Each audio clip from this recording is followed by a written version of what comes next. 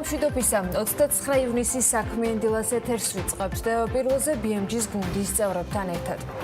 საქართველოს პრემიერ-მინისტრის განცხადებით საერთაშორისო გამჭვირვალობის 2019 წლის კორუფციის აღქმის ინდექსით საქართველოს რეგიონში ლიდერია. კორუფციასთან ბრძოლის მექანიზმების დახვეწა კი მუდმივი ამოცანა. კახარი ამბობს, რომ სისტემური რეგისტრაციის ფარგლებში 3 წლის განმავლობაში უნდა მოგვარდეს მიწის რეგისტრაციის პრობლემა. ეს ეკონომიკას მისცემს შესაძლებლობას სრულად აამოქმედოს რესურსი, რომელიც მას აქვს. მთავრობის თავმჯდომარემ თქვა ისიც, რომ მაკროეკონომიკური სტაბილურობა არის ის ფუნდამენტი, რომელზეც უნდა ავაგოთ წარმატება ქვეყნის ეკონომიკური განვითარების და სიღარიბის დაძლევის თვალსაზრისით. ეკონომიკის ახალი მოდელის საჭიროება გლობალური ცვლილებების პირობებში. აი ეს იქნება ჩვენი სასაუბრო თემა. დღეს ერთ-ერთ ბლოგში გალტენ-ტაკატის განახლებული ანგარიში გელოდება თოთარ შარიქაძე იქნება ჩვენი სტუმარი გალტენ-ტაკატის მმართველი დირექტორი. ლევან ბოძაშვილი შემოგვიერთდება ასევე დღეს სტუდიაში ტოკენი სოლუშენის პარტნიორი და წარმომადგენელი საქართველოში, სომხეთსა და აზერბაიჯანში. თათია ჩაფიჩაძე, მარიამ როჭიკაშვილს ტურისტული კომპანია Voyage Tours Georgia's გენერალურ მენეჯერს უმასპინძლებს და ნატალი გურულს სატრანსპორტო კომპანია ავტობასის დამფუძნებელს. დღესვე დავით კლდიაშვილის სტუმარი ლევან ჯანეში, იურიდიული ფირმა FLS-ის პარტნიორი იქნება.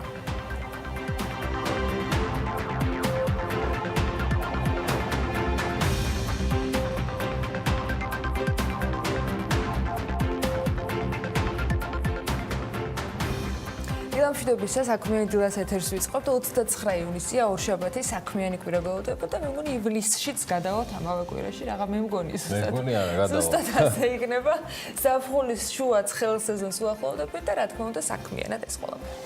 დილა მშვიდობისა, ყოველს ჯანმრთელობას, ბარაქას, მშვიდობას გისურვებთ ამ დამდეგ კვირეულში, ივნის-ივლისის გასაყარზე ვართ, როგორც ანამ გითხრა, მე კი გიორგი ისაკაძე ვარ და ანა ლაპიაშვილთან ერთად წარმოგიდგენთ 29 ივნისის საქმიან დილას BMG ამზადებს თქვენთვის ბიზნეს გადაცემებს, ჩვენ მაუწყებლობთ ცხადია ჩვენს არხებზე და გვაქვს პატივი სატელევიზიო ტრანსლაცია გქონდეს TV პირველთან ერთად.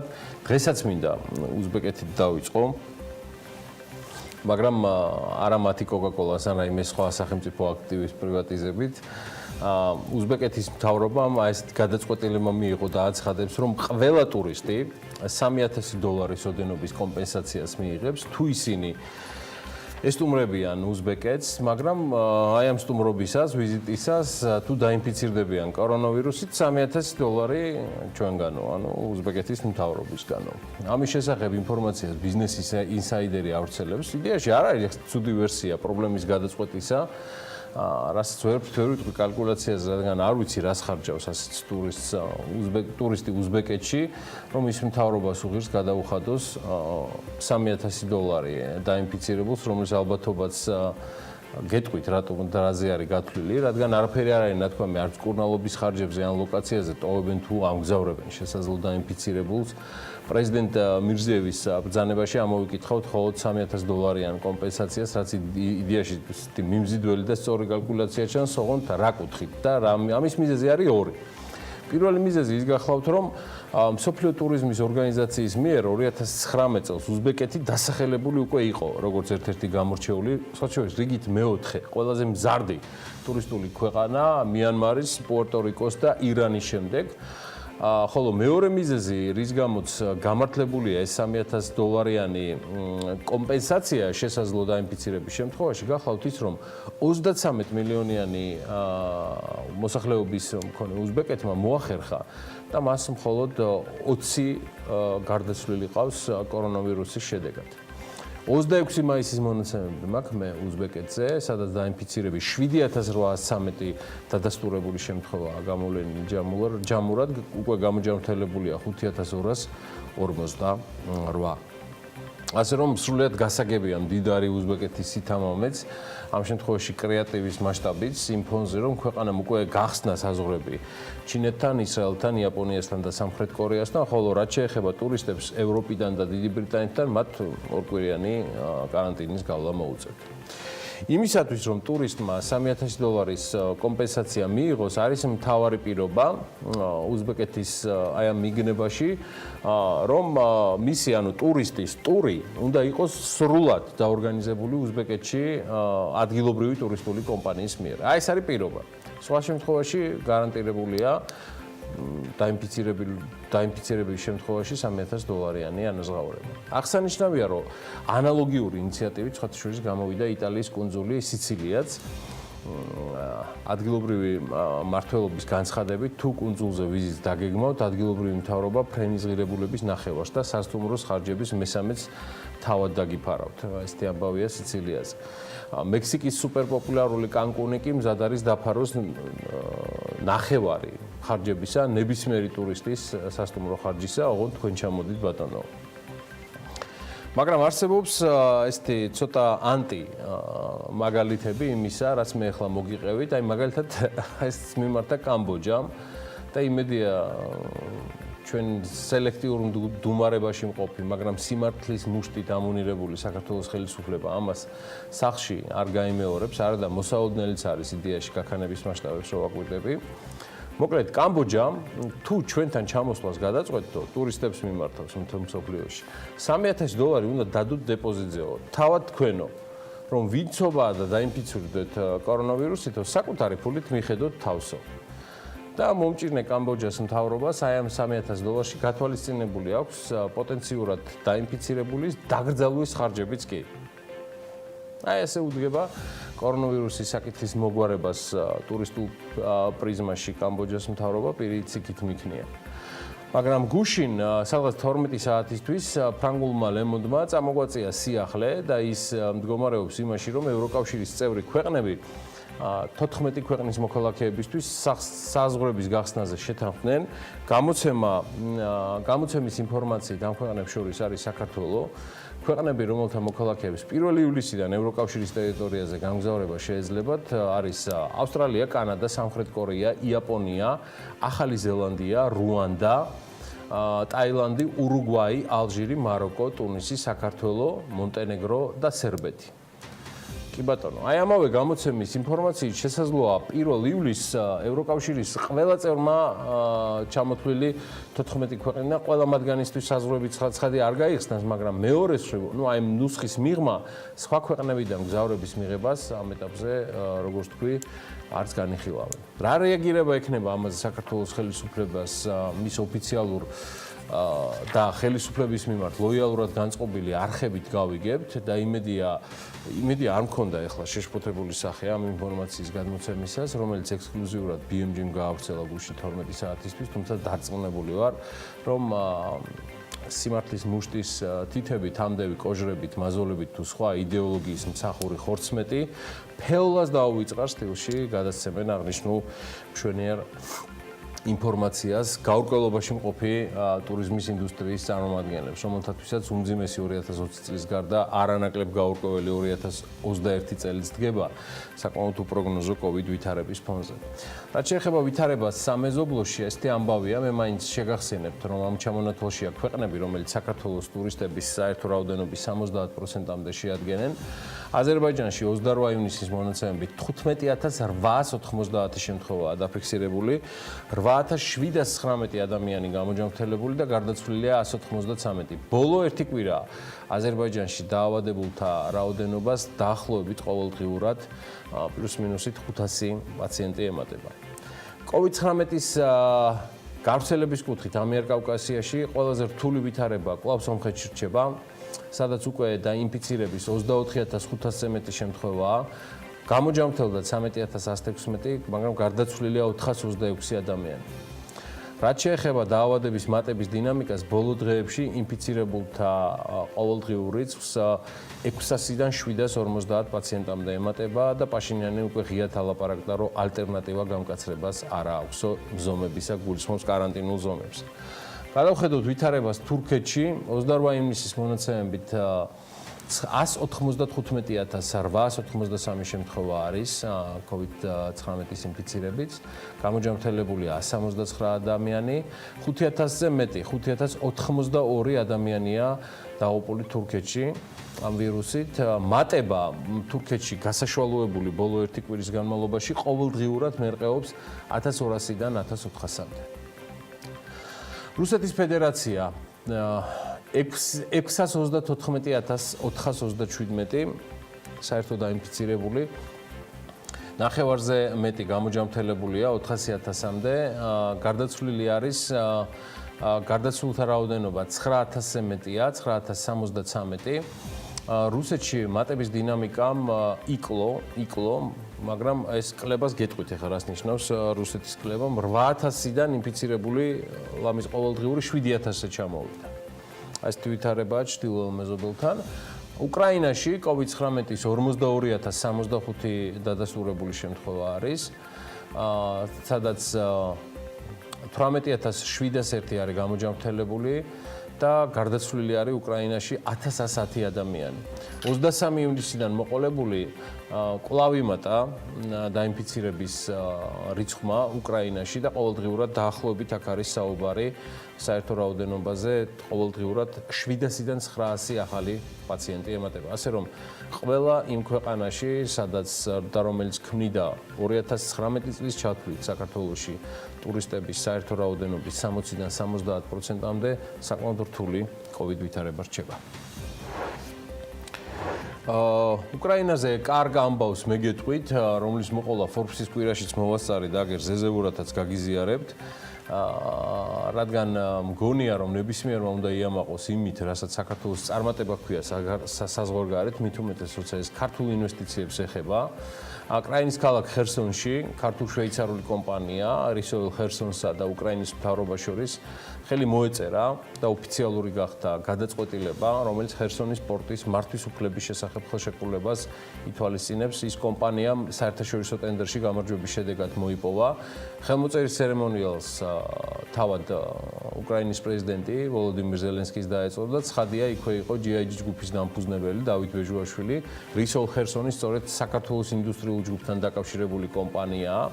პორტის მართვის უფლების ხელმოწერის ცერემონიალზე სიტყვით გამოსვლისას უკრაინის პრეზიდენტმა ზელენსკიმ განაცხადა, რომ ის იმედოვნებს, რომ ახალი ინვესტორი პორტის პოტენციალს უკეთ აითვისებს და ხერსონის მხარის მთლიან განვითარებას შეუწყობს ხელს. მოусმინოთ ვოლოდიმირ ზელენსკის.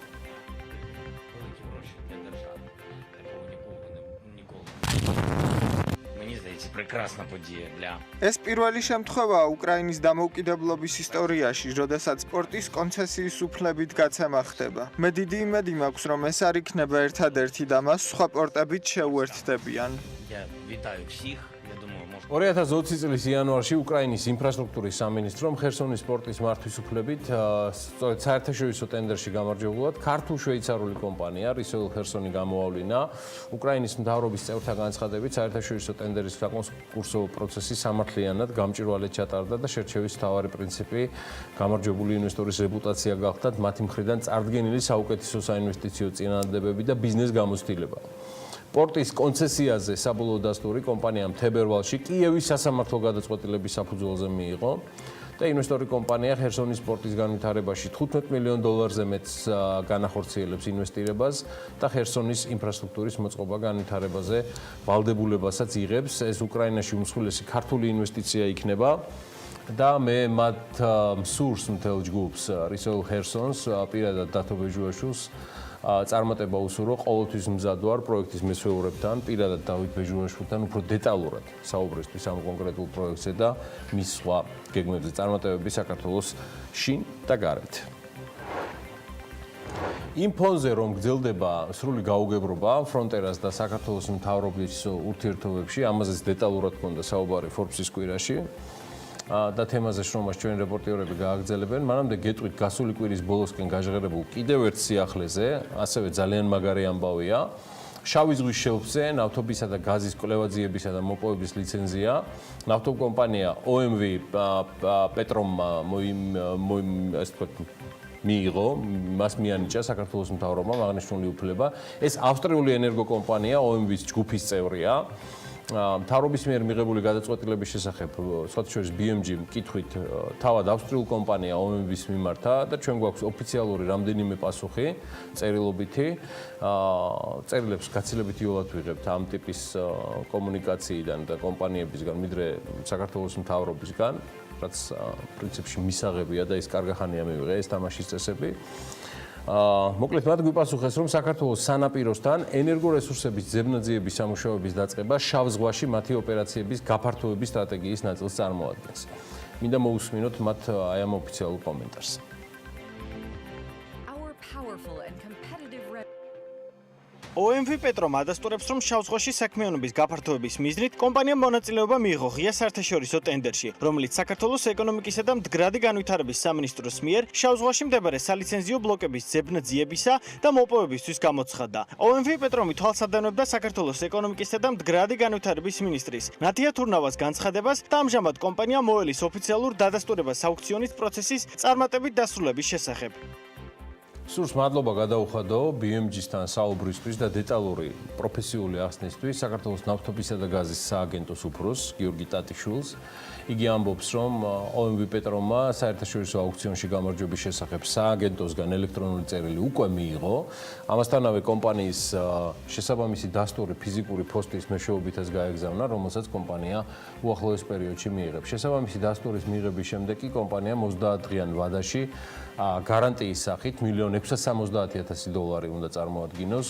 OMV Petromთან სხვათა შორის profit share agreement-იც ფორმდება, რაც შემოსავლების განაწილებას გულისხმობს. მეორე სალიცენზიო ბლოკის სრული ფართობი არის ამხანაგება 5282 კვადრატული კილომეტრი და ნავთობისა და გაზის აგენტოში ამბობენ, რომ შავი ზღვის სალიცენზიო ბლოკი არსებული მონაცემებით ნავთობზე მეტად ბუნებრივი აირის მარაგებით არის უფრო მიმზიდველი. ხელშეკრულების პირველი ნაწილი ძებნა-ძიების სამუშაოებზე იქნება ცხადია განხორციელებული, ხოლო მეორე ნაწილი კი უშუალოდ ნაპოვნი ბუნებრივი რესურსების მოპოვების ეტაპია და კითხვაზე რა მოცულობის ინვესტიცია არის საჭირო იმისთვის, რომ საძიებო სამუშაოები ჩატარდეს, გიორგი ტატიშვილი პასუხობს, რომ სავარაუდოდ ამ ეტაპის საინვესტიციო მოცულობა $30 მილიონი შესაძლოა იყოს და უშუალოდ მოპოვების დაწყება კი ცხადია უფრო და ბევრად კაპიტალმტევადი პროცესია. რაც შეეხება თავად გამარჯვებულ კომპანიას, ჩვენ ამ თემას ძალიან ბევრ ყურადღებას დავუთმობთ, იმიტომ რომ თემა არის ძალიან მნიშვნელოვანი საქართველოსთვის.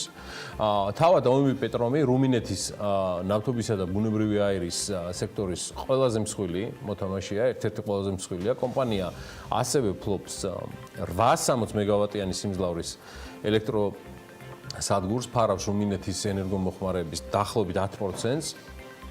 ის არის ავსტრიული კომპანია, როგორც გითხარით, OMV ჯგუფის წევრი.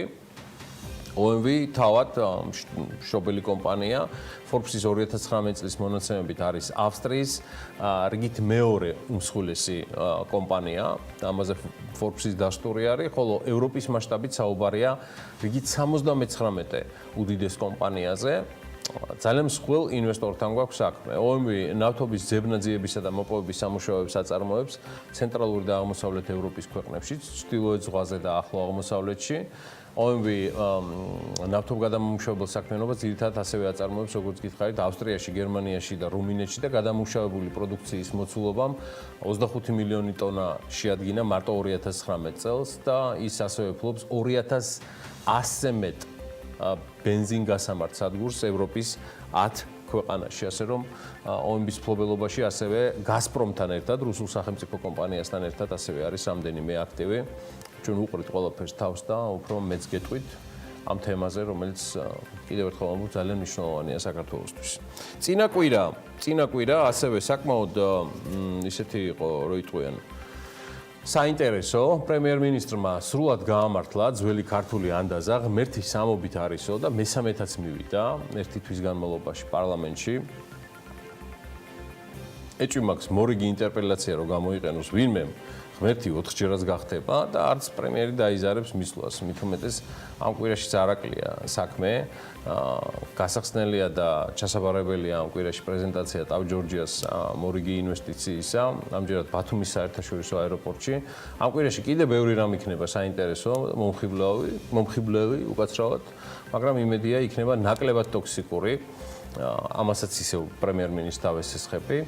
საინტერესო თემებს და მასალებს ამზადებენ BMG-ის რეპორტიორები და იმედია ამას მალევე მოახერხებენ და დროულადაც მოვლენ, რადგან შრომისთვის სრული მზაობა აქვს უკვე ლევან თაღიაშვილს, რომელიც თავის ტრადიციულ რუბრიკებს შემოგთავაზებს დაახლოებით 9 საათში, მანამდე კი ვნახოთ რას მოუყარეს თავი თათია ჩაფიჩაძემ, ლევან თაღიაშვილმა და სხვებმა.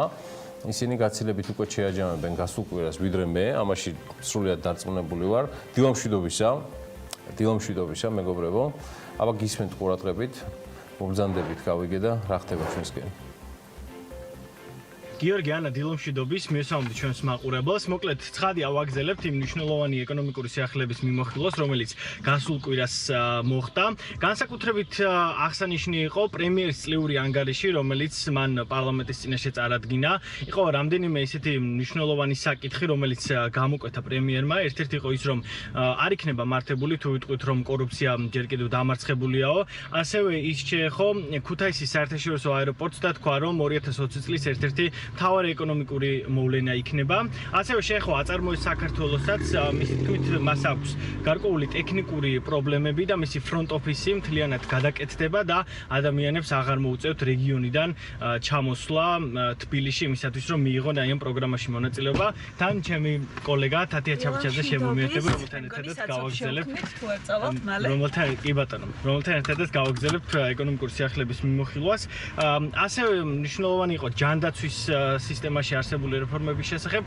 პრემიერმა თქვა, რომ ბიზნესის წინააღმდეგობის მიუხედავად აუცილებლად განვახორციელებთ აქ რეფორმებსო და კი, თან რომ დავიწყებ აღარ გავჩერდი მოკლედ. ამიტომ არც გაწყვეტინებ. კიდე რა იყო ისეთი მნიშვნელოვანი პრემიერის ვიზიტის გარდა? მაგრამ გავიგეთ, რომ კიდე ერთი თვე ვერ მივიღებთ საერთაშორისო ტურისტებს. რაც ძალიან სამწუხაროა. ხო, და რომლის მიხედვითაც ფინანსის სამინისტრომ წარმოადგინა სამი განახლებული სცენარი, ყველაზე საბაზო სცენარის მიხედვით პრინციპში 50%-ით შეგვიმცირდება ტურიზმიდან მიღებული შემოსავლები და პესიმისტური 80-ით, თუ რა თქმა უნდა დავჯერდით 80 შიდა ტურიზმის იმედად. იმედია, რომ უფრო პოზიტიური იქნება რეალობა ვიდრე მოლოდინებია და მაგრამ არ არის პოზიტიური, საერთაშორისო ორგანიზაციებმაც გამოაქვეყნეს ეკონომიკური ზრდის პროგნოზები, რომლის მიხედვითაც კი უარესდება ყოველთვიურად, ყოველკვირეულად, მე მგონი ჩვენი მდგომარეობა ADB-ის შემთხვევაში -5%-ია, ასევე IMF-მა თქვა 3-დან 4.9%-მდე იწინასწარმეტყვა რეცესია ჩვენთან და ან ძირითადად 5%-მდე გაზარდა, 6%-მდე ხო ყველაზე 5-6% ასე ვარაუდობენ საერთაშორისო ორგანიზაციები.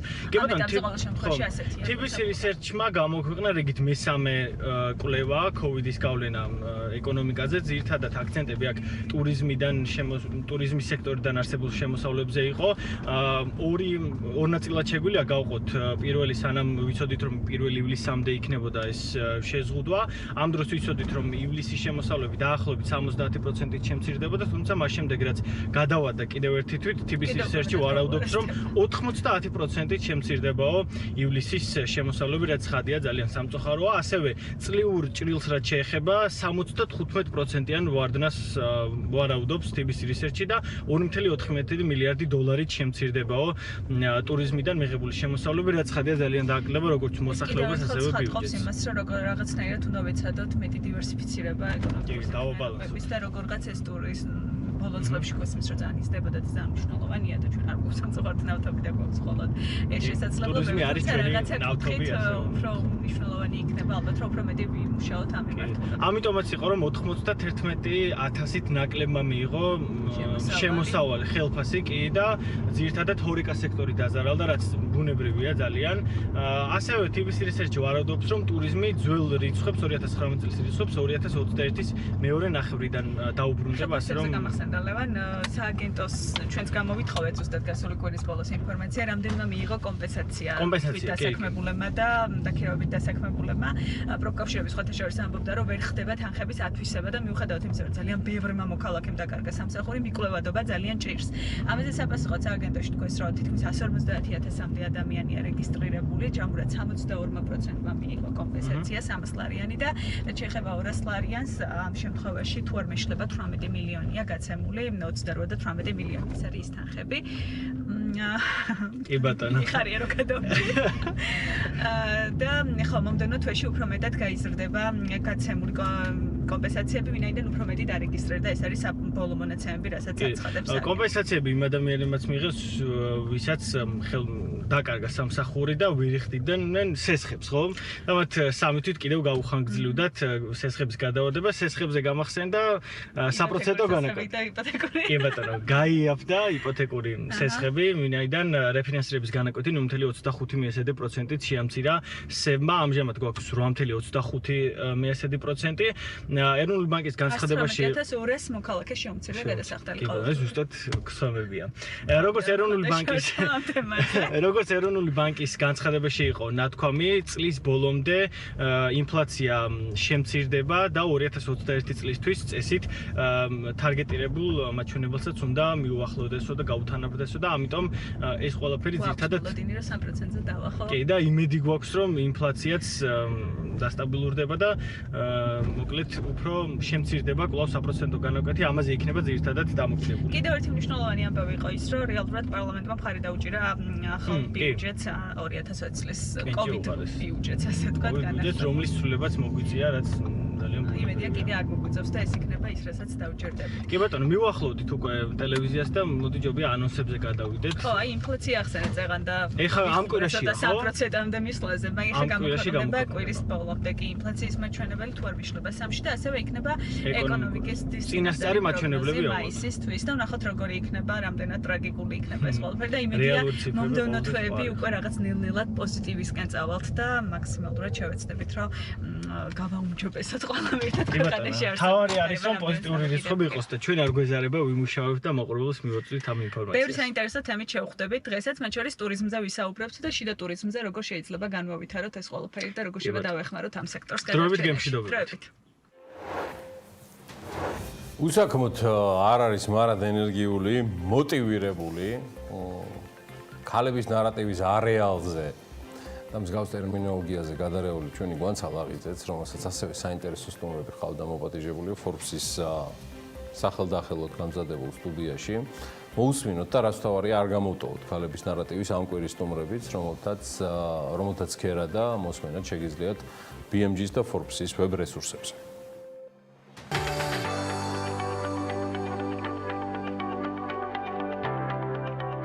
ორშაბათიდან პარასკევის ჩათვლით ქალების ნარატივით მნიშვნელოვანი აქცენტები. მომხმარებელზე ზრუნვით GPI Holding-ის ექსკლუზივი გადაცემაში. ექსკლუზივსაც ახლა გავაჟღერებ. პარებ, რა თქმა უნდა, ეს ასე ძალიან თამამი გადაწყვეტილება. პანდემიამ უცებ დაგვანახა რაღაც ესეთი ექსპერიმენტი ძალაუნებურად მოხდა. მოზარდების პოზიტიური ტრანსფორმაცია საჭირო უნარები და შესაძლებლობები გაძლიერებისთვის. კანტის აკადემიის მეთოდოლოგიაზე ნარატივით. დაახლოებით 100 ახალგაზრდა 3000-მდე ახალგაზრდას გადაამზადებს სხვა საკითხებში, როგორიც არის დეზინფორმაცია, fake news-ები და ასე შემდეგ. ხოლო პროექტის საბოლოო ეტაპზე ასევე ჩვენ ვიმუშავებთ ისეთ თემებზე, როგორიც არის სტარტაპ იდეების შექმნა, ბიზნეს იდეების შექმნა და სწორედ პროექტის ფარგლებში ჩვენ დავაფინანსებთ საინტერესო ბიზნეს იდეებს. დახურული რესტორნები და შემცირებული მომხმარებელი, გასტრონომიული ტურიზმის პროგნოზები. ევროპის რამოდენიმე ქვეყანასთან მაქვს კონტაქტი და იქაც 30% რესტორნების არ გახსნილა და ჩვენთანაც ზოგიერთი რესტორანები არ გაიხსნენ საერთოდ და ზოგიერთი რეგულაციების და იმის ფონზე რომ ტურიზმი აღარ გვაქვს და რომლებიც საერთაშორისო ვიზიტორებზე იყვნენ დამოკიდებულები საერთოდ არჩიეს რომ არ გახსნილიყვნენ თბილისში განსაკუთრებით ელექტროენერგიის მოხმარება და ენერგოკომპანიების გამოწვევები. ახლა სიტუაცია აბსოლუტურად შეიცვალა. ახლა გადავედით მეორე რეჟიმზე, რაც არის მოხმარების პირიქით უფრო მეტად შემცირება. ამან ბუნებრივია, რა თქმა უნდა, ენერგოკომპანიებს გარკვეული სირთულეები შეუქმნა, იმიტომ რომ ენერგოკომპანიები ყიდულობენ წინასწარ ელექტროენერგიას და შემდეგ ახდენენ მის რეალიზებას. ინვესტიციების განხორციელება სხვადასხვა ეკონომიკურ სექტორში და ბიზნესის ზრდა ნარატივით. ინვესტორის აპეტიტი და რესურსი არ გამქრალა. ის უბრალოდ აკვირდება მიმდინარე სიტუაციას, რაღაც შედარებით უფრო შენერებულ რეჟიმში კვლავ ახორციელებს ინვესტიციებს. ჩვენი ფონდის მაგალითზე ჩვენ არ შეგვიწყვეტია ინვესტიციების გაკეთება, ეხლა ხანსაც საკმაოდ სოლიდურ ინვესტიციას ვაკეთებთ ერთ-ერთ კომპანიაში, რომელიც აწარმოებს ქართულ ღვინოს, დაახლოებით 2 მილიონი დოლარის ინვესტიციას. თინა სტამბოლიშვილი, მარეხი გვარამაძე, ქეთი კვიჭიძე, მაია მელიქიძე, ნათია ჯანელიძე. ეს გადაცემის სტუმრების ჩამონათვალია. ყოველ სამუშაო დღეს ქალების ნარატივი BMG-ის საქმიან არეალში.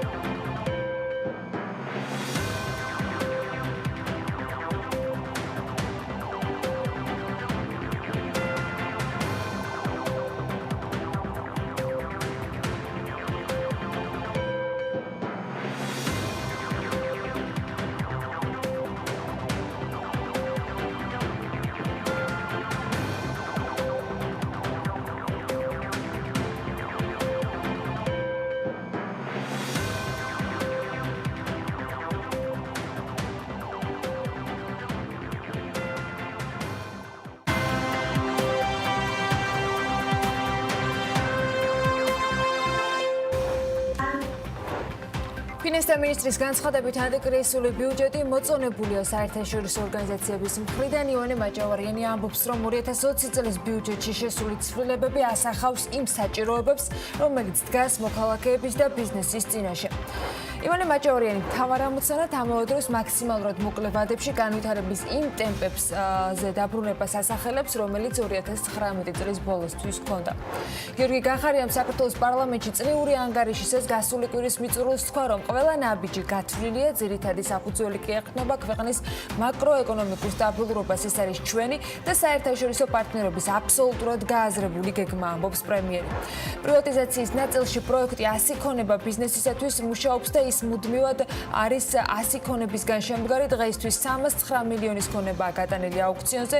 იქ არანაირი ბიუროკრატია არ არის, ამბობს მთავრობის თავმჯდომარე და მისივე ინფორმაციით ამ მექანიზმით უკვე გაყიდულია 75 ქონება და აუქციონის შედეგად საბოლოოდ ღირებულებამ 60.725.000 ლარი შეადგინა. ტურიზმის ეროვნული ადმინისტრაციის ინფორმაციით გასული კვირის ბოლოსთვის სასტუმროების რაოდენობა, რომლებიც სრულად აკმაყოფილებენ პოსტპანდემიურ მოთხოვნებს 459-მდე გაიზარდა. გარემოს დაცვის და სოფლის მეურნეობის მინისტრის ინფორმაციით წელს პირდაპირ სუბსიდიარ ქაწითელის ჯიშის ყურძნისთვის იქნება განკუთვნილი, როგორც მინისტრი ამბობს, ჩაუბარებელი არც 1 კილოგრამი ყურძენი არ დარჩება. სამელიორაციო მომსახურების 2020 წლის გადასახადისაგან ამ დროისათვის 1973 აბონენტია გათავისუფლებული. სოფლის მეურნეობის სამინისტროს ინფორმაციით დანაზოგმა 555.225 ლარი შეადგინა.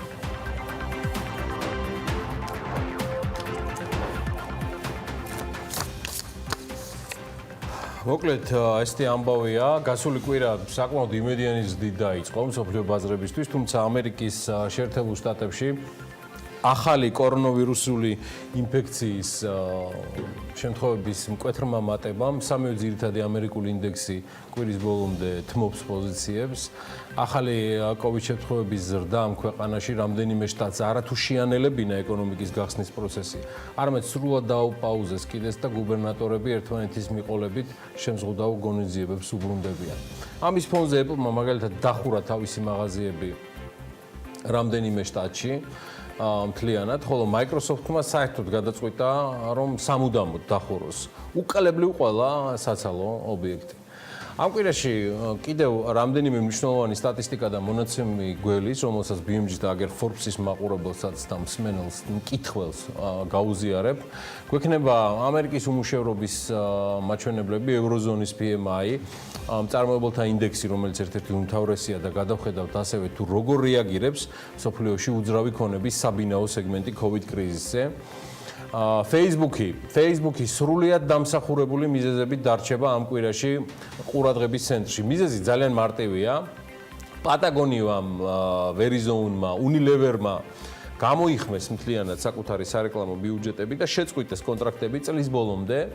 და გადაწყვეტილების უმთავრეს მიზეზად სიძულვილის ენის და პოლარიზებული პოლიტიკური შეხედულებების მუდმივ ციტირებას ასახელებენ. ეს არ არის პატარა ამბავი. მსოფლიოს 3 უმსხვილესი რეკლამის დამკვეთის გადაწყვეტილებაზე არ დააყოვნა რეაგირება ბაზარმა და პარასკევს ცაკერბერგის და მსოფლიოს უმსხვილესი სოციალის აქციებმა 8.9% პროცენტის კლება აჩვენეს. ეს ცაკერბერგისთვის ნიშნავს -$7 მილიარდ Forbes-ის შეფასებით.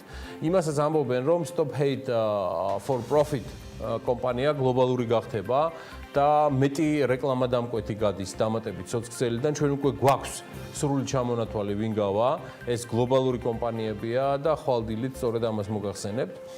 ასევე ამ კვირაში 1 ივლისს გაეროს ეგიდით და ანტონიო გუტიერეშის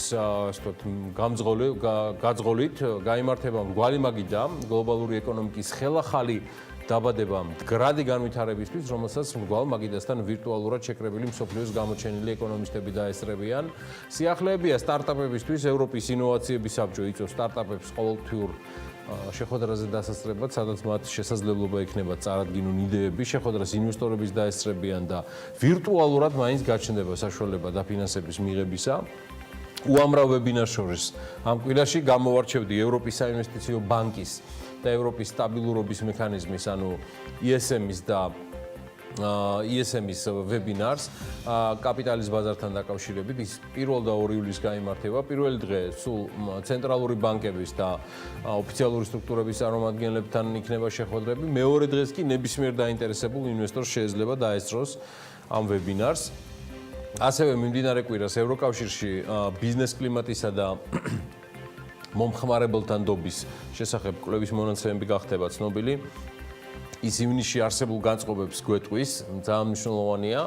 გუშინ გაირკვეოდა იაპონიის საცალო გაყიდვების ტემპი და დონე, რა მდგომარეობაა მსოფლიოს ერთ-ერთი წამყვანი ეკონომიკის საცალო გაყიდვებში. დღეს უკვე ჩინეთის PMI გვეცოდინება დღის ბოლომდე, ასევე ბრაზილიის უმუშევრობის სტატისტიკა, რომელიც გასულ თვეში იყო 12.6%, შეერთებული შტატების მონაცემები, რომელიც მაისში შენელებულ გაყიდვებს აღრიცხავს, ძირითადად უძრავ ქონებაში. ასევე ამ კვირაში ეს განსაკუთრებით ჩვენს ანალიტიკოსებს დაინტერესებს. დაიდება სამხრეთ კორეის სავაჭრო ბალანსი, ექსპორტ-იმპორტის ივნისისთვის მონაცემები გამოქვეყნდება, მაისისთვის ვაჭრობის მონაცემებს აქვეყნებს კანადაც და ჰონკონგიც და გარდა ამისა დგება უმუშევრობის განახლებული მონაცემები ბრაზილიის გარდა იაპონია და იტალია, ასევე გერმანია განაახლებს ოღონდ უკვე ივნისის უმუშევრობის მონაცემებსაც, გერმანიას ასევე რითეულ გაყიდვების მაისის მონაცემებსაც გამოაქვეყნებენ და საინტერესოა ესპანეთის და დიდი ბრიტანეთის მთლიანი შიდა პროდუქტის მონაცემებიც, რომელიც წინა წელთან არის დადარებული. საფრანგეთის მთავრობა საბიუჯეტო ბალანსს გაასაჯაროებს, ინდოეთი კი საგარეო ვალის პირველი კვარტლის მონაცემებს გამოაქვეყნებს, გარდა ამისა მნიშვნელოვანია ასევე მიმდინარე კვირას დაგეგმილი იაპონური საფონდო ბირჟებზე უცხოური ინვესტიციების მოცულობის გამოქვეყნება შეერთებულ შტატებში გაყიდვების შესახებ, ოღონდ სატრანსპორტო საშუალებების გაყიდვების შესახებ გამოჩნდება მონაცემები. და ბოლოს მიმდინარე კვირის კიდევ ერთხელ ყველაზე მთავარი ამბავი მაინც ტურიზმთან არის დაკავშირებული ევროკავშირის მიერ საერთაშორისო ვიზიტორებისთვის საზღვრების გახსნა. თუმცა ევროპული ბლოკი საზღვრებს 1 ივლისს ყველა ქვეყნისთვის როგორც გითხარით არ ხსნის, მაგალითად რუსეთის, შეერთებული შტატების, ბრაზილიის და ისრაელის მოქალაქეებისთვის კვლავ არ იქნება დაშვებული ევროპაში მოგზაურობა. მიზეზი ამ და სხვა ქვეყნებში კორონავირუსის დღიური შემთხვევების მატების ძალზედ მაღალი დონეა. ხოლო 14 ქვეყანას შორის, ვისთანაც ევროკავშირის საზღვრებს ხსნის საქართველოა, სალი კლდეების სამშობლოს გარდა ეს პატივი კიდევ ერგო ავსტრალიას, კანადას, სამხრეთ კორეას, იაპონიას, ახალ ზელანდიას, რუანდას, ტაილანდს, ურუგვაის, ალჟირს, მაროკოს, ტუნისს, მონტენეგროს და საბერძნეთს. სულ 14 ქვეყანაში ვართ, აემითი იხსნება 2020 წლის ტურიზმის სეზონი დეკლარირებულად მაინც. ვიცი ახლა რაღაცას რასაც ითქვი შენ. ტურიზმსაც არ მოვაკლებთ გიორგი ყურადღებას. ხუთაშორის Facebook-საც მიუბრუნდებით, იმიტომ რომ ძალიან საინტერესო პროცესები არის და არა მხოლოდ Facebook-თან დაკავშირებით, ვნახოთ ეს ყველაფერი როგორ გაგრძელდება. თუ იცი მარტო ერთ კომპანიას, ანა, რამდენი აქ ანუ მე ვახსენე პატაგონიასთან ერთად და ვერიზონთან ერთად კიდევ ერთი კომპანია იყო 42,300,000 ბიუჯეტზე არის. სერიოზულ ზარალს განიცდის Facebook-ი და უშუალოდ მის დამფუძნებელი მარკ ცუკერბერგი, მან Forbes CCI-შიც კი პოზიციები დაკარგა. Coca-Cola მას თქვა, რომ ერთი თვის განმავლობაში იქნება შეწყვეტილი მისი მხრიდან ამ ფორმით რეკლამის განთავსება, თუმცა ვნახოთ ერთი თვის შემდეგ როგორ მოხდება პროცესების განვითარება, ну ზოგიერთ შემთხვევაში შენ რაც ახსენე წლის ბოლომდე არის მე მგონი კონტრაქტი. არა, უბრალოდ აქ საუბარია, რომ ერთ კომპანიას გამოაქვს დაახლოებით იმხელა ბიუჯეტი წლის ბოლომდე იმიდან Facebook-იდან რეკლამების სახით, რაც არის საქართველოს მთელი სარეკლამო ბაზარი. აი, ამის თქმა მინდოდა მეტი არაფერი. დივდენ ენთუზიაზმით რომ აღუსილიყავი. აი ესე. ხო, ტურიზმსაც არ მოვაკლებთ ყურადღება, ადგილობრივ ამბებს უნდა მივყვეთ, თუ მსოფლიოში მოლოდინები მასშტაბურია, მიმდინარე კვირაში ჩვენ ჯანსაღი ცხოვრების მიმდევართათვის განსაკუთრებით საინტერესო და ამ დრომდე უპასუხო კითხვებზე ველით კონკრეტულ განმარტებებს, ვიდრე კერძო სექტორი და სახელმწიფო ამ შემთხვევაში ჯანდაცვის სამინისტრო შეთანხმდებიან ისეთ წესებზე, რომელიც საერთაშორისო პრაქტიკაში არის აპრობირებული, უსაფრთხოება გათვალისწინებული და ბიზნესის რეალურად რამდენიმე თვიანი სრული გაჩერების შემდეგ ამოსუნთქვა შეძლებს, იქამდე ვნახოთ როგორი იქნება შემოთავაზებული წესები, რამდენიმე ინფრასტრუქტურული პროექტის წინასწარი ვიზუალური დათვალიერებაც შემიძლია შემოგთავაზოთ და კიდევ არაერთი სხვა. მოდით დავიწყოთ ინფრასტრუქტურული პროექტებით, ანუ იმით რა ჩანაფიქრიც არის ამ დროისათვის დადასტურებული და დავიწყოთ ბახმაროთი. რეგიონული განვითარების და ინფრასტრუქტურის სამინისტროს მუნიციპალური განვითარების ფონდმა ჩოხატაურის მუნიციპალიტეტის ბახმაროში დასასვენებელი თემატური პარკის მოსაწყობად გამოაცხადა ტენდერი. შესყიდვის სავარაუდო ღირებულება $11 მილიონ აჭარბებს და ტენდერში განცხადებების მიღება განმარტება 27 ივლისს დასრულდება. სტარტი 22 ივლისს იქნება. სამშენებლო მოედანი დაბა ბახმაროს ცენტრალურ ნაწილში მდებარეობს და საერთო ფართი ამ სარეაბილიტაციო ზონის იქნება დაახლოებით 11805 კვადრატული მეტრი. ამ პროექტზე თავის მხრივ არსებული პარკის სრული რეაბილიტაცია გათვალისწინებული და ახალი ინფრასტრუქტურული ობიექტების მოწყობა. ამ პროექტის ფარგლებში ბახმაროს პარკში ბილიკები, საგამოფენო სივრცე, ამფითეატრი, საბავშვო და სპორტული ზონები უნდა მოეწყოს. ტერიტორიაზე წინასწარი მონაცემებით დამონტაჟდება სკამები, წყლის სოკოები, ნაგვისურნები, ლამპიონები, გამწვანდება პარკის ტერიტორია, რომელიც სხვადასხვა დანიშნულებების ზონებად მოეწყობა და სრულად იქნება შეზღუდული შესაძლებლობის მქონე პირებისათვის ადაპტირებული. აი ეს არის წინასწარი ინფორმაცია, რაც სურთ რომ გააკეთოთ და შესაბამისად სატენდერო პირობებშიც იქნება მითითებული.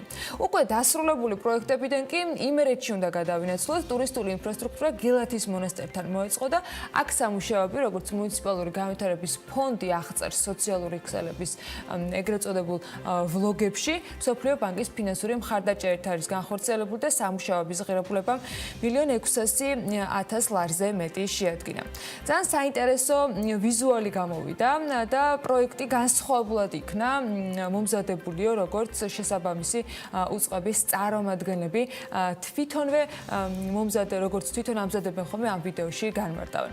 საინტერესო პროექტებზე, მშენებლობებზე გავერთი ამ უქმეებზე და 3 დღის წინ საქართველოს ფარგლებსაც გავცდი.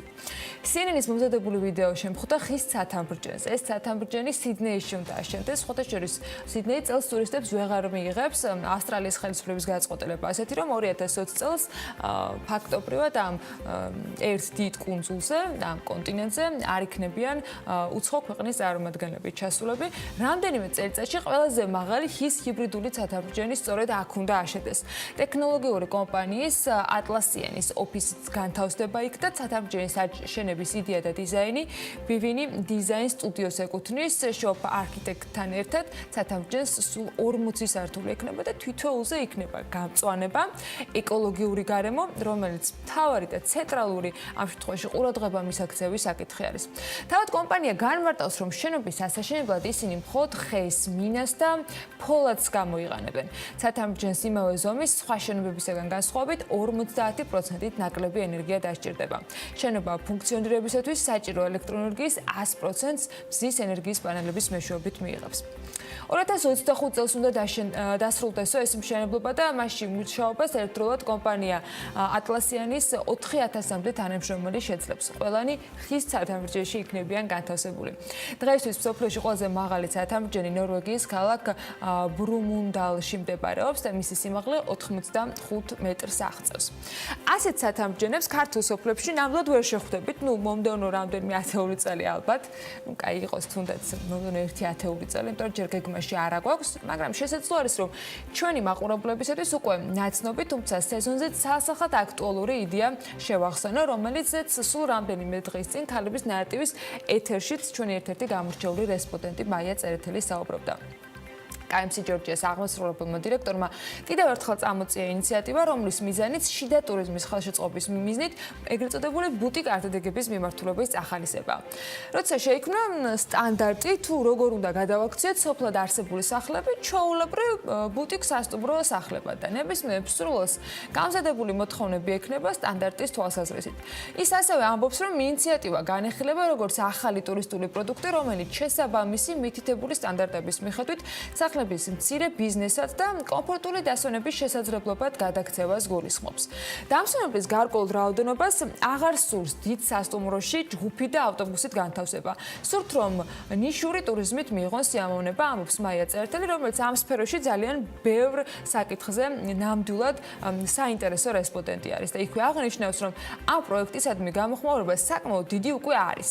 განმარტავს, რომ პროექტში ჩართულობა არსებული სახლების მართვის სახითაც გამოიხატება და სრული შემთხვევაში ჩნდება შესაძლებლობა, რომ გაწევრიადნენ გაყიდვების სისტემაში გახდნენ პორტალის ნაწილი, სადაც სახლები იქნება განთავსებული და ამ სტანდარტების მიხედვით მოხდება ამ სისტემის მართვა. ასევე მოსახლეობა შეიძლება ფასების მიხედვით დაათვალიეროს შეთავაზებები.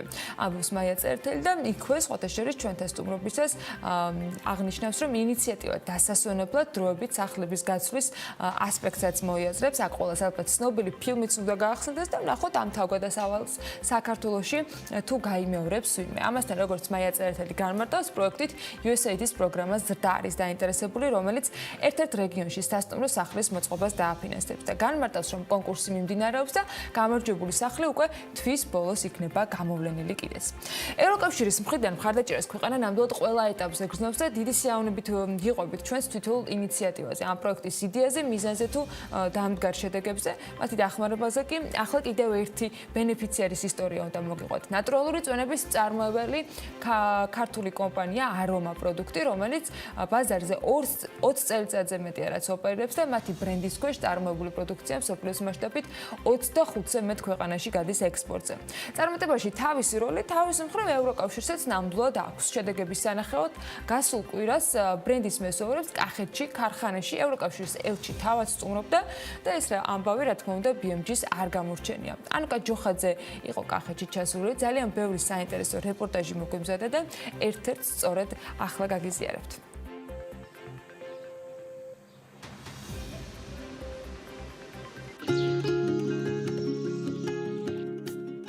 ჯორჯია ნატურალსის ბრენდის ქვეშ საქართველოში ადგილობრივი ნედლეულით წარმოებულ წვენებს მსოფლიოს 25 ქვეყანაში შეხვდებით. მათ შორისაა ამერიკის შეერთებული შტატები, იაპონია, კანადა, სამხრეთ აფრიკა და დამატებით კიდევ არაერთი ევროპული ქვეყანა. ექსპორტზე ორიენტირი კომპანიის მენეჯმენტმა 1999 წელს აიღო. დაისახა მიზანი და მას შემდეგ თითქმის ყოველ წელს საექსპორტო ქვეყნების ჩამონათვალიც იზრდება. მსოფლიო ბაზრებთან ერთად კომპანიამ ჯორჯია ნატურალსის სავაჭრო ნიშნით პროდუქციის გაყიდვა საქართველოს ბაზარზეც დაიწყო, რაშიც მხარდაჭერა ევროკავშირისა და EBRD-სგან მიიღო. ამ კომპანიას თავისი პროდუქცია ექსპორტით მსოფლიოს არაერთ ქვეყანაში გააქვს. მათ შორის ევროკავშირის ქვეყნებში, რაც ძალიან დასაფასებელი ამბავია. ჩვენთვის უცხო არ არის, რომ ნატურალურ და ორგანულ პროდუქტებზე მოთხოვნა დღითი-დღე იზრდება. მთავარი ინგრედიენტი კი არის ბრენდის სახელით ჯორჯია ნატურალსი. სახელწოდება არის საქართველოსა და სწორედ ამ ქართული სახელწოდებით იყიდება მსოფლიოს მასშტაბით არსებულ სავაჭრო ქსელებში. მე ძალიან მოხარული ვარ, რომ ევროკავშირი და EBRD აღნიშნულ კომპანიას მხარს უჭერდნენ პირველ რიგში პროდუქტის ბრენდინგში და ასევე ჩვენი ფინანსური მხარდაჭერით კომპანიამ შეძლო პროდუქტების განვითარება.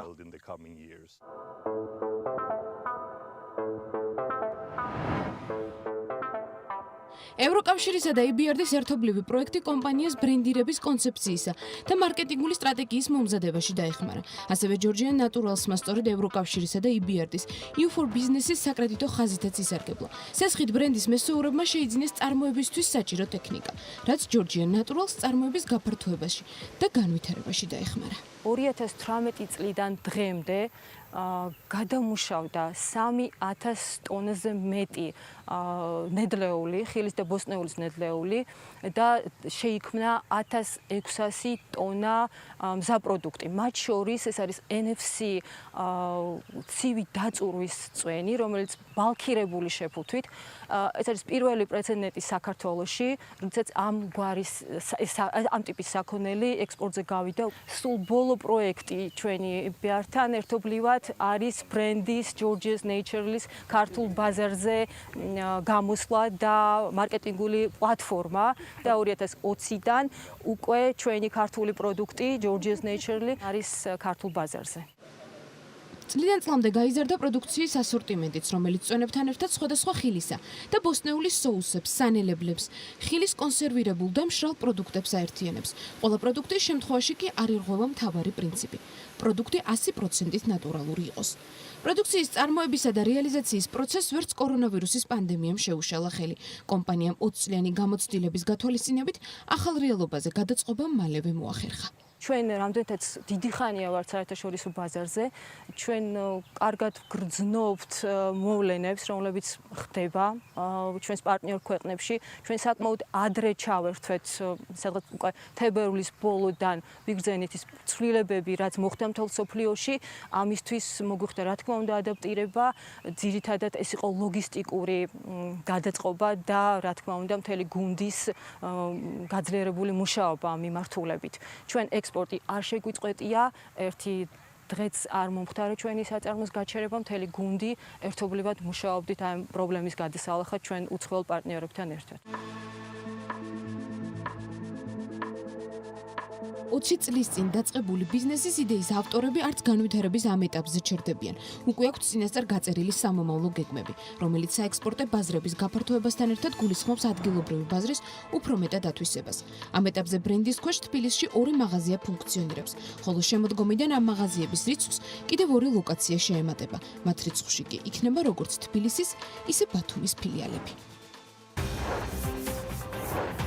კომუნიკაციების კომისიის გასული კვირის მიწურულს მიღებული გადაწყვეტილებით მაქტიკომი 25-ლარიან ულიმიტო პაკეტს ვეღარ გააუქმებს.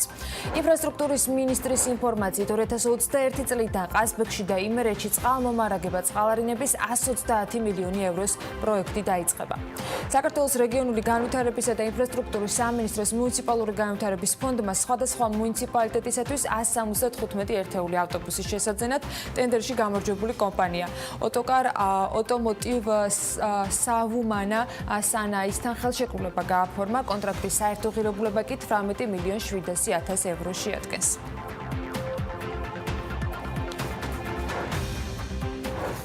პარლამენტის საფინანსო საბიუჯეტო კომიტეტის თავმჯდომარის განცხადებით მოგების გადასახადის რეფორმის შედეგად 2017-2018 წლებში ბიზნეს სექტორში 1 მილიარდ ლარზე მეტი დარჩა. ირაკლი კოვზანაძე პარლამენტში პრემიერის გამოსვლის შემდეგ ისაუბრა ამ თემაზე. ის ამბობს, რომ რეფორმებზე, რომელიც ბოლო წლებში ჩატარდა და რომლებმაც მისი შეფასებით ეკონომიკის განვითარებას შეუწყო ხელი, კომიტეტის ხელმძღვანელის თქმით 2019 წელს კვლევაშიც არის ძალიან ბევრი შედეგი ასახული. ამ კვლევამ აჩვენა, რომ 2017-18 წლებში მხოლოდ ერთი რეფორმის შედეგად ბიზნესმა მილიარდ ლარზე მეტის დატოვება მოახერხა. ლიკვიდური აქტივების შედეგად, რომელიც ბიზნესმა კომპანიის გასავითარებლად გამოიყენა, არის სწორედ ეს თანხა დარჩენილი და 2017 წელს რეინვესტირების მოცულობა 2-ჯერ არის გაზრდილი $657 მილიონ დოლარამდე. 2018 წელი თითქმის 67%-ით მეტი იყო რეინვესტირების კუთხით, ვიდრე წინა წელი, ამბობს კოვზანაძე. მნიშვნელოვნად გაიზარდა დასაქმების მოცულობა და მოგების ზრდა, აღნიშნავს საფინანსო საბიუჯეტო კომიტეტის თავმჯდომარე. საპარტიო ფონდი მართლაც საჭიროებს რეფორმირებას, ასე უპასუხა პრემიერმა დეპუტატ ლევან კობერიძის კითხვას, რომელიც ფონდის რეფორმირების პროცესის მიმდინარეობას შეეხებოდა. გიორგი გახარიას თქმით, ფონდის რეფორმირებაზე მიმდინარეობს მუშაობა და ამასთან დაკავშირებით ფინანსთა მინისტრის და ფონდის აღმასრულებელ დირექტორს დავით საგანელიძეს შორის შეხვედრა გასული კვირის ბოლოს გაიმართა. პრემიერი ამბობს, რომ ფონდის მდგომარეობა არ არის სახარბიელო და არის მოლოდინი, რომ ანტიკრიზისულ გრძელვადიან გეგმასთან დაკავშირებით, რომელზეც საერთაშორისო პარტნიორებთან ერთად მიდის მუშაობა, ფინიში მალე უნდა იყოს გადაკვეთილი. ფინანსური რესურსის მიმწოდებელი რაღაცა ინსტრუმენტი ქვეყანაში გვჭირდება, მაგრამ ეს არ უნდა იყოს საპარტნიორო ფონდის მსგავსი ინსტრუმენტი და ინსტიტუტი. დრო უნდა ცოტა ამას კიდევ ამბობს გიორგი გახარია.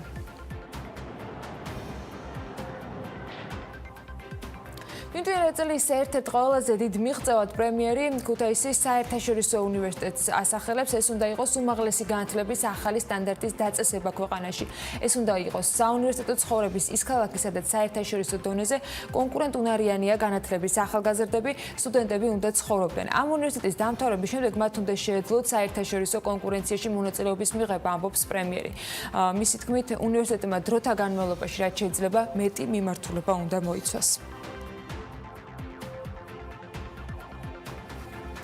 ბანკი, რომელშიც ანაბარი გაქვთ, მოულოდნელად თუ გაკოტრდა დეპოზიტების დაზღვევის სააგენტო ზარალს 5,000 ლარამდე თანხით აანაზღაურებს. 1 ივლისის შემდეგ კი დაზღვეული დეპოზიტების მოცულობა გასამაგდება და ის 15,000 ლარს აღწევს. დეპოზიტების დაზღვევის სისტემა 2018 წლის იანვრიდან ამოქმედდა და მასში ყველა კომერციული ბანკია გაწევრიანებული. ამ სისტემაში ბანკები სააგენტოს დაზღვევისთვის პრემიას უხდიან, რაც ბანკში განთავსებული ლარის დეპოზიტების 67,1%-ია და უცხოური ვალუტის დეპოზიტების 1,1%-ის ტოლი. ბანკები დაზღვევის პრემიას ყოველთვიურად იხდიან. სააგენტოს ინფორმაციით, ივნისში გადარიცხული თანხის ოდენობა 1,559,925 ლარს შეადგენდა. ჯამურად სააგენტოს მიერ ბანკებიდან მიღებული სადაზღვევო პრემია 40 მილიონ ლარს უტოლდება. საბანკო სექტორში ჯამურად 29,100,000,000 ლარის დეპოზიტებია განთავსებული. აქედან ფიზიკური პირების დეპოზიტები 54%-იან წელს იკავებს. თანხიდან დეპოზიტების სააგენტოს მიერ 2 მილიარდის პორტფელია დაზღვეული, რაც 5,000 ლარამდე დეპოზიტების მოცულობას წარმოადგენს. 1 ივლისიდან კი, როგორც გითხარით, ლიმიტი 15,000-მდე იზრდება. მსოფლიო ბანკმა უკრაინას 350 მილიონი დოლარის ოდენობის სესხი დაუმტკიცა. ეს ინფორმაცია Reuters-მა გავრცელა და სააგენტო წერს, რომ თანხა ქვეყანაში რეფორმების განსახორციელებლად გამოიყო, რასაც გადამწყვეტი მნიშვნელობა აქვს ქვეყნის ეკონომიკური გაჯანსაღების და კორონავირუსის პანდემიის ზეგავლენის შესამსუბუქებლად. მსოფლიო ბანკის განცხადებით, ამ სესხით მხარდაჭერილი რეფორმების შემდეგ მიმართულებებს მოიცავს. ეს არის საკრედიტო ბაზრებისა და ანტიკორუფციული ინსტიტუტების გაძლიერება, მოწყვლადი ასაკოვანი მოსახლეობის სოციალური უსაფრთხოების უზრუნველყოფა პანდემიის ზეგავლენით შემსუბუქების მიზნით.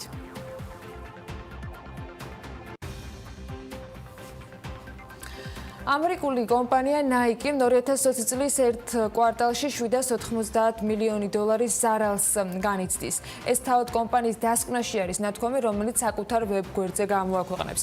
31 მაისის მონაცემებით Nike შემოსავალმა 6 მილიარდ 300 მილიონი დოლარი შეადგინა, რაც წინა წლის იგივე პერიოდთან შედარებით არის 38%-იანი კლება. ამავე დროს კომპანიის საქონლის გაყიდვების მოცულობა ინტერნეტით პირიქით 75%-ით გაიზარდა. ადმინისტრაციული და სხვა ხარჯების შემცირდა 6%-ით და მიაღწია 3 მილიარდ 200 მილიონ დოლარს. Reuters-ი წერს, რომ ამ ინფორმაციის გამოქვეყნების შემდეგ სპორტული ტანსაცმლის და ფეხსაცმლის მწარმოებელი კომპანიის აქციები დაახლოებით 4%-ით შემცირდა. უალკოჰოლოს სასმელების მსოფლიოში ყველაზე მსხვილმა მწარმოებელმა Coca-Cola კომპანიამ სულ მცირე 30 დღით სოციალურ ქსელში რეკლამაზე უარი თქვა. ეს კომპანიის მთავარი აღმასრულებელი დირექტორის ჯეიმს κουინსის განცხადებაშია ნათქვამი. მსოფლიოში რასიზმისათვის ადგილი არ უნდა იყოს, ისევე როგორც სოციალურ ქსელებში. 30 დღის განმავლობაში ჩვენ სარეკლამო პოლიტიკას გადავხედავთ და მივიღებთ გადაწყვეტილებას იმის შესახებ, გაგრძელდება თუ არა სოციალური ქსელების ბოიკოტი, ამბობს κουინსი. კომპანია Facebook-ის დამაარსებელმა და მსოფლიოს ერთ-ერთმა უმდიდრესმა ადამიანმა მარკ ცუკერბერგმა 7 მილიარდ 200 მილიონი დოლარი დაკარგა მას შემდეგ, რაც რამდენიმე მსხვილმა კომპანიამ გადაწყვიტა Facebook-ის რეკლამებისათვის ბოიკოტი გამოცხადებინა. ბოლო თვეების განმავლობაში საფონდო ბირჟებზე Facebook-ის აქციების ფასი მკვეთრად დაეცა. რისი მიზეზით ისეთი მსხვილი კომპანიების მხრიდან, როგორიც არის Unilever, Hershey და ასე შემდეგ, ათობით სხვა კომპანიასთან ერთად, სწორედ Facebook-ზე რეკლამების განთავსებასთან კავშირებით უარის თქმა. კომპანიების მიერ რეკლამაზე უარის თქმა Facebook-ის საბაზრო ფასი 7 მილიარდ 200 მილიონით შეამცირა და ბოლო მონაცემებით ის 56 მილიარდ დოლარს შეადგენს. რაც შეეხება თავად ცუკერბერგის ქონებას, Bloomberg-ის მილიარდერების ინდექსის თანახმად 82 მილიარდ 300 მილიონ დოლარამდე დაეცა მისი მოცულობა. შედეგად მილიარდერთა რეიტინგში ის ჯეფ ბეზოსის, ბილ გეიტსის და ბერნარდ არნოს შემდეგ ახლა უკვე მეოთხე პოზიციაზეა. Google მზად არის, რომ ავსტრალიაში, ბრაზილიასა და გერმანიაში ხარისხიანი კონტენტისთვის ზოგიერთ მედია საშუალებას ფული გადაუხადოს. ხელშეკრულებები უკვე გაფორმდა გერმანულ Der Spiegel-თან, Frankfurter Allgemeine Zeitung-თან და Die Zeit-თან. ასევე Reichsdene Post-თან, ავსტრალიურ Charts მედიასთან და The Conversation-თან, ასევე Solcitic მედიასთან. როგორც ბრაზილიურ მედია გამოცემებთან არის აღნიშნული, წლების განმავლობაში ამერიკული ინტერნეტ გიგანტი ცდილობდა, რომ მეტის მიერ გამოქვეყნებული ინფორმაციის გამოყენებისას თანხა არ გადაეხადა, რაც ევროპულ გამომცემლობებში სერიოზულ კრიტიკას იმსახურებდა. ახლა კი უკვე კონკრეტულ შესაბამის გამომცემლობებთან ხელშეკრულებებია გაფორმებული.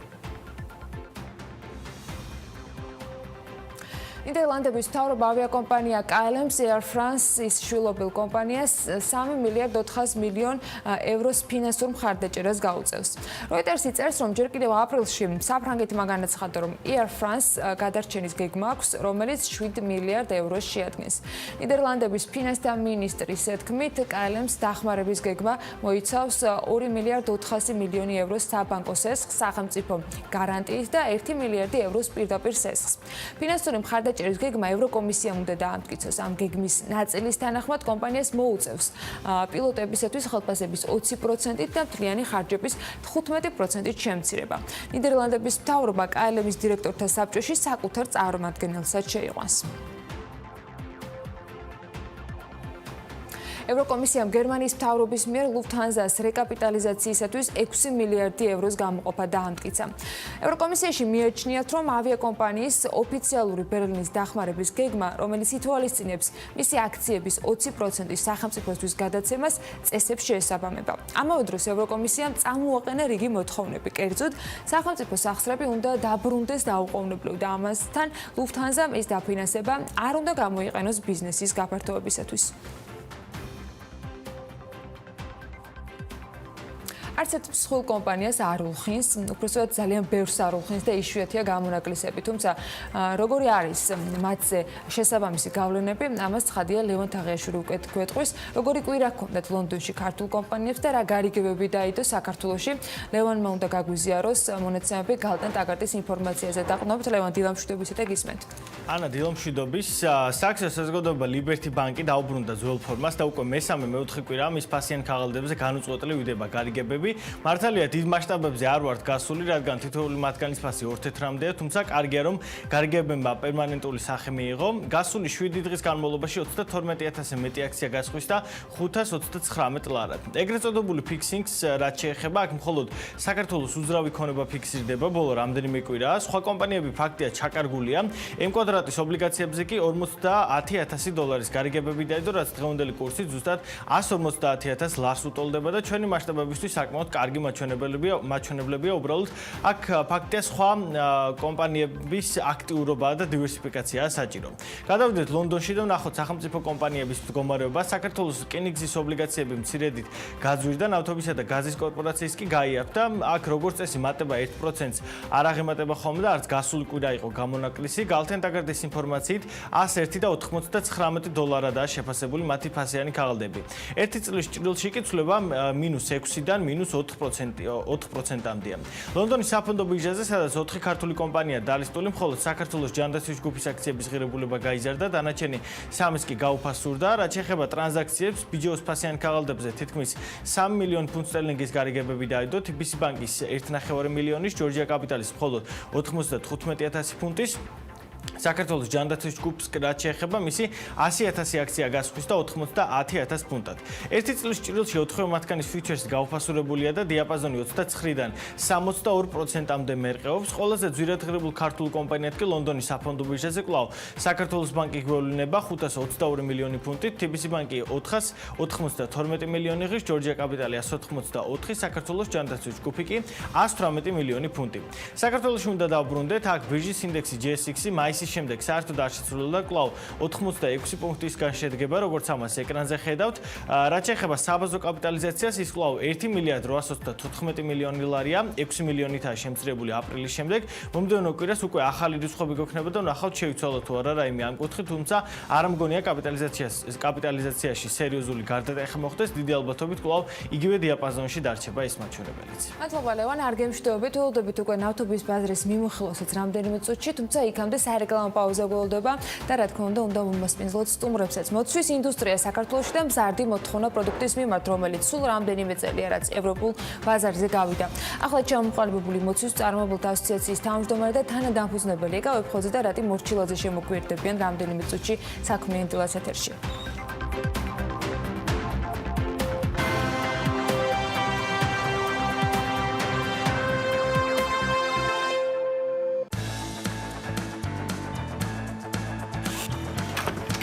გადაცემის სპონსორია სამშენებლო სარემონტო მასალების მეგაცენტრი ნოვა.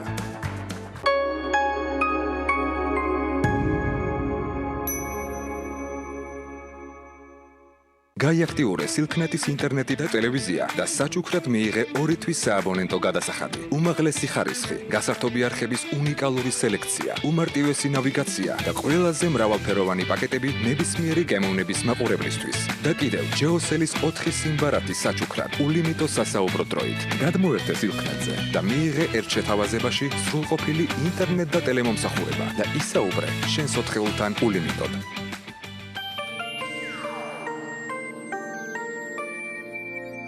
გალევა შეგიძლიათ როგორც პირდაპირ ბოთლიდან, ასევე ნებისმიერი ფორმისა თუ ზომის კათხით, ჭიქით, ან რავი, რითაც გაგიხარდებათ.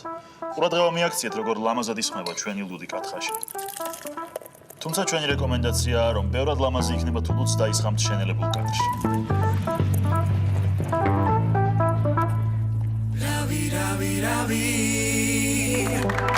შოკირებული ვარ. მათთვის ვინც ცხოვრებას უყურებს მარტივად და უყვარს კარგი ლუდი.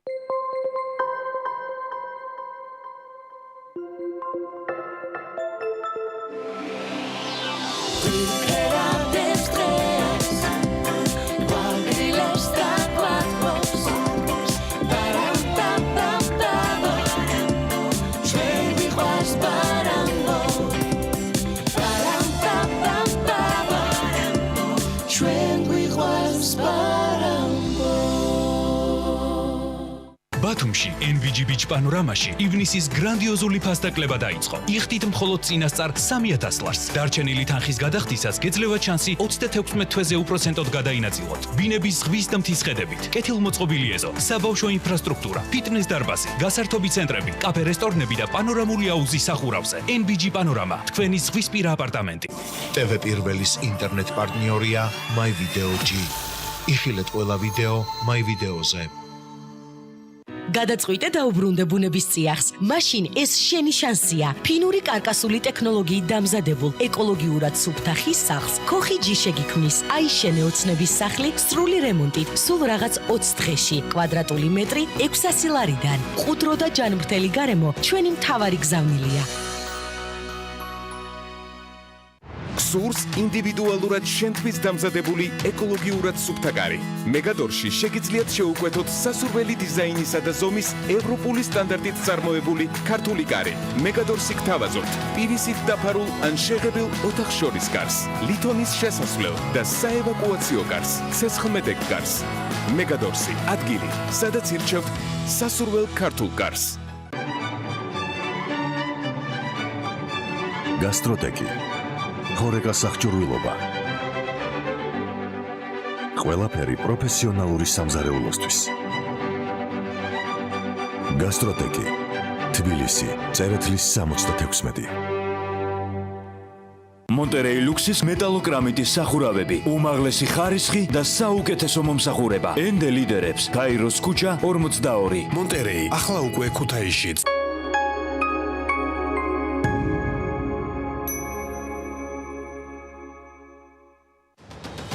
როცა ბიზნესისთვის ყველა კარი დაიხურა, ჩვენ გავაღეთ საეთერო კარი. ერთად შევძელით და დავდექით ქართული საქმის შუაგულში. ერთად გავიარეთ კრიზისი. დაუთმეთ საეთერო დრო ქართულ კომპანიებს, იმისათვის რომ არ გაჩერებულიყვნენ, დაესახათ მიზნები და დაეგეგმათ მომავალი. კამპანია დასრულდა, მაგრამ არ სრულდება მხარდაჭერა. ჩვენ არ ვჩერდებით.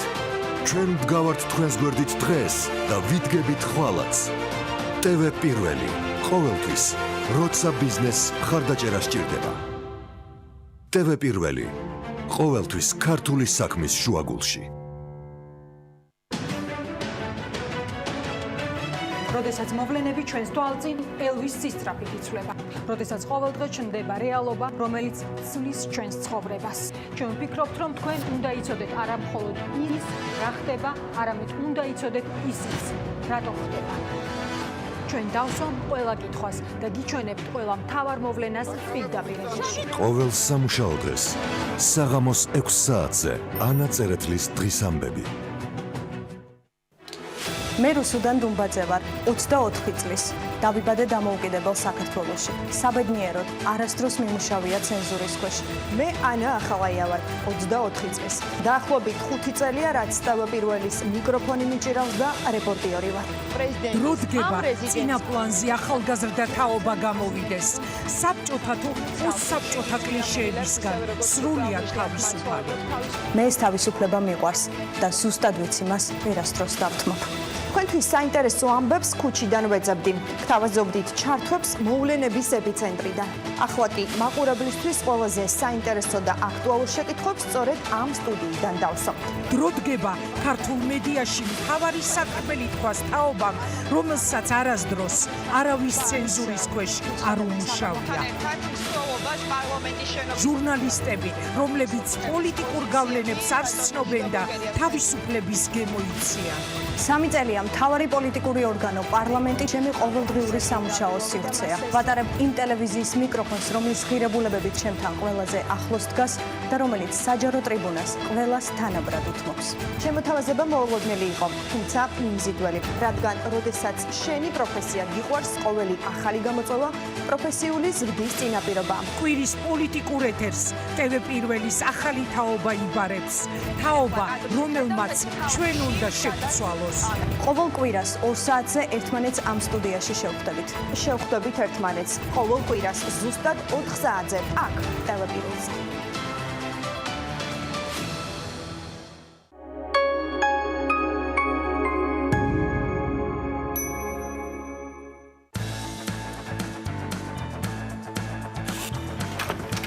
გადაცემის სპონსორია სამშენებლო სარემონტო მასალების მეგაცენტრი ნოვა.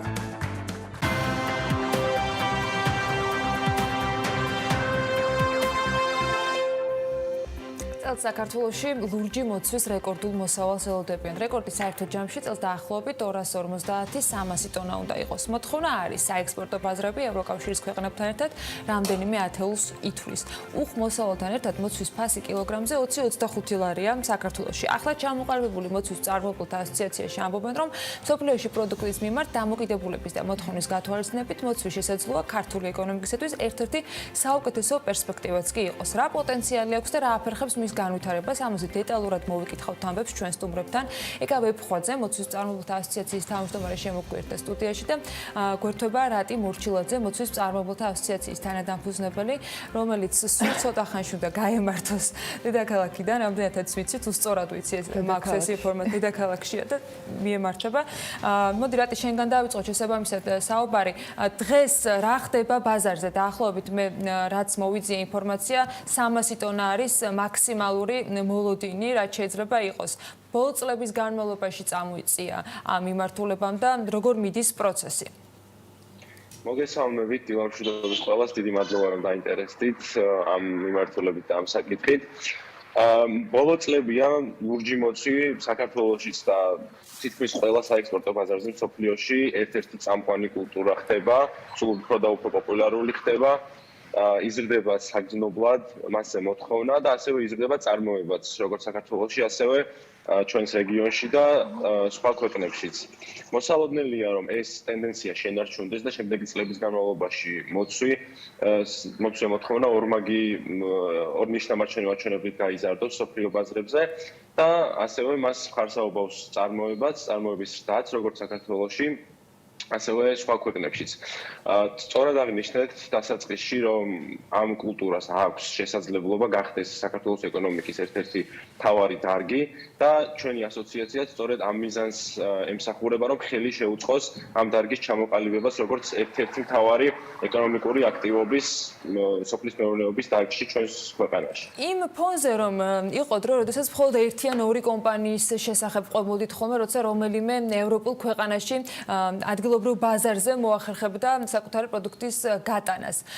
დღეს რა მასშტაბით იზრდება მოსავალის რაც მომყვანთა რაოდენობა, თავად ის ფართობები, სადაც ლურჯი მოცვი მოყავთ და რომელი ბაზრები ჩანს პერსპექტიული იმ ფონზე, რომ თქვენც აღნიშნეთ, რომ არა მხოლოდ საქართველოში არის მის მოყვანასთან დაკავშირებით აქტიური მუშაობა. ბოლო წლებია საქართველოს მთავრობის და ასევე USAID-ის პროგრამების დახმარებით საკმაოდ სწრაფად იზრდება მწარმოებელთა რიცხვი და განაშენიანებული ფართობები საქართველოში.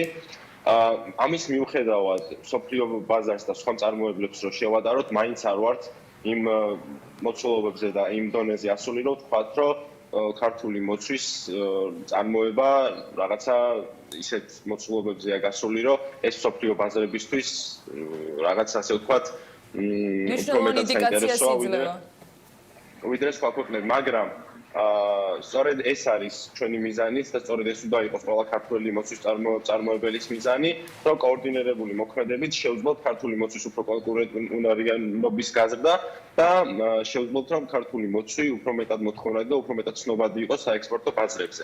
რაც შეეხება საექსპორტო ბაზრებს, ჩვენი რეგიონიდან და ჩვენი ადგილმდებარეობიდან გამომდინარე, ჩვენთვის პერსპექტიულია საკმაოდ რუსეთის ბაზარი, სადაც უკვე გვაქვს ასე ვთქვათ კომფორტული გაყიდვები ბოლო წლებია.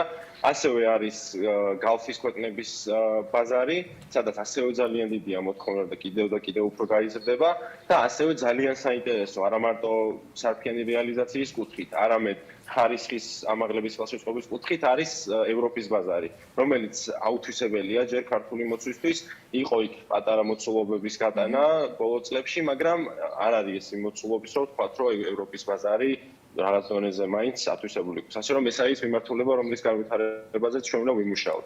და ეს წარადგება ხარისხს პირველ რიგში. ლოგისტიკის ხარისხის მიწოდების, თქვა, ტემპების თუ ასე შემდეგ გათვალისწინებით, რომელი ქვეყნის წარმოებასთან არის ადგილობრივი ჩვენი წარმოება კონკურენციაში? ანუ ვისთან შედარებით შეიძლება ვთქვათ, რომ აი გვჭირდება რაღაცა სამიზნე მაჩვენებლამდე მივიდეთ იმისთვის, რომ ამ შემთხვევაში მოთხოვნა იყოს დაკმაყოფილებული და როგორც ხშირ შემთხვევაში ხდება ხოლმე, რაოდენობების, თქვათ, არასაკმარისობა არ შეუშალოს ხელი საქართველოსთან ექსპორტს. მე ეკა შენ ხო არ გვასწრებ. კი ბატონო. რატი თავარია ხარ დაგაგვიანდეს მატარებელზე დილამშვიდობის. დილამშვიდობის ხო სულ დამავიწყდა ეს ერთი წუთი რომელიც აქია. კი. ხო მე თან ნელ-ნელა ჩავჯდები მატარებელს. კარგი, ჩვენ გადავინაცვლებთ ეკასთან. კიდევ ერთხელ ჩვენი საქმიანი მაყურებლისთვის ეკა ვებხვაძე, მოცვის წარმოებელთა ასოციაციის თავმჯდომარე. ეკა მცირედი გამოცდილება ბიზნეს ასოციაციების შექმნის მაქვს ცხოვრებაში დაგროვილი და მიღმა იმ ასე ვთქვათ მოწოდებებისა და საჭიროებისა, რაც რატი საუბრობდა, არასოდეს პროფილური ასოციაციები არ იქნება მხოლოდ და მხოლოდ პრობლემების გამო ან მხოლოდ და მხოლოდ განვითარების გამო.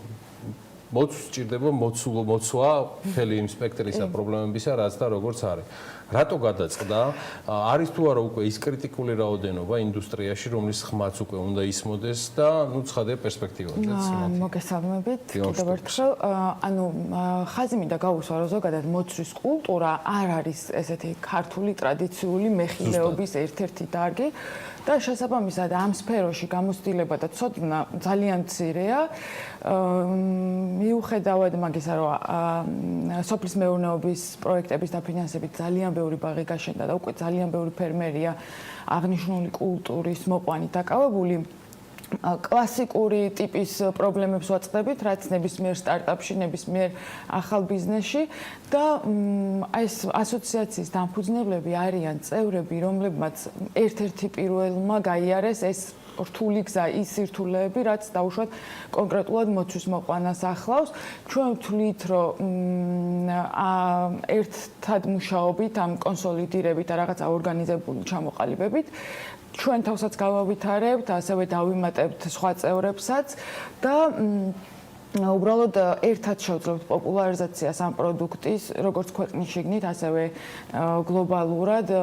შეიძლება ითქვას თუ არა, რომ ლურჯი მოცვის ტრადიცია ამ ყველაფრის გათვალისწინებით ეხლა ყალიბდება საბოლოო ჯამში, როგორც კულტურა, თან ყალიბდება ძალიან მიმზიდველი მოთხოვნის ფონზე და რეალურად ეს ნაბიჯებიც ეხლა იდგა.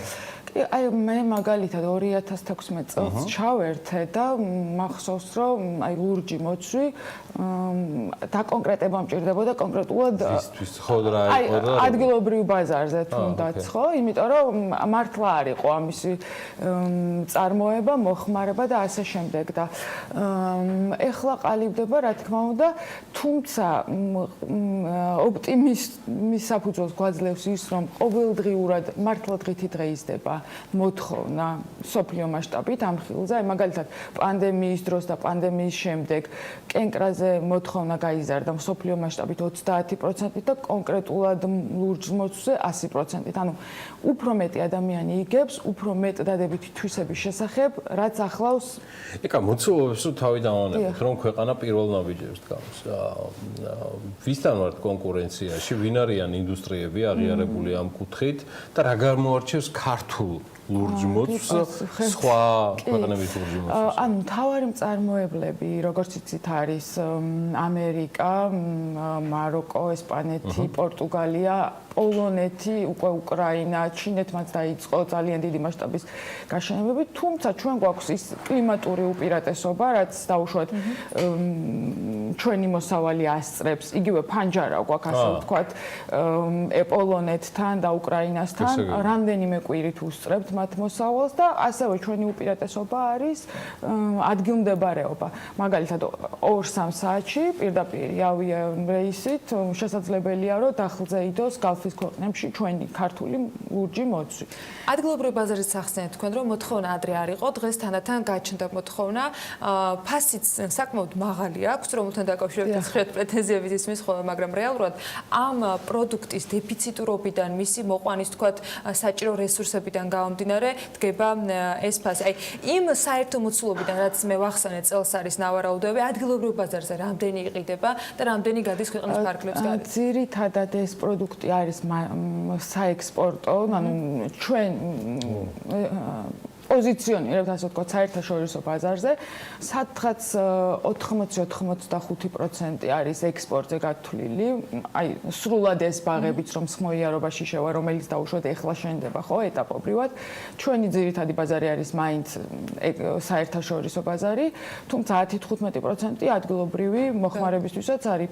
რაც შეეხება მართლა ყველგან ეს მესმის, რომ ძალიან ძვირია, თუმცა წარმოებაც ძალიან ძვირია. ანუ ესე არ არის, რომ რაღაცა ინვესტიცია ცოტა ჭირდება და მე რაღაცა 500%-იანი მარჟა ადევს ამ პროდუქტს. ანუ თვითონ პირველად ინვესტიცია. პროდუქტი არის ძვირად ღირებული, არის ძვირად ღირებული. რამდენად გვაქვს პერსპექტივა მათ შორის გადამუშავების შექმნისაც ადგილობრივად? დღეს გადის მხოლოდ თქვათ ნედლი პროდუქტი თუ ადგილზე გადამუშავებაზეც მიდის უკვე ზრუნვა და გადამუშავება ნაკლებად, თუმცა გაყინული პროდუქტიც ისევე მოთხოვნადია, როგორც ნედლის სახით. გაყინულიც გადის კი, აი ამერიკის შეერთებულ შტატებში. იკა რეზუმირებისკენ თავარ გამოწვევად მაინც ასახელებთ კულტურის პოპულარიზაციას და რაც შეიძლება მეტი ადამიანების ჩართვა საიმისოდ რომ ინვესტიციები იყოს მოზიდული. რა არის თავარი გამოწვევა თქვენთვის, რატისთვის? ჩვენთვის, ანუ თავარი ხა ასოციაციის მიზანი რაც არის, რატომაც შეიქმნა, იგივე არის, რომ პოპულარიზაცია ქვეყნის შიგნით და ქვეყნის გარეთ პოპულარიზაცია საქართველოს როგორც მოცვის მწარმოებელი ქვეყანა, რომ არსებობთ, ანუ ვაწარმოებთ მოცვს. ასევე იგივე წევრების ადვოკატირება დაუშვათ მთავრობასთან, კონკრეტულ კომპანიებთან, ასოციაციის წევრები სახელით საუბარი, ტექნიკური ცოდნის გაზიარება, იგივე კვების უსაფრთხოების, რაღაცა სტანდარტების დანერგვა თუნდაც ევროპის ბაზრისთვის. მთავარი გამოწვევა ჩვენთვის უკვე არის მაგალითად ლოჯისტიკა და რაღაცა სამაცივრო და გადამამუშავებელი საწარმოების დეფიციტი, ვერ ვიტყოდი არარსებობას, დეფიციტი და პოპულარიზაცია მსოფლიოში უკვე თვითონ პროდუქტს აქვს ძალიან მაღალი პოპულარობით სარგებლობს, ხო? ერთ-ერთი მოთხოვნად პროდუქტია პოპულარიზაცია თვითონ ქვეყნის როგორც მწარმოებელი ქვეყნის და არა როგორც პროდუქტის. თავისთავად. კარგი წარმატებები ჩვენ E+1-ში ვიქნებით იმ მხარდამჭერებს შორის, რომელიც მოცვის მწარმოებელთა ასოციაციას დარწმუნებული ვარ ეყოლება. მიუხედავად იმისა, რომ მისი მესვეურები ეკას სახით ყოველ შემთხვევაში რატიზე ჯერ ვერ მოვიკითხე 2016 წლიდან ჩაერთო ამ ინდუსტრიის მიმართულებით, რასაც ლურჯი მოცვის პოპულარიზაცია ქვია და მოცვის მწარმოებელთა ასოციაციის დაფუძნებელს, რომლის თავმჯდომარეს ეკა ვეფხვაძე გახლავთ და აც უკვე მატარებელში მყოფილ რატი მორჩილაძე, რომელიც ასოციაციის თანადამფუძნებელია, მასაც წარმატებები და ჩვენი იმედიც გქონდეთ. მადლობა თქვენ დროისთვის, ყურადღებისთვის და მხარდაჭერისთვის. მადლობა სტუმრობისათვის. რუბრიკის წარმდგენია GeForce. ევრო 5-ის სტანდარტის საწვავის საქართველოში. ნავთობის ბირჟებზე კვლავ სერიოზული რყევებია და ამის მიზეზი კვლავ კორონავირუსია. გასული კვირის მიმოხილვით ლევან თაღიაშვილი უნდა შემოგვიერთდეს, რომელიც ლონდონსა და ნიუ-იორკში არსებულ მდგომარეობაზე მოგვიყვება. საინტერესოა რა ტენდენციებია საქართველოშიც და გაძვირდა თუ არა ბენზინი იმ ფონზე, რომ ბოლო კვირების განმავლობაში ნავთობის ფასის მატება ფიქსირდებოდა. ლევან კიდევ ერთხელ მოგესალმებით და გისმენთ. ანა ნავთობის ბირჟაზე გასული ერთი კვირის განმავლობაში ფასები დასტაბილურდა და დაკორექტირდა. ამჟამად კვლავ $40-იანი ნიშნულის ფარგლებში ვტრიალებთ. $2 დაეცა ფიუჩერსის ღირებულება ნიუ-იორკში, სადაც ბლუმბერგის ბოლო მონაცემებით 1 ბარელი ნავთობი $37.76 ღირს. ტრენდი განმეორდა ბუნებრივია ლონდონშიც, თუმცა იცით რომ ბრენტი უფრო მაღალი ხარისხის ნავთობია და ფასიც მეტი გვაქვს. $2-იანი კლების შემდეგ აქ ეგრეთ წოდებული შავი ოქროს შეძენა $40 და 24 ცენტად შეგიძლიათ. არსად გამქრალა და ამის დასტური ზემოთნახსენები რყევებია ბირჟაზე, როგორც Oil Price.com-ის ანალიტიკოსები წერენ, სწორედ ამერიკაში მომძლავრებული პანდემიაა ამის მიზეზი, რომელიც რომელიც ყველაფერს ახშობს ბაზარზე და ინვესტორებიც მყისერად პასუხობენ მოვლენებს. ტეხასის გუბერნატორმა ბარები კვლავ დახურა პარასკევს, რადგან პანდემიის გავრცელების ტემპი დაჩქარდა. ასევე დამყარდა რამდენიმე რეკორდი კორონავირუსის შემთხვევების რაოდენობით და ზოგიერთ შტატში მოთხოვნა თითქმის 20%-ითაც კი შემცირდა და შედეგიც სახეზეა. ამავდროულად უახლოვდებით პერიოდ, როდესაც ნავთობის მოხმარება ისედაც მინიმუმამდე დავა. კალიფორნიის შტატში მიიღეს ახალი კანონი, რომლის მიხედვითაც 2035 წლისთვის სატვირთო მანქანების გამონაბოლქვი და ზიანი ნულამდე დავა, რაც 6 მილიარდი დოლარის საწვავს უდრის ყოველწლიურად. ასე რომ ნავთობმოპოვებელ ქვეყნებს დიდი და ხანგრძლივი მომავალი არც კორონას შემდეგ ელოდებათ, რისი თქმაც დადასტურებით შეგვიძლია. რაც შეეხება საქართველოს, აქ ჯერჯერობით რაიმე ახალი ტენდენცია არ შეინიშნება და ნავთობ კომპანიები კვლავ ძველ ფასებს ინარჩუნებენ. ერთადერთი გამონაკლისი გასული ერთი კვირის განმავლობაში რომ პეტროლი იყო, რომელმაც 5 და 10 თეთრით გაიაფა ბენზინი. ბოლო მონაცემებით ყველაზე ძვირად პრემიუმის ტიპის საწვავი ვისოლშია 1 ლარა და 95 თეტრად, რეგულარი კი გალფში, სადაც 1 ლარი და 99 თეთრი ყის. ყველაზე იაფი საწვავით კვლავ ლუკოილი პოზიციონირებს ბაზარზე თუ არ გავითვალისწინებთ იმ ლოიალური მომხმარებლის ბარათებს, რომელიც სხვადასხვა კომპანიებს აქვთ და მათი გამოყენების შემთხვევაში 15 თეთრამდე ფასტაკლებითაც შეგიძლიათ ისარგებლოთ. რუბრიკის წარმდგენია GeForce. Euro 5 სტანდარტის საწვავი საქართველოში. საქართველოს ეკონომიკის ახალი მოდელი საჭიროება გლობალური ცვლილებების პირობებში. გალდეთ აგარდის განახლებული ანგარიში დაგიბრუნდებით ძალიან მალე. ოთარ შარიკაძე გალდეთ აგარდის მმართველი დირექტორი შემოგვიერთება სტუდიაში.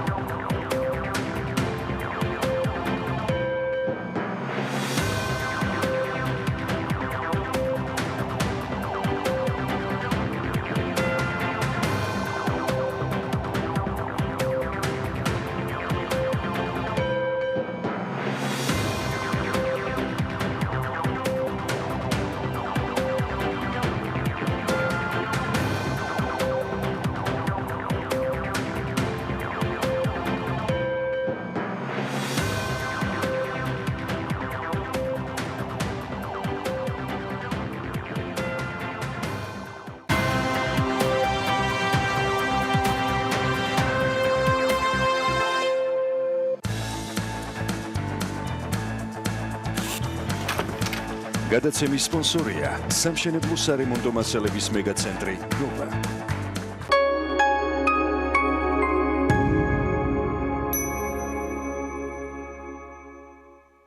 ფორმულა კონსტრაქშენი პირველი ქართული მშრალი ნაზავების ქარხანა აღჭურვილია ულტრათანამედროვე ლაბორატორიითა და მანქანადანადგარებით. ფორმულა კონსტრაქშენი აწარმოებს უმაღლესი ხარისხის წებოცემენტებს, ბათქაშებს, ფითხებსა და თვითწწორებად იატაკს. ფორმულა კონსტრაქშენი მსოფლიო დონის ქართული წარმოება. ავჭალა ანდრონიკაშვილის 29 551 839 923.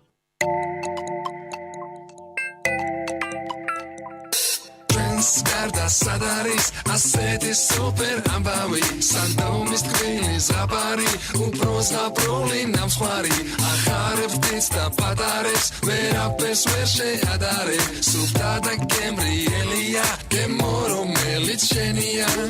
Skarda sadaris, aseti super ambavi, sandomis tkvili zapari, da gemrieli nam skhari zalian, upros patares, verapes vershe adare, subta da gemrielia, gemoro melitshenia. Satna khawam dros ase sandos, vinari samdon ეს არის სანდომი, სანდომი ბრენდია და მე მას ვენდობი ამ დროს ყველაზე სანდომს.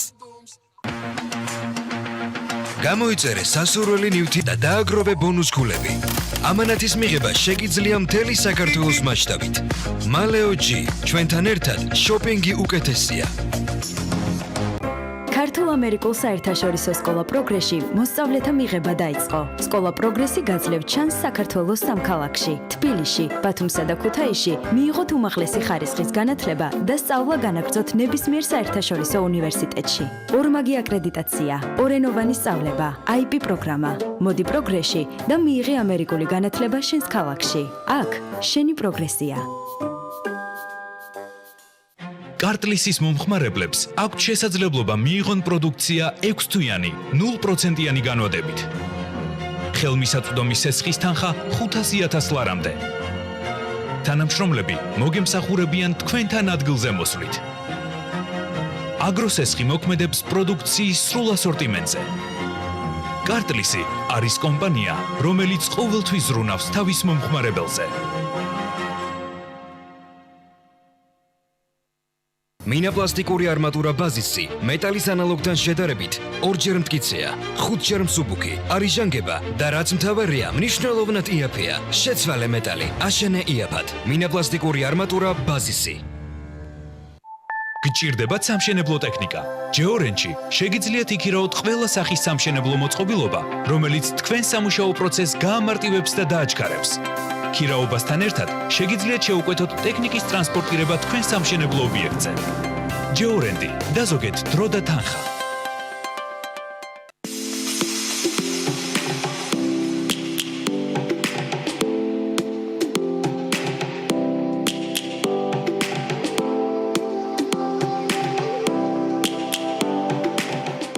გაამთლიანეს საქართველოს გალფთან ერთად.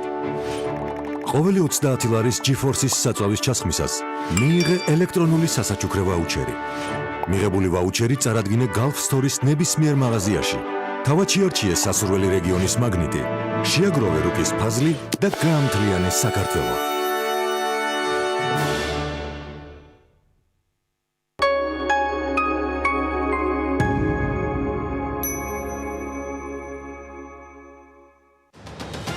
როცა ბიზნესისთვის ყველა კარი დაიხურა, ჩვენ გავაღეთ საეთერო კარი.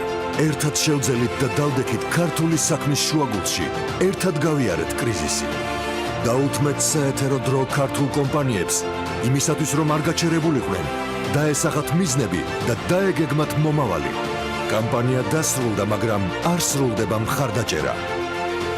ჩვენ არ ვჩერდებით. ჩვენ ვდგავართ თქვენს გვერდით დღეს და ვიდგებით ხვალაც. TV პირველი, ყოველთვის, როცა ბიზნესს მხარდაჭერა სჭირდება. TV პირველი, ყოველთვის ქართული საქმის შუაგულში.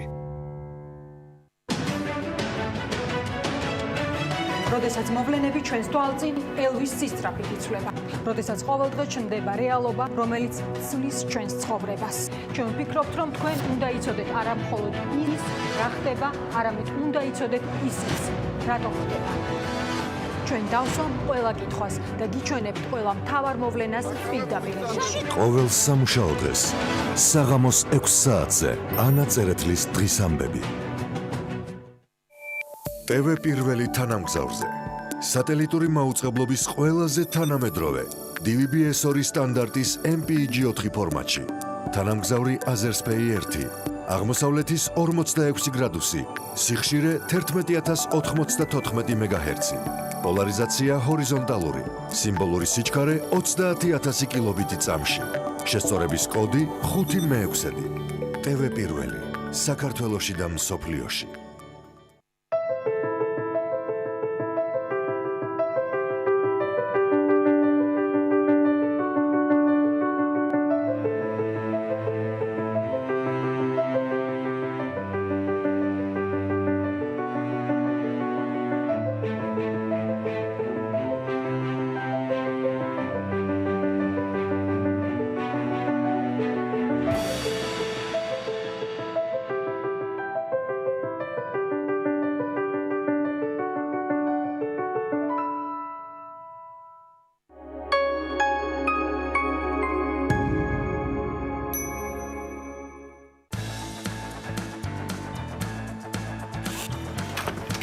გადაცემის სპონსორია სამშენებლო სარემონტო მასალების მეგაცენტრი ნოვა.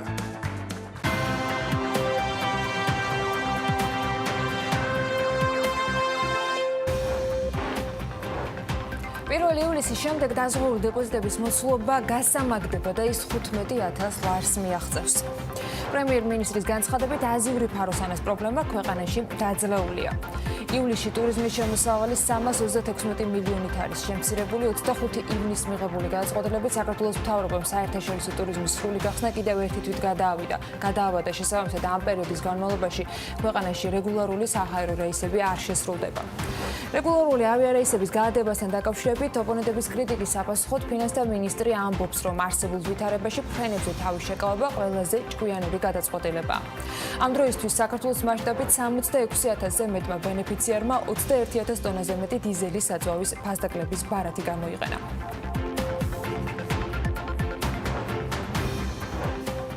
საქართველოს რეგიონული განვითარების და ინფრასტრუქტურის სამინისტროს მუნიციპალური განვითარების ფონდმა სხვადასხვა მუნიციპალიტეტისათვის 175 ერთეული ავტობუსის შესაძენად ტენდერში გამარჯვებული კომპანია შპს ოტოკარ ოტომოტივთან ხელშეკრულება გააფორმა. სამინისტროს ინფორმაციით ავტობუსების შესყიდვა ურბანული ტრანსპორტის განვითარების პროგრამის ფარგლებში ხორციელდება. პროგრამა კი ევროპის რეკონსტრუქციისა და განვითარების ბანკის ფინანსური მხარდაჭერით არის წარმართული და კონტრაქტის საერთო ღირებულება 18,700,000 ევროს შეადგენს.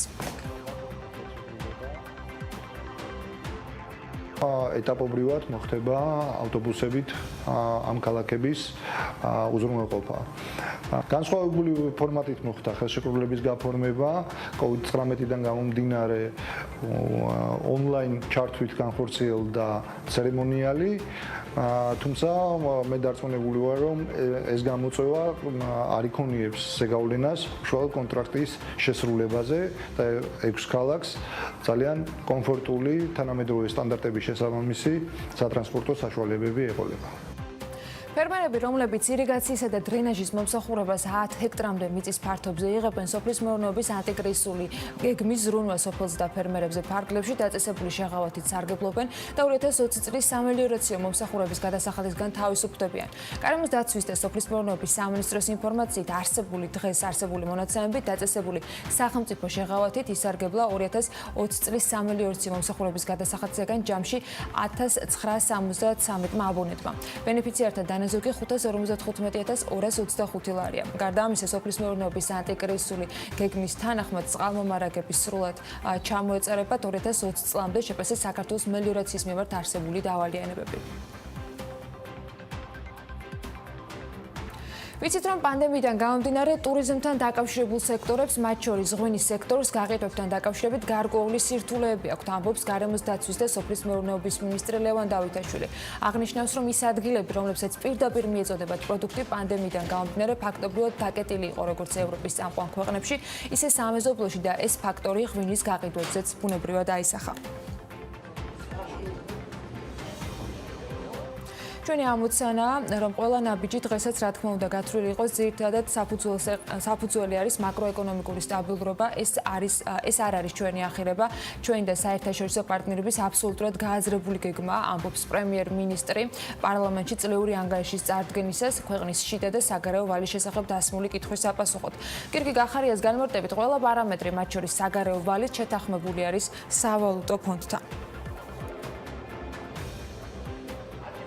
ჩვენი ამოცანა მაქსიმალურად მოკლე ვადებში დაუბრუნდეთ განვითარების იმ ტემპებს, რომელიც ჰქონდა გასული წლის ბოლოსთვის. ეს უკვე ფინანსთა მინისტრის ივანე მაჭავრიანის განცხადება მედიასთან პრემიერის წლიურ გამოსვლაზე კომენტირებისას. მან აღნიშნა, რომ პრემიერმა ამომწურავი ანგარიში წარმოადგინა, ამბობს, რომ სამწუხაროდ გლობალური პანდემიის გამო ზრდის ტემპი წელს შენელდება მთელ მსოფლიოში და მათ შორის საქართველოშიც. სამწუხაროდ 2020-ში ეს ტემპი შენელდება მსოფლიოში და მათ შორის საქართველოშიც.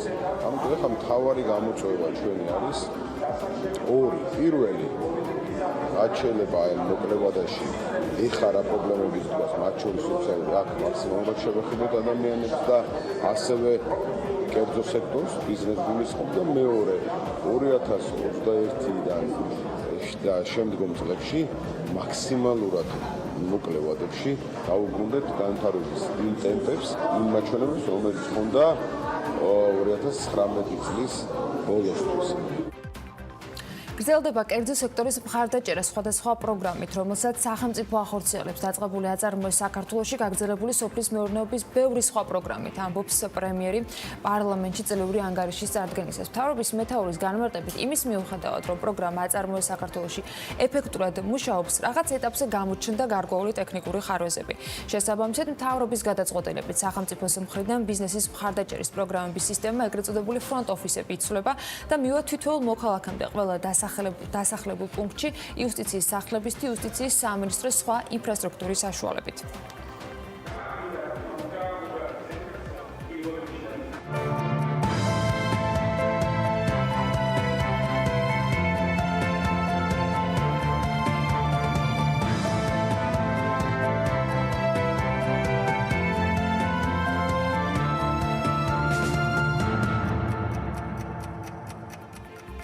საქართველოს ეკონომიკური ზრდის ახალი მოდელი წარმოების პოტენციალის ამაღლებაზე უნდა იყოს ორიენტირებული. წერს გალტენ ტაგარტი ანგარიში, რომელიც გასულ კვირას გამოქვეყნდა სათაურით საქართველოს ეკონომიკის ახალი მოდელის საჭიროება გლობალური ცვლილებების პირობებში. ცვლილებები მთელ მსოფლიოში ჯერ მხოლოდ ახლა იწყება და მთავარი მოთამაშე და ახალი წესების დამდგენით ამჯერზე პანდემია. სადვართ ჩვენ რა შანსები აქვს საქართველოს და რა გჭირდება უკეთესი შედეგისათვის. რეალურად ძალიან საინტერესო ანალიტიკა მოამზადეს გალტში, რომელზეც დაყრდნობითაც უკვე ვისაუბრებთ სტუმართან. ოთარ შარიქაძე გალტენ ტაგარტის მმართველი დირექტორი შემოგვიერთდა სტუდიაში. მოგესალმებით. მადლობა მოგზაურობისთვის, მიხარია რომ სტუდიაში გხედა. ბოლო კვირებია აქტიურად მიდის საუბარი ეკონომიკის სტრუქტურაზე, პრემიერისგანაც იყო ამაზე აქცენტი გაკეთებული, თუმცა ის ამბობს, რომ ეფექტი უნდა გავზარდოთო განსაკუთრებულ ცვლილებებზე, მთავრობის წევრები აქცენტს არ აკეთებენ. თქვენ ამასთან დაკავშირებით ძალიან საინტერესო ანალიტიკა მომზადეთ და მოდით სწორედ ამით დავიწყოთ. შეფასება დღეს არსებული სტრუქტურის ამ პანდემიის და მსოფლიო გამოწვევების ფონზე სადვართ, რა მინუსები და პლუსები გვაქვს და რა უნდა გადავაწყოთ. და მანამდე რატო გადაწყვიტა გალტმა ესეთი სერიოზული ნაშრომით დაკავებული? ანუ პანდემიამდეც უკვე ვფიქრობდით ამ კითხვის დასმას, იმიტომ რომ რეალურად ჩვენი კვლევა ემსახურება რას, რომ კითხვას ვსვავთ, რამდენად უნდა შეცვალოს ქვეყანამ ეკონომიკური ზრდის მოდელი. ნუ ჩვენ პასუხს პრინციპში ვწერთ, რომ დროა უკვე და აუცილებელიც არის, რომ დროულიც არის, რომ ეს გაკეთდეს. ანუ საკითხი დაიძრა საიდან, რომ რეალურად ჩვენ უყურებთ, რომ ბოლო წლების განმავლობაში ტურიზმი ხდება ეკონომიკის მამოძრავებელი და ტურიზმთან ერთად სერვისის ინდუსტრია მთლიანობაში ძალიან დიდ წილს იკავებს ჩვენ მშპ-ში. დაახლოებით 2019 წელს 78% იყო ჯამურად.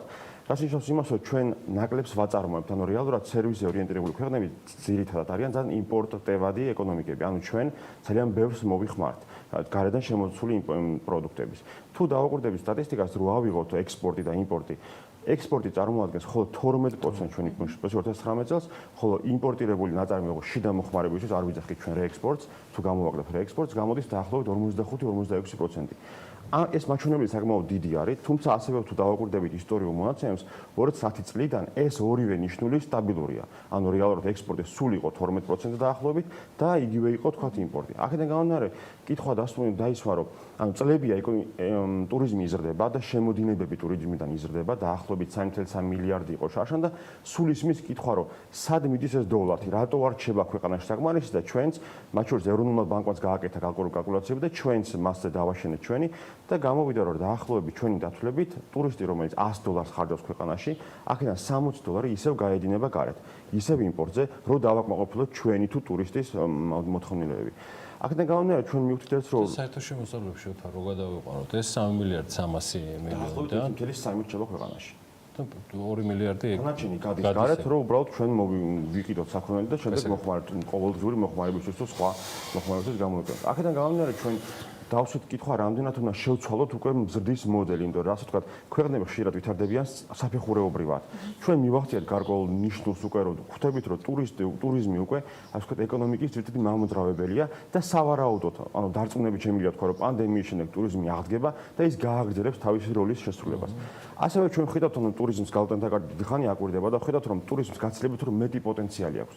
თუ შევადარებთ იგივე ხორვატია იქნება თუ ნებისმიერი სხვა ეროვნული ქვეყანა, აქედან გამომდინარე, ტურიზმი შეიძლება ვაქციოთ ჩვენ, ანუ მაგალითად ჩვენ მეზობლებს აქვთ ნავთობი და გაზი და ჩვენ შეგვიძლია ვთქვათ, რომ ჩვენი ნავთობი და გაზი არის ტურიზმი დღეს. და ეს არის ის შემოსავალი, რომელიც სტაბილური შემოსავალი უნდა დარჩეს. თუმცა მაქსიმალურად ეფექტურად უნდა გამოვიყენოთ ეს შემოსავალი. აქედან გამომდინარე, გონია რომ იქიდან უფრო მეტი რომ დარჩეს ქვეყანაში, უფრო მეტი უნდა ვაწარმოოთ. საექსპორტო ბაზა უნდა გაიზარდოს. ეს იყო ის ჩვენი პირველი თქვა ესე კითხვა რას დავსვით, რა თქმა უნდა.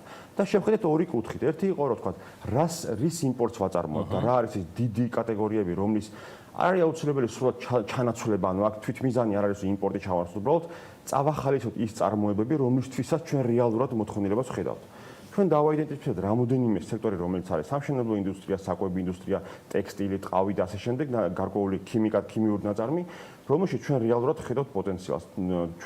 ჩვენი ანალიზით, ასე ვთქვათ, მხოლოდ სამშენებლო სექტორში და საკვებ-მრეწველობაში დაახლოებით 850 მილიონი დოლარის დამატებით წარმოება შეგვიძლია ჩვენ, ანუ რეალურად არსებობს პოტენციალი ქვეყანაში, რომ დავეხმაროთ არსებულ კომპანიებს, რომ მეტი აწარმოონ. აქ არ არის საუბარი რაღაც ახალ სტარტაპზე ან რაღაც ეგეთზე. ჩვენ უბრალოდ შევხედეთ არსებულ ბაზას და მოთხოვნილებას. აი ეს დახმარების საჭიროებები გამოიხატება ფულად რესურსში, ანუ საინვესტიციო, თქვათ, მობილიზაცია გვჭირდება, ადგილობრივი იქნება თუ საერთაშორისო თუ ხშირად საუბრობთ ხოლმე, როცა ეს სოფლის მეურნეობა იქნება, ტექსტილი თუ სხვა ნებისმიერი განათლების ნაწილზე და მასშტაბის ეკონომიებზე, იმიტომ რომ რაც უფრო დიდია წარმოება, მით უფრო თქვათ მეტი რესურსი უჩნდება მას იმის რომ დოვლათი შექმნას. აი რა მოჩნდა დღეს ადგილობრივი წარმოების მთავარი მინუსი? იცით რა, თქვათ ჩვენ თუ ავიღებთ სოფლის მეურნეობას, ცალსახად იქ სტატისტიკა აჩვენებს, რომ მიწების რაოდენობა, მიწების ზომები არის ძალიან პატარა საშუალოდ. ანუ რეალურად დაახლოებით 78% მფლობელობაში არსებული მიწების არის 1.5 ჰექტარზე პატარა. აქედან გამომდინარე, ამ პატარა ნამგენზე მონაკვეთებს ძალიან რთულია პროდუქტიულობის ამაღლება. ეს ერთ-ერთი ჩვენი პრობლემა არის, იმიტომ რომ ჩვენ თუ შევდარდებით მაგალითად ხორბლეულში ჩვენ მეზობელ ქვეყნებს, ჩვენ ყველაზე უკანა ვართ. ამიტომ ეს ძალიან დიდი პრობლემა არის და აუცილებელია პროდუქტიულობის ზრდა. პროდუქტიულობის ზრდა ხდება ორი მიმართულებით, ერთი არის ინვესტიცია, ანუ თქვათ იგივე ახალი აპარატურა და ანადგარები, მაგრამ ასევე მასშტაბურობა აუცილებელი მიწის ზომაში. და პრინციპში ის რეფორმა, რომელიც დაანონსა მთავრობამ და იმედია ეს მალე დაიწყება, რომ აღრიცხვენება მოხდება მიწების, ალბათ ხელს შეუწყობს იმას, რომ მოხდება მიწებზე გარიგებების ზრდა და ასე ვთქვათ, ის კონსოლიდაცია მოხდება ამ მიწების და ასე ვთქვათ, უფრო მეტად საყვება მოსახლეობა, იმიტომ რომ რეალურად ეგ პროცესი кайხანია დაწყებულია, უბრალოდ ბევრი რაღაცა მიზეზია ხოლმე, რაც ძალიან გაჭირდება ჩვენი აზრით. ეს ანიშნულოვანი საკითხია. დაგვეხმარება ისიც, რომ ეს სავალუტო ფონდის მემოს ნაწილია და იმედია ეს ამ ჯერზე მართლა ბოლომდე მიიღო. ეს რა, ასე თქვა, ასევე აუცილებელია ჩემი აზრით, უბრალოდ ჩვენ სტრატეგიულად შევხედოთ რა მიმართულებით მივდივართ. მივდივართ მარცვლოვანი მიმართულებისკენ, მაგრამ ჩვენ ვხედავთ, რომ ეს კითხვა მაქვს, გვჭირდება თუ არა სახელმწიფო თქვას, რომ აი ამდენი მიწა, ამ მოცულობის მიწა უნდა იყოს მარცვლოვანი კულტურებისათვის, ამ მოცულობის თქვა, რა ვიცი, ბადრიჯანი უნდა ვაწარმოოთ, ამ მოცულობის ატამი უნდა გქონდეს და ამ რაოდენობის თქვა, ყურძენი უნდა გქონდეს. აი ეს რაღაცა სტრატეგიული დოკუმენტი სახელმწიფოსგან უნდა იყოს თუ ბაზარი ამ ხრივაც მოთხოვნების შესაბამისად განკარგავს? ალბათ არ ვიტყოდი რომ ისტორია ყველაფერი მთავრობამ გვიგარნახოს, რომ თქვა აწარმოეთ ამდენი ტონა ეს წარსული ისტორია გვახსოვს ამის და თქვა როგორ დასრულდა ისე დავინახეთ, ხო? ანუ რეალურად ბიზნესმა ყველაზე უკეთეს ეს, თუმცა არის გარკვეული მექანიზმები, რითაც მთავრობა შეიძლება დაეხმაროს, მაგალითად იგივე კავშირების სხვა მიმწოდებლებთან. ეხლა იყო მაგალითად ბოდიში რო გაწყვეტინებ, იყო მცდელობა ამ ფორმით დახმარებისა, როცა კონკრეტულ პროექტებს და პროგრამებს აცხადებდა რაღაცა კონკრეტული მიმართულებით და შესაძლოა ეს იყო ერთგვარი ირიბი წახალისება, რომ ესა თუ ის ინდუსტრია, ესა თუ ის თქვა, აი კაკლოვანი კულტურები განვითარებული იყო ან რაღაც სხვა მიმართულება. აი ამ ფორმით შეიძლება? ეს რაც ხდებოდა, პრინციპში საკმაოდ წარმატებული იყო ჩემი აზრით, იმიტომ რომ რეალურად ის კაკლოვანი კულტურები, რომლის გაშენებას დაიწყო მოსახლეობამ, თქვა იგივე 5 წლის წინ, ალბათ წელს გაისადა რამოდენიმე წელიწადში მოგცემს იმ ნაყოფს, რაც თქვა ამდენი წლის განმავლობაში იზრდებოდა ეს ნაყოფი, ხო? ანუ თუმცა ჩვენ უკვე მეორე ან სხვა ეტაპზე უნდა გადავიყვანოთ ეს ყველაფერი პირობებს და თუ შევხედავთ ჩვენ სოფლის მეურნეობის ექსპორტს, იქიდან დაახლოებით 78% მოდის სასმელებზე და თხილზე. ანუ რეალურად ველივედით, ანუ ღირებულებას ვერ ვქმნით.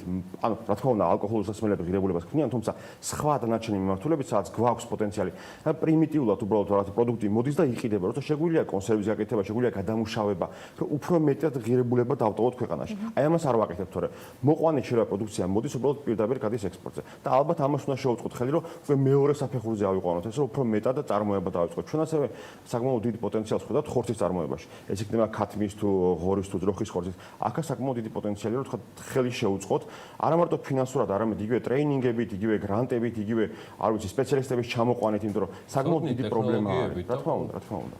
გამოიკვეთა თუ არა ის განსაკუთრებული მიმართულებები, რომელიც ამ შემთხვევაში არ არის ეგრეთ წოდებული იმპორტ ჩანაცვლებადი, ანუ რომელმაც შეიძლება ის იყოს, არამედ თვითმყოფადია და აქვს იმ გეინის საშუალება, რომელიც ამ ჩვენს მორალურად და ასაკობრივად და ყველანაირად მოძველებულ ექსპორტის სტრუქტურას კიდევ უფრო მეტად გადაახალისებს. აი ამ მიმართულებით იყო ფიქრი თუ მხოლოდ არსებულ სტრუქტურას შეეხება? ამ ეტაპზე იქიდან გამომდინარე, რომ ეფექტი, ანუ ეს თქვა რესურსები ქვეყანაში მწირია, ჩვენ მაინც დავკონცენტრირდით არსებულ ბაზაზე, რაც არის ბაზარში და იმპორტზე. ჩვენ არ ვიძახით რომ თქვა რასაც წავახალით მაინდა-მაინც იმპორტს უნდა მოხმარდეს, ეს შეიძლება იყოს ექსპორტის ახალისებაც ასევე. თუმცა მეორე მხრივ ჩვენ ტენდენციას ხედავთ რომ კოვიდმა გამოიწვია რომ რეალურად ეკონომიკური სისტემა არა მარტო რეგიონში, მაგრამ გლობალურად იცვლება, ანუ მიწოდების ხაზები მცირდება და ხდება მისი რეგიონალიზაცია. ანუ რეალურად აქამდე თუ იყო რომ პროდუქტი გადიოდა 5-6 ქვეყანას, ბოლო მომხმარებლებს ურჩენიათ რომ უკვე უფრო ახლოს იყოს ეს წარმოებები, ვიდრე თქვა ის რისკი აიღონ რაც უხდა ჩინეთში. ჩინეთი რომ დაიხურა ძალიან ბევრ ქვეყანას შეექმნა პრობლემა. აქედან გამომდინარე, რომ ქვეყნის თვითმყოფადობის ამაღლება არ არის აუცილებელი 100% იყოს, ძალიან მნიშვნელოვანი გახდა გარკვეული სტრატეგიული მიმართულებით. ეს იქნება საკვები თუ იგივე პირბადეები, ანუ სამედიცინო მოხმარების პროდუქტები. აქედან გამომდინარე, ჩვენ ამ კუთხითაც დავიწყეთ ფიქრი და ჩვენ ხედავთ ტენდენციას მსოფლიოში, რომ ძალიან ბევრი ქვეყანა ხდება ძალიან აგრესიულად, ასე ვთქვათ, ამარკეტინგებს და აპოზიციონირებს თავის ქვეყანას, როგორც ბიზნესის კეთების საუკეთესო ადგილს. ჩვენ ერთის მხრივ ხედავთ რომ საქართველოს წლების განმავლობაში დააგროვა ძალიან ბევრი პოზიტივი იმ კუთხით რომ გვაქვს სავაჭრო ურთიერთობები ძალიან ბევრ ქვეყანასთან რაც გვაძლევს 2.3 მილიარდიან ბაზართან წვდომას განაცხადების გარეშე გვაქვს საკმაოდ კარგი საგადასახადო სისტემა დაბალი კორუფცია იაფი მუშახელი თუმცა რეალურად აი ამ სავაჭრო კონტრაქტებიდან ძალიან პატარა პოტენციალს ვიყენებთ ჩემი აზრით აქედან გამომდინარე ამის გამოყენება რომ შევძლოთ ჩვენ უფრო მეტად უნდა ვიაქტიუროთ ბაზარზე დღეს იმიტომ რომ დღეს დიდი კომპანიები ეძებენ სხვა ადგილებს რელოკაციისთვის. არ არის აუცილებელი რომ მაინდა-მაინც ჩინეთიდან გამოსვლა ხდებოდეს. თუნდაც იგივე ჩინელებსაც კი აინტერესებთ მათი ქარხნების რელოკალიზაცია ნაწილობრივ, რომ ვთქვათ და იქ კიდე შეიქმნას პრობლემა, გქონდეთ ალტერნატიული საწარმოო ბაზები. აქედან გამომდინარე, რომ გონია რომ აუცილებელია ამ კუთხით აქტიურობა და ჩვენი, ასე ვთქვათ, დადებითი მხარეების უფრო წინ წამოწევა. ამას ემატება ისიც, რომ ეპიდემიას სასწაულებრივად კარგად ვართმევთ თავს.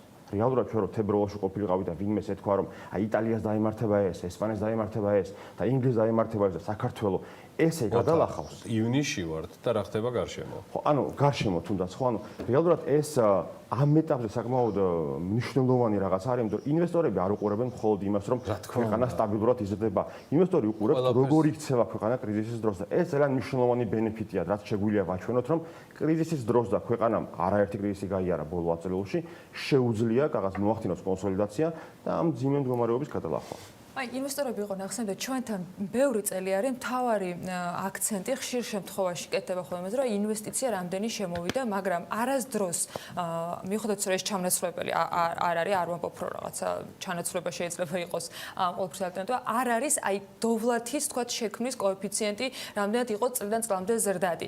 აი ამ თანაფარდობაში რამდენად შეიძლება რომ გარდატეხა შევიდეს, რა ვადაში შეიძლება შევიდეს და ის საინვესტიციო პროექტები, რომელზეც თქვენ აქცენტი გააკეთეთ და იქ არის სექტორულად ამ კვლევაში მოტანილი და თანხობრივი მოცულობებით, რაც გეგმიურად არის. რამდენად შეიძლება იყოს ეს ერთობლივად კონკრეტულ თქვათ პერიოდში სამიზნე მაჩვენებლამდე მისასვლელი გზა? ეცით არის რეალურად ეს ანუ ჩვენი ეს რაღაც რეპორტი არ ეძღვნება თქვათ პოსტ-კოვიდურ მდგომარეობას, ანუ რეალურად ეს გლობალური საკითხი არის, სადაც ვიძახით რომ ეს არ არის თქვათ მოკლევადიანი და მარტივი გეგმა. ეს საკმაოდ რთული გეგმა და ეს ანუ ამის გადამოწმება მარტივად შეგვიძლია იმით რომ ავიღოთ სხვა ქვეყნები, ვინც ეს შეძლო წარმატებით.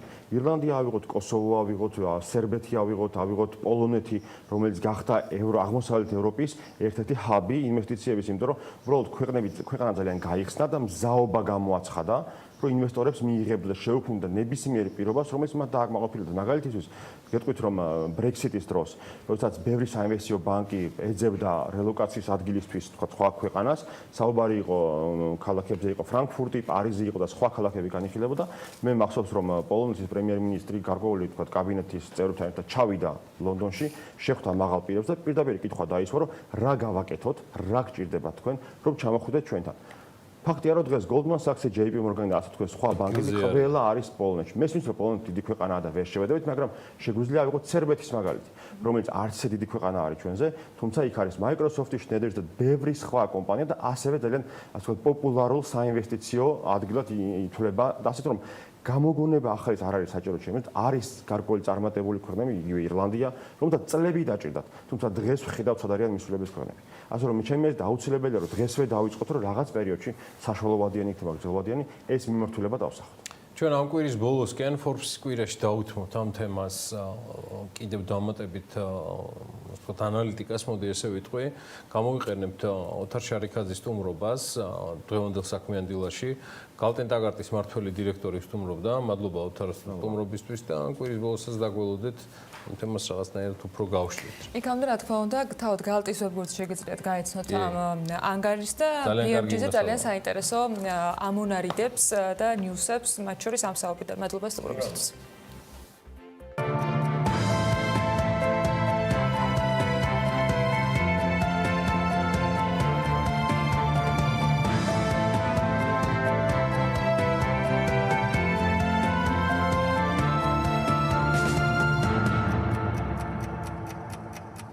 სარეკლამო ბაზარზე შემოსავლების კლებაზე გასულ კვირას BMG-ის მაყურებელს ინფორმაცია გავუვახრეთ. ქართული ციფრული მარკეტინგული სააგენტოები ამბობენ, რომ შემოსავლები 40%-მდეა შემცირებული. დღეს მოგიყვებით გლობალურად რა ხდება მსოფლიოს სარეკლამო ბაზარზე, რა მიმართულებით მომუშავე სარეკლამო კომპანიებს შეუმცირდეთ შემოსავლები ყველაზე მეტად და რა მოლოდინები აქვთ ექსპერტებს გლობალურ სარეკლამო ბაზართან მიმართებით, როდის დაიწყება ამ ბაზრის გაჯანსაღება. ანუკა ჯოხაძე და ნინი ლონგურაშვილი მოგვიყვებიან. მოგესალმებით ანუკა, ნინი და გისმენთ. დილომშვიდობისა ანა.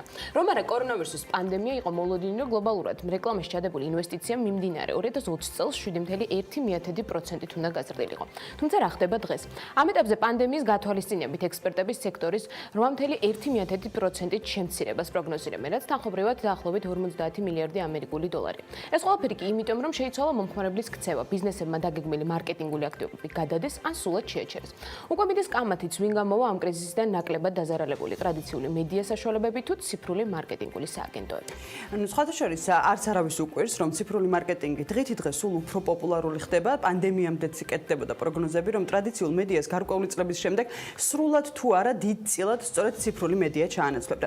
ეს პროცესები კორონავირუსის პანდემიამ კიდევ უფრო დააჩქარა და 2020 წელს ტრადიციულ მედია საშუალებებში ბიზნესები სულ უფრო ნაკლებ თანხას დახარჯავენ, მაგრამ რაც შეეხება ციფრულ მედიას, აქ შესაძლოა ზრდა დაფიქსირდეს და სწორედ აი ასეთ პროგნოზებს აკეთებენ დღეს ანალიტიკოსები, რომ მაგრამ მან შეინიშნება ზრდა ისეთ სერვისზე, მაგალითად როგორიც არის Netflix-ი, სადაც ბიზნესებმა წელს ორჯერ მეტი თანხა დახარჯეს. თუმცა მიუხედავად იმისა, რომ ზრდა არის მოსალოდნელი ციფრულ მედია საშუალებებში, ეს ზრდა არ იქნება ისეთი, როგორიც მოსალოდნელი იყო გასულ წელს. კლება მაინც შენარჩუნდება სხვა მარკეტინგულ მიმართულებებში. სექტორს კი ჯამურად რომ შევხედოთ, მიმდინარე წელს მნიშვნელოვანი კლება გვექნება.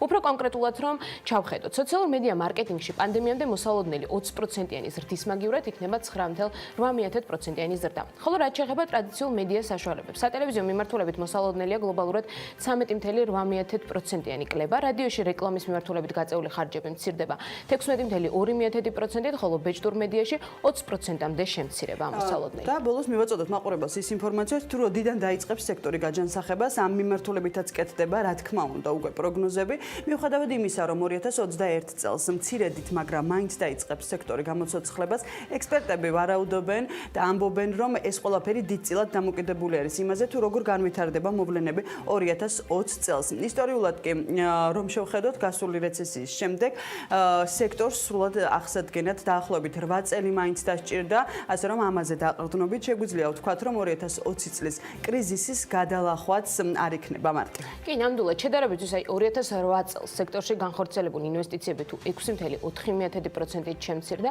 წელს შემცირება 8.1%-ის ოდენობით არის ნავარაუდები. ასე რომ მარკეტერებს მოუწევთ მაქსიმალურად მოერგონ ახალ რეალობას, სადაც მომხმარებლების ქცევა სრულად შეცვლილი. ამასთან აქტიურად მიმდინარეობს საუბარი პანდემიის მეორე ტალღაზე, შესაბამისად პროგნოზების გაკეთება ერთმნიშვნელოვნად რთულია. ყველაფერს დრო გვაჩვენებს ამ კრიზისიდან ვინ უფრო მცირე დანაკარგებით გამოვა, იქნება ეს ტრადიციული მედია თუ ციფრული მედია მარკეტინგი. მადლობა ანუკას და ნინის, სარგემშვიდობებით, საინტერესო მასალები გვაქვს თქვენთან ერთად კიდევ მაყურებისთვის შესათავაზებელი, თუმცა ვემზადებით იქამდე სტუმრების სამასპინძლოდ ავიაციის სიახლეებით დაგებრუნდებით ძალიან მალე. გიორგი მოლოდინიშვილი და მისი სტუმარი შემოგვიერთდებიან სტუდიაში.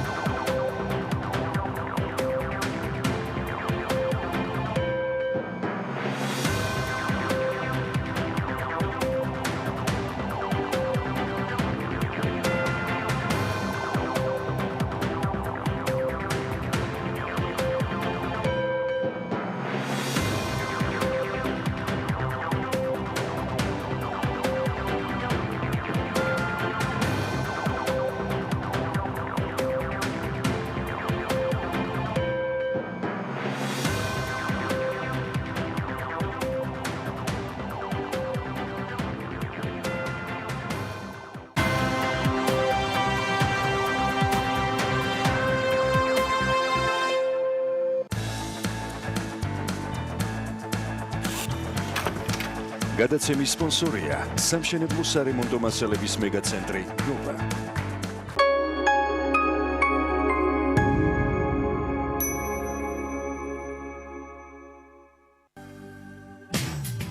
წყლის ზალა უსაზღვროა, მაგრამ მასთან გამკლავება შესაძლებელია პენეტრონის სისტემის გამოყენებით.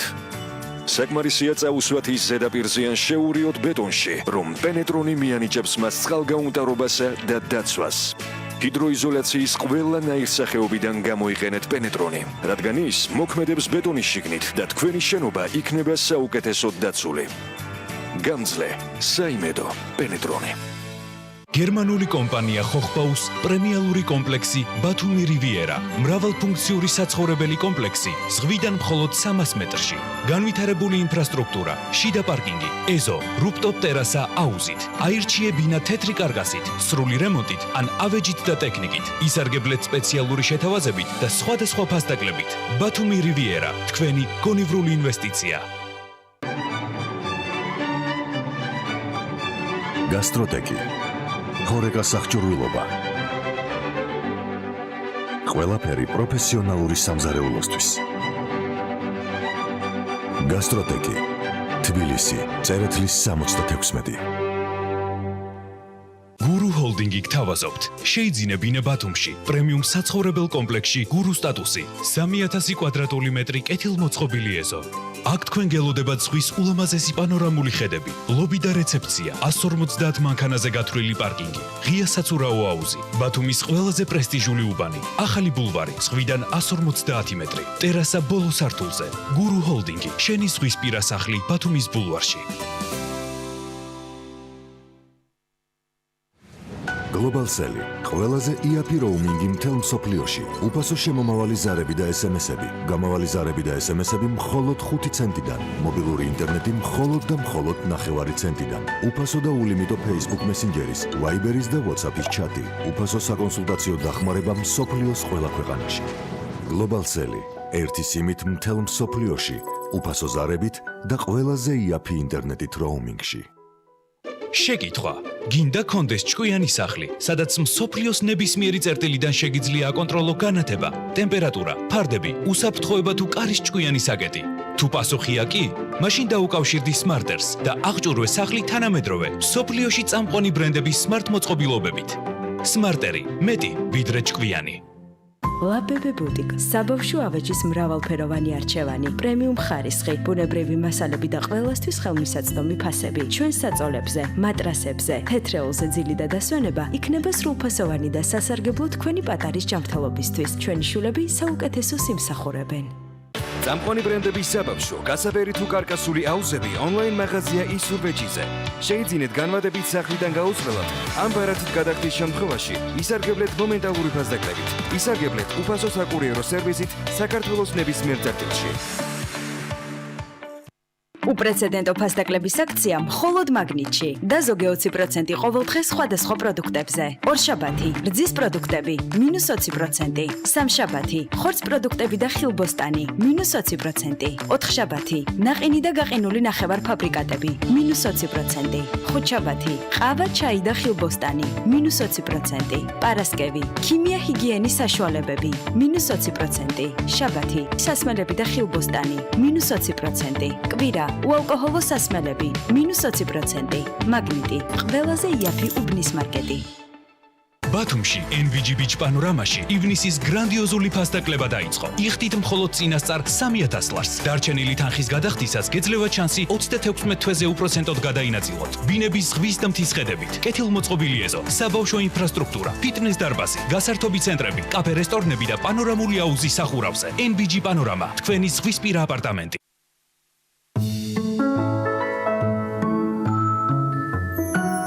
ლენორის ხანგრძლივი სიახლის ეფექტის წყალობით მე ნებისმიერ დროს შემიძლია ჩემი ტანსაცმლის საამურის სურნელის გამოღვიძება. კარადაში გატარებული რამდენიმე კვირის შემდეგაც კი ჩემი ტანსაცმელი არაჩვეულებრივად სურნელოვანია. ინარჩუნებს სურნელს 7 კვირამდე კარადაში. ლენორთან ერთად თავს კარგად ვგრძნობ.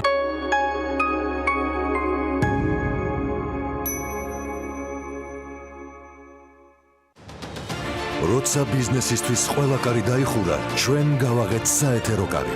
ერთად შევძელით და დავდექით ქართული საქმის შუაგულში. ერთად გავიარეთ კრიზისი. დაუთმეთ საეთერო დრო ქართულ კომპანიებს, იმისათვის რომ არ გაჩერებულიყვნენ, დაესახათ მიზნები და დაეგეგმათ მომავალი. კამპანია დასრულდა, მაგრამ არ სრულდება მხარდაჭერა. ჩვენ არ ვჩერდებით. ჩვენ ვდგავართ თქვენს გვერდით დღეს და ვიდგებით ხვალაც. TV პირველი, ყოველთვის, როცა ბიზნესს მხარდაჭერა სჭირდება. TV პირველი, ყოველთვის ქართული საქმის შუაგულში. როდესაც მოვლენები ჩვენს თვალწინ ელვის სისწრაფით იცვლება. როდესაც ყოველდღე ჩნდება რეალობა, რომელიც ცვლის ჩვენს ცხოვრებას. ჩვენ ვფიქრობთ, რომ თქვენ უნდა იცოდეთ არა მხოლოდ ის, რა ხდება, არამედ უნდა იცოდეთ ისიც, რატო ხდება. ჩვენ დავსვამ ყველა კითხვას და გიჩვენებთ ყველა მთავარ მოვლენას პირდაპირ ეთერში. ყოველ სამუშაო დღეს, საღამოს 6 საათზე, ანა წერეთლის დღის ამბები. TV პირველი თანამგზავრზე. სატელიტური მაუწყებლობის ყველაზე თანამედროვე DVB-S2 სტანდარტის MPEG-4 ფორმატში. თანამგზავრი Azerspay 1, აღმოსავლეთის 46 გრადუსი, სიხშირე 11094 MHz, პოლარიზაცია ჰორიზონტალური, სიმბოლური სიჩქარე 30000 კილობიტი წამში. შესწორების კოდი 5მე6.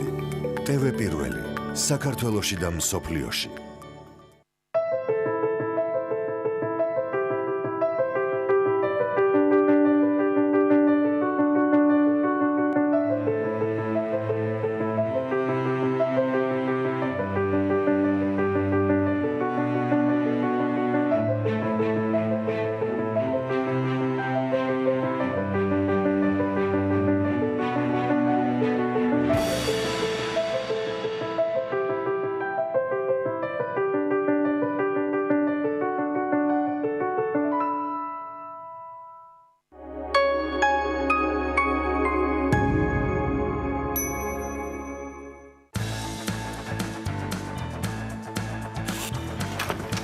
გადაცემის სპონსორია სამშენებლო სარემონტო მასალების მეგაცენტრი ნოვა.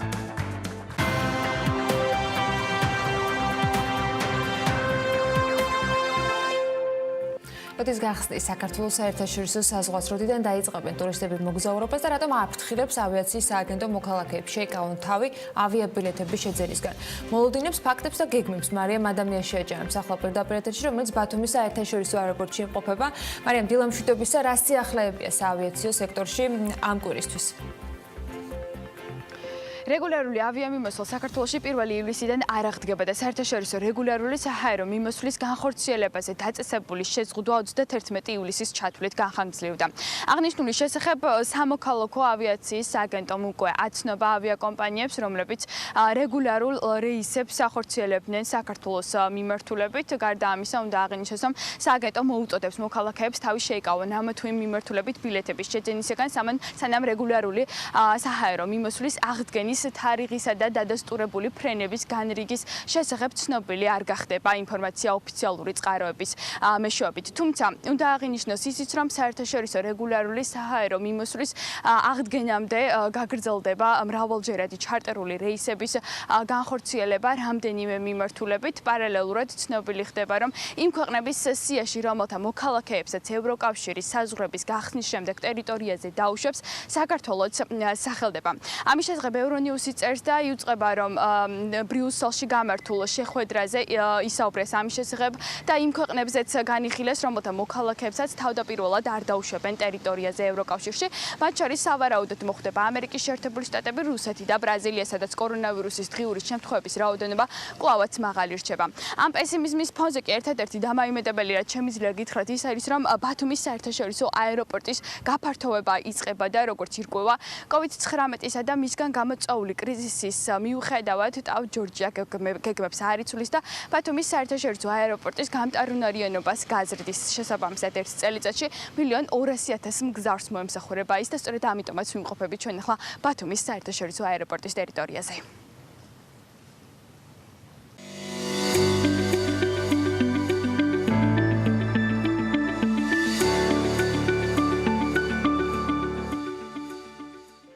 მადლობა მარიამ, სულდებით განახლებულ ინფორმაციებს მისგან ცხადია ყოველგვარად, თუმცა იქამდე უნდა გავაგრძელოთ საუბარი ავიაციაზე საქმენდილას ეთერში გიორგი მოლოდინაშვილი შემოგვიერთდა სტუდიაში სტუმართან ერთად, რას მოგვიტანს და რას აკარგვინებს ქვეყანას ცის გახსნაზე ამ ეტაპზე უარის თქმას ავიაციო საკონსტრუქციო ჯგუფის ხელმძღვანელი დღეს Andy Lius MyWay Airlines-ის დირექტორს მასპინძლობს. მოგესალმებით გიორგი, მივესალმებით ჩვენ სტუმარს და გითხოვთ ეთერს. მშვიდობის ანა, მიხარია შენთან ერთად ეთერში ყოფნა.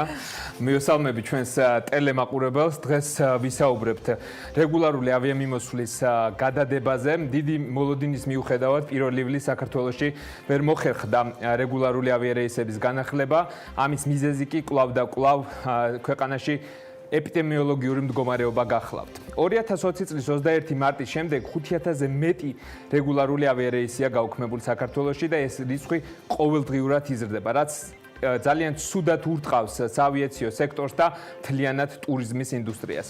მე მივესალმებით ჩვენ სტუმარს, რომელთანაც ვისაუბრებთ თუ როგორ აისახება ეს ყველაფერი მის კომპანიაზე ყოველდღიურად. ჩემი სტუმარი ავიაკომპანია MyWay Airlines-ის დირექტორი Andy Liu. მე მივესალმები მას. First of all, Andy, პირველ რიგში Andy, მადლობთ დილამშვიდობის. მოხარული ვარ რომ თქვენ მიგიღოთ სტუმრად დღეს. მადლობთ. Thank you. Andy, before we touch the სანამ შევეხებით ძირითად თემებს ჩვენი დისკუსიის, მინდოდა მეკითხა მიმდინარე სიტუაციაზე MyWay Airlines-ში და პანდემია როგორ ზეგავლენას ახდენს თქვენ კომპანიაზე. თუ გავიხედავთ უკან მარტში ამას წლის ყველაფერი შეიცვალა მოულოდნელად. ძალიან ძნელია ნებისმიერი სახის გეგმების შექმნა აი ამ საგანგებო სიტუაციასთან დაკავშირებით. მაგრამ საგანგებო მდგომარეობაზე გადასვლის შემდეგ ჩვენ უნდა მივდიოთ ამას, შევიცვალოთ.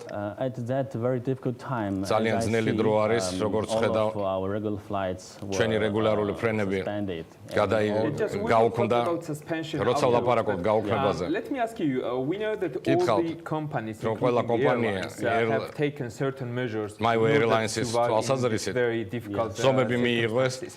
რაც არ დაზარალებულიყვნენ აი ამ გარემოებებში, თქვენ რა ზომები მიიღეთ, რომ კომპანია გადაგერჩინათ და შეამცირეთ თუ არა სამუშაო ადგილები საჰაერო ხაზზე.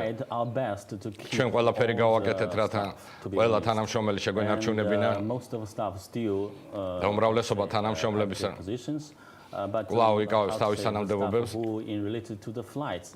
ეს დაკავშირებული ფრენებთან მათგან ესე ვთქვათ მოგვიწია ვინც ფრენებში იყო ჩართული მათი გაშოვა მოგვიწია უხელფასო შეფერებაში. მეორე რა განვახორციელეთ ეს And it's of course it's not easy. ადვილი არ იყო. The cargo flight we can perform but it depend on the ზოგიერთი ფრენების წარმოება შეგვიძლია, მაგრამ გააჩნია რამდენად ბევრი გზავრი ყავს, ადვილი არ არის. And we also მაგრამ you're trying to get some revenue in order to balance your რათა მიიღოთ შემოსავლები, რათა დააბალანსოთ ის ზარალი, რომელიც მიიღეთ ამ კრიზისში. ჩვენ ვიცით რომ განახლება რეგულარული ფრენებისა ივლისის ბოლომდე გაგრძელდა. თქვენზე ზეგავლენას როგორ მოახდენს თქვენ საჰაერო ხაზები და რა დამატებით ზომებს განახორციელებთ? From mid of March we მარტის შუიდან ჩვენ შევაჩერეთ ყველა რეგულარული ფრენა და ასევე ჩარტერული პროგრამა გაუქმდა. And during this period ამ პერიოდის განმავლობაში roughly ჩვენ რაც გავითვალეთ უხეშად more than $1 million დაახლოებით $1 მილიონი გვეკარგება ყოველთვის. მაგრამ but as I see it will be really big. როგორც ხედავთ ძალიან დიდი დანაკარგი იქნება ამ ეტაპზე. And of course the additional measures და რა თქმა უნდა დამატებითი ზომები ამ პერიოდში I'm discussing with all my managers. მე ჩემ მენეჯერებთან განვიხილავ ჩემ გუნდთან ამას და ჩვენ ახალ ადგილმდებარეობებზე გვაგათვლები და ჩვენ უნდა დავწუნდეთ იმაზე რომ ჩვენ მზად ვიქნებით როცა განახდება ფრენები. ფრენებზე კითხავთ სანამ რეგულარული ფრენები ადგება. მაგალითად მე ვაპირებ ჩარტერული ფრენის აპირებ თუ არა ჩარტერული ფრენების წარმოებას ივლისის ბოლომდე და რა ადგილმდებარეობებზე.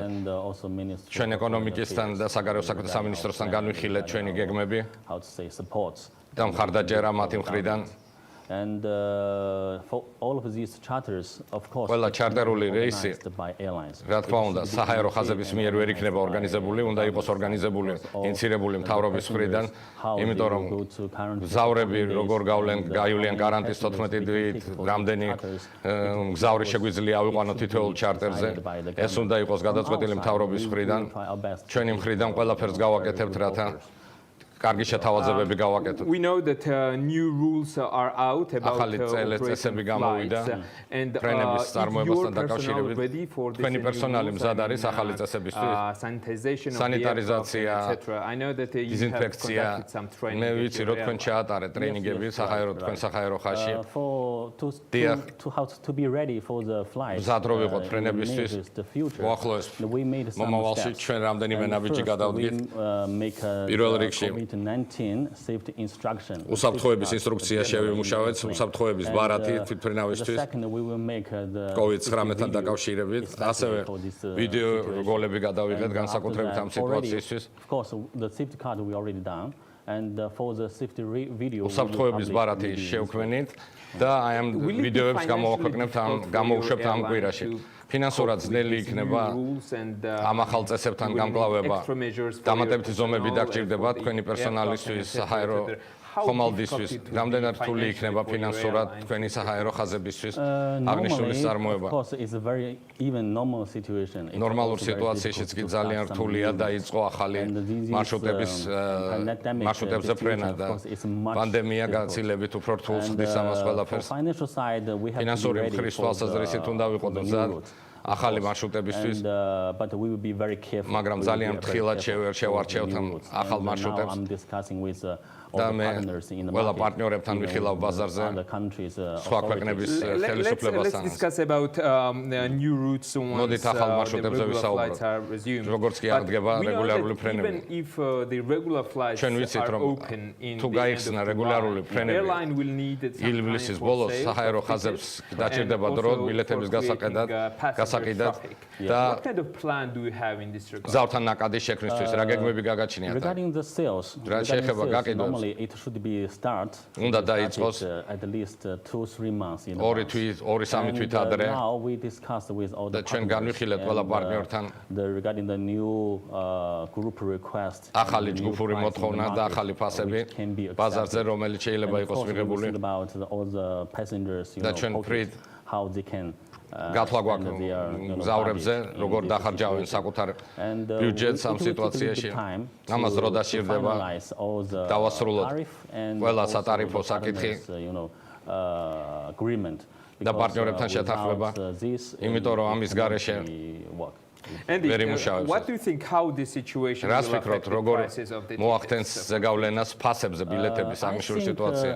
Everything, how to say, for example, now the fuel a little bit lower than before, right? ეხლა ფასები ცოტა უფრო დაბალია ვიდრე მანამდე, მაგრამ cost and expense ყველა სხვა ხარჯი still the same. კვლავ იგივეა. And so from my side, as I think, როგორც more or ვფიქრობ, less the same. I think it should be more or less. ფასი დარჩება დაახლოებით იგივე. After 2-3 months, the price. 3-4 თვის შემდეგ კი ფასი მოიმატებს სავარაუდოდ. Particularly must be very careful because ძალიან ფრთხილები უნდა იყოს საჰაერო ხაზები, იმიტომ რომ უნდა შექმნათ შესაძლებლობა მოთხოვნა გზავრების და თუ გაზდით ფასებს, ბილეთების ფასები, ამან შეიძლება უარყოფითი შედეგები მოიტანოს თქვენ სამუშაოს. On which destinations do you think to enter once regular flights? რომელ ადგილდებარეობებზე აპირებთ ფრენებს, როგორც კი გაიხსნება ფრენები? Start from Middle East. Of course, შუა აღმოსავლეთიდან flights. And this is summer we have 5 flights per week. 5 ფრენა ქონდა კვირაში. Now we will plan to და ეხლა ვგეგმავთ შუა აღმოსავლეთისა და ახალ მარშრუტებზე ფრენას. ჩვენ პარტნიორებთან განვიხილეთ შუა აღმოსავლეთში. ჩვენ ასევე ევროპასა და დამოკავშირებულ ფრენებსაც განხორციელებთ. თქვენ იცით, რომ საქართველო ეხლა ევროკავშირის განხილვის პროცესში იმყოფება, რათა შენგენის ქვეყნებისთვის გახსნას რეგულარული ფრენებისთვის. და პირველი ფრენები იქნება ალბათ ალბათ ევროპაში ზუსტი ადგილმდებარეობა იცით ევროპაში რომელშიც იქნება ფრენა არა მეტყვი ჩემი მხრიდან როგორც მე მაქვს ინფორმაცია საქართველოს მთავრობა ასევე ელოდება ევროკავშირის გადაწყვეტილებას და როდესაც გახსნილი იქნება ევროკავშირი საქართველოს მოქალაქეებისთვის როდესაც დააფუძნეთ საჰაერო ხაზი თქვენ ძალიან დიდი ინვესტიცია ჩადეთ დარწმუნებული ვარ რომ ხანგრძლივი გეგმები გაგაჩნიათ პოსტპანდემიური სიტუაციის თვალსაზრისითაც ხანგრძლივი პერსპექტივით რა გეგმები გაქვთ In the long term period, we of course we discussed and now we are going to this direction step by step. I am მიმართულებით ვიდივართ ნაბიჯ-ნაბიჯ. Of course from the Middle East. ჩვენ დავიწყებთ შუა აღმოსავლეთიდან. Caucasus countries and also we will start Europe. ევროპულ ფრენებსაც განახორციელებდა და ამ წელს ახალი აზიური ქვეყნების ადგილმდებარეობებსაც ვიხილავთ ეს ხანძლივი პროექტია. მაგრამ ნაბიჯ-ნაბიჯ მივყვებით მას. დარწმუნებული ვარ რომ თქვენი საჰაერო ხაზები დაძლევს კრიზისს და გისურვებთ წარმატებას ამ ძალიან რთულ ბიზნესში. და ნახვამდის დღეს მე მშვიდობები ჩემს სტუმარს და ჩემს მაყურებელს მინდა ვუსურვო მშვიდობიანი კვირა და ჩვენ უკვე შევხვდებით მომავალ შაბათს ნახვამდის.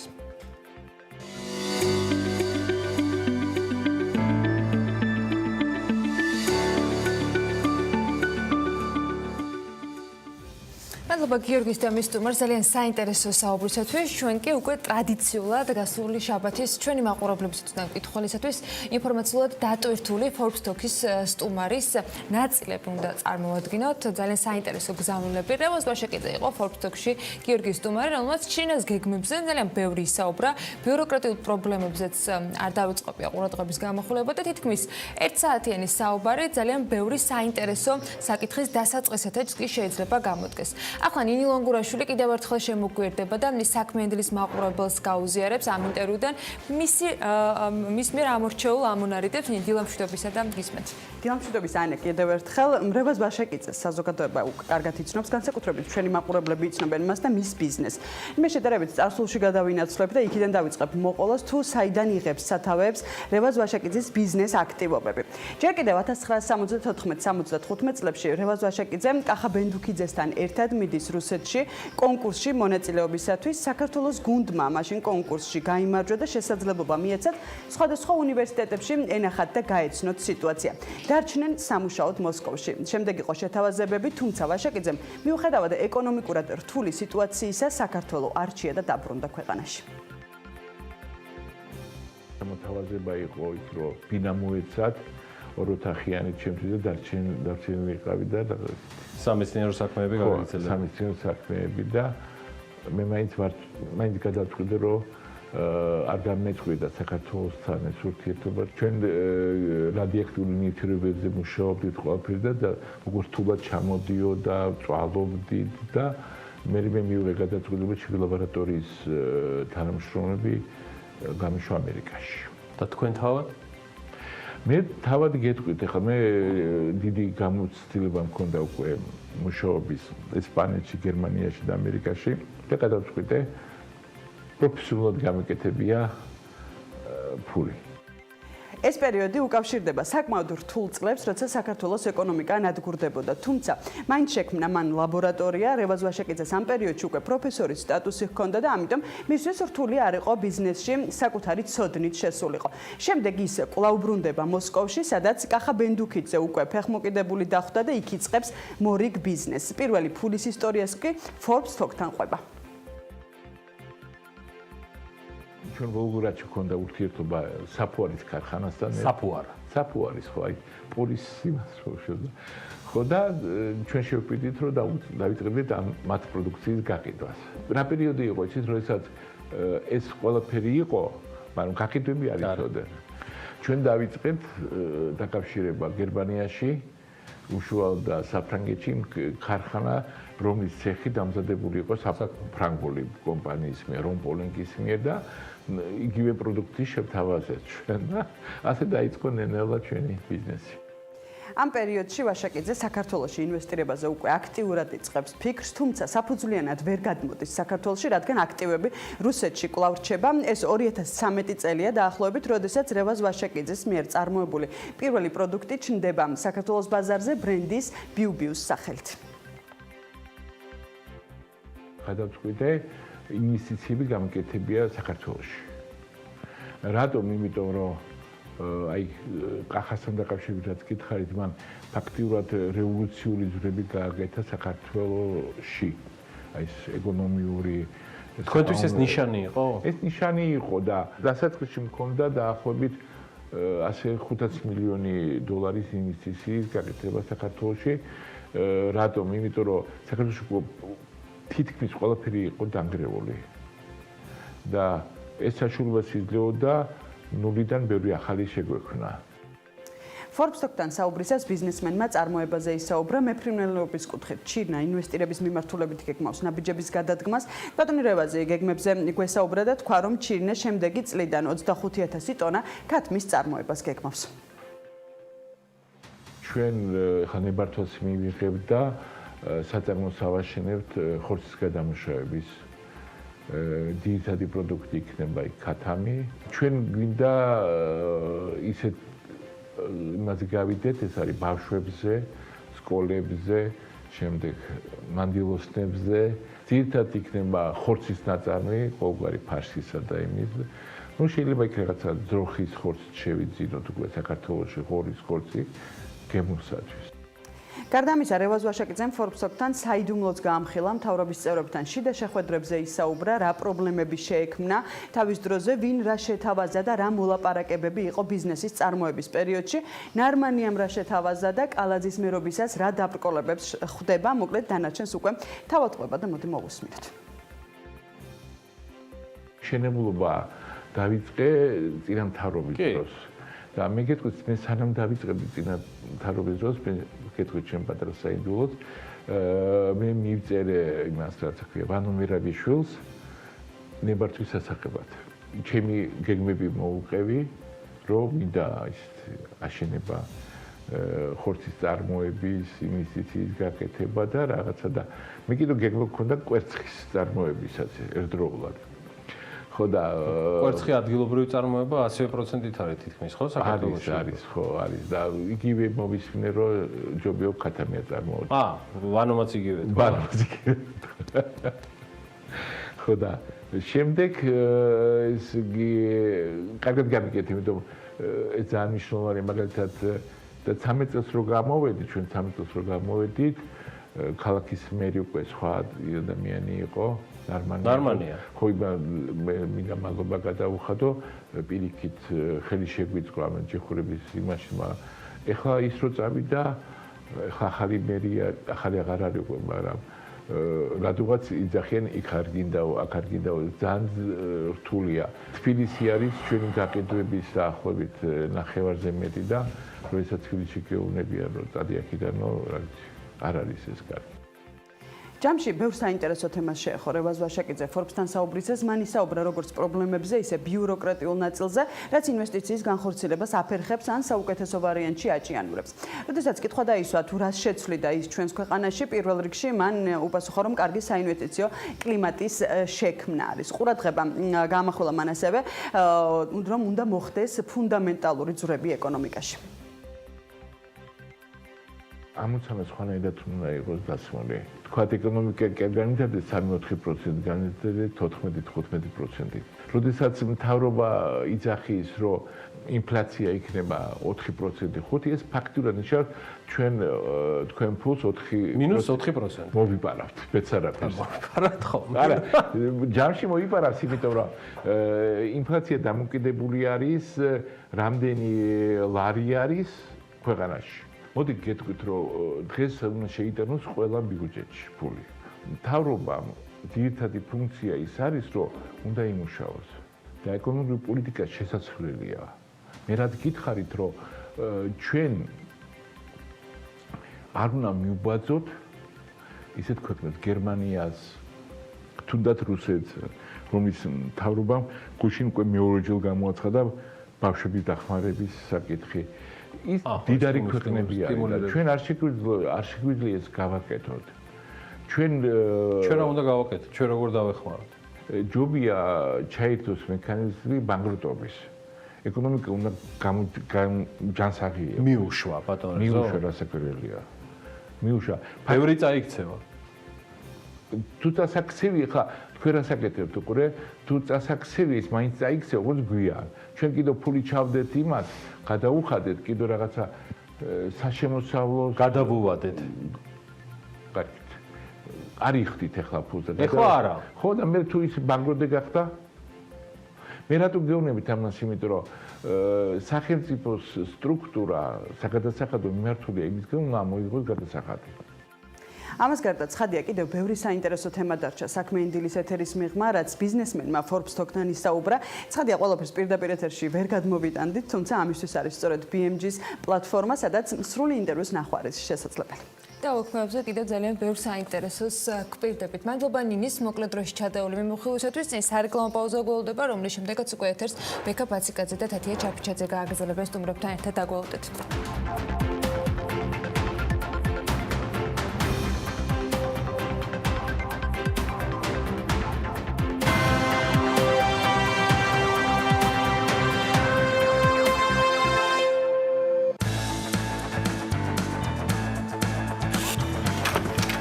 გადაცემის სპონსორია სამშენებლო სარემონტო მასალების მეგაცენტრი ნოვა.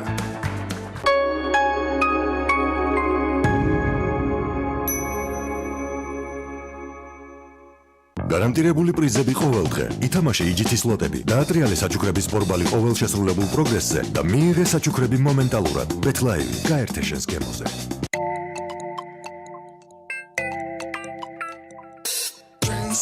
Sadaris, aseti super ambavi, sandomis tquinis rapari, upros aproli nam squari, akhareb tista patares, verapes vershe adare, subtada gemrielia, gemoro melitchenia.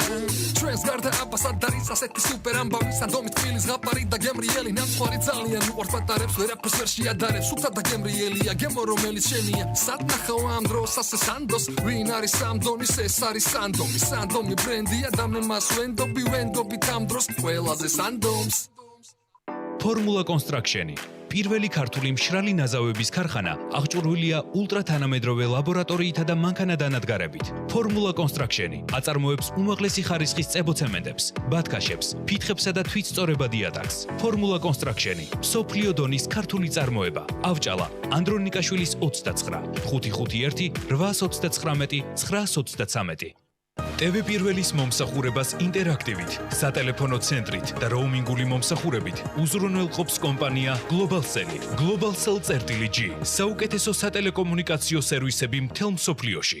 სარემონტო მასალები ერთ სივრცეში. შეიძინეთ შიდა და გარე კარები, მოსაპირკეთებელი ბუნებრივი ქვები, კერამიკული ფილები, ჯაკუზები, აბაზანები, ზოდიში და გაარემონტეთ სიყვარულით.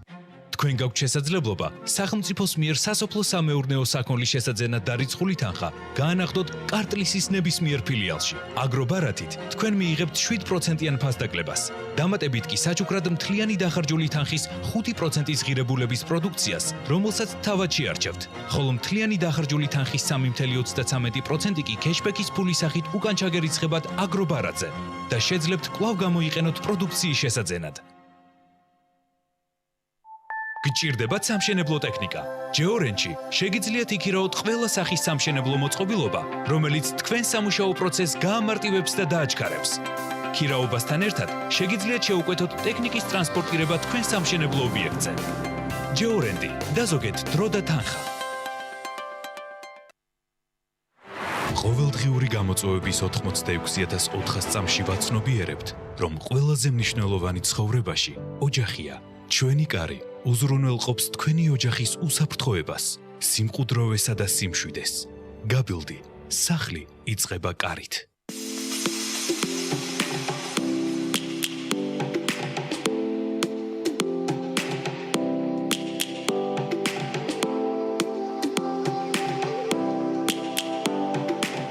5 ივლისის ჩათვლით. კვირის აქცია სუფთა სახლში. ნივეა, სპრეი 6 ლარი და 60 თეთრი. არიელი, სარეცხი ფხვნილი 3 კილოგრამი, 14 ლარი და 40 თეთრი. სიოსი, თმის შამპუნი 7 ლარი და 90 თეთრი. ვიცხოვროთ სუფთა სახლში. წარმოგიდგენთ ახალ ფეირის პლატინიუმ ჰიგიენა. შესანიშნავი ჰიგიენური წმენდა დამატებითი საწმენდის საშუალებების გარეშეწკე. ფეირის საუკეთესო ცხიმის წმენდის ენერგიით მიაღწიე მაქსიმალურ ჰიგიენას. ფეირი პლატინიუმ ჰიგიენა. ფეირის ყველაზე ეფექტური წმენდა. მწვავე ტკივილი შეიძლება მოულოდნელად დაგესხათ თავს. დექსალგინი გვეხმარება მწვავე ტკივილთან ბრძოლაში. დექსალგინი, როდესაც ტკივილი გესხმით თავს. გამოყენებისას გაეცანით ინსტრუქციას გვერდითი მოვლენების შესახებ დეტალური ინფორმაციის მისაღებად მიმართეთ ექიმს. ფასდაკლება კარფურში, ღორის ხორცი, 8 ლარი და 80 თეთრი, მაკარონი 1 ლარი და 59 თეთრი, ბრინჯი 1 ლარი და 95 თეთრი, შვრია 1 ლარი და 70 თეთრი, ლუდი 5 ლარი და 50 თეთრი, ბავშვის საფენი 12 ლარი და 95 თეთრი, ხილსახოცი 1 ლარი და 95 თეთრი, ზღვის აქსესუარები 3 ლარი და 90 თეთრი. გვეწვიეთ კარფური, ყოველთვის დაბალი ფასები. ლიოტონ 1000 გელის ეპარინის ოპტიმალური კონცენტრაცია და სამმაგი ეფექტი ამცირებს თქვენი ფეხების ტკივილს და შეშუპებას და განიჭერთ კომფორტს. ლიოტონ 1000 თქვენი ფეხების ჯანმრთელობისა და სიმსუბუქისათვის. გამოყენებისას გაეცანით ინსტრუქციას. გვერდითი მოვლენების შესახებ დეტალური ინფორმაციის მისაღებად მიმართეთ ექიმს. მიიღე ყველა ფსონის 50% ყოველდღე. სპორტ მაქსი, მაქსიმალური სარგებელი აჭარაბეთის სახალ სპორტში. დადებ ფსონის სპორტის ნებისმიერ სახეობაზე და მიიღე გარანტირებული ფრიბეთი ბილეთის შედეგის მიუხედავად. acarabet.com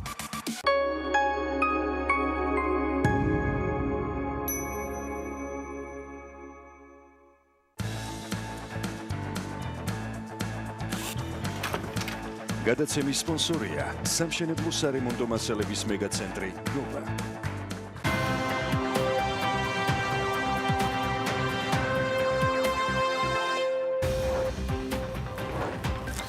რეგიონული განვითარების და ინფრასტრუქტურის სამინისტრომ 6 ქალაქისთვის 175 ერთეული ავტობუსი შეისყიდა, როგორც სამინისტროს მიერ გავრცელებულ ინფორმაციაში ენათქვამენ პროექტის ფარგლებში ქუთაის 60, რუსთავს 40, გორს 30, ზუგდიდს 25, ხოლო თელავს და ფოთს 10 ავტობუსი გადაეცემათ. დეპოზიტების დაზღვევის ლიმიტი 1 ივლისიდან სამაგდება და 15000 ლარს მიაღწევს. დაზღვევის სისტემა 2018 წლის იანვრიდან ამოქმედდა და მასში ყველა კომერციული ბანკია გაწევრიანებული. 21000 ტონაზე მეტი დიზელის აწვავის ფასდაკლების ბარათი საქართველოს მასშტაბით უკვე 66000-ზე მეტმა ბენეფიციარმა მიიღო. ევროკავშირის წევრი ქვეყნები 14 ქვეყნის მოქალაქეებისთვის საზღვრების გახსნის საკითხს შეთანხმდნენ, ქვეყნებს შორის საქართველოც არის. 2019 წლის ევროკავშირის მდგრადი ენერგიის ჯილდო მეღვინეობა შილდამ მოიპოვა. ნიდერლანდების მთავრობა ავიაკომპანია KLM-ს Air France-ის KLM-ის შვილობილ კომპანიას 3.4 მილიარდი ევროს ფინანსურ მხარდაჭერას გაუწევს.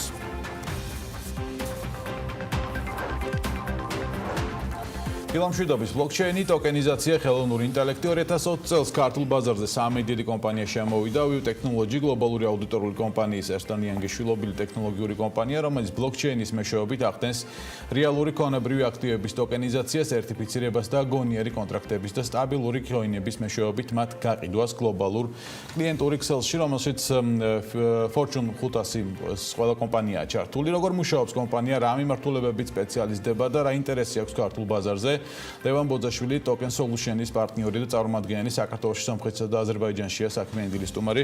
ლევან დილამშვიდობის, მადლობა გადაცემაში მობრძანებისთვის. დასაწყისში რომ ახსნათ Token Solution-ის მუშაობის პრინციპი, ის არის რამდენიმე წელი გლობალურ ბაზარზე, როგორ საქმიანობს?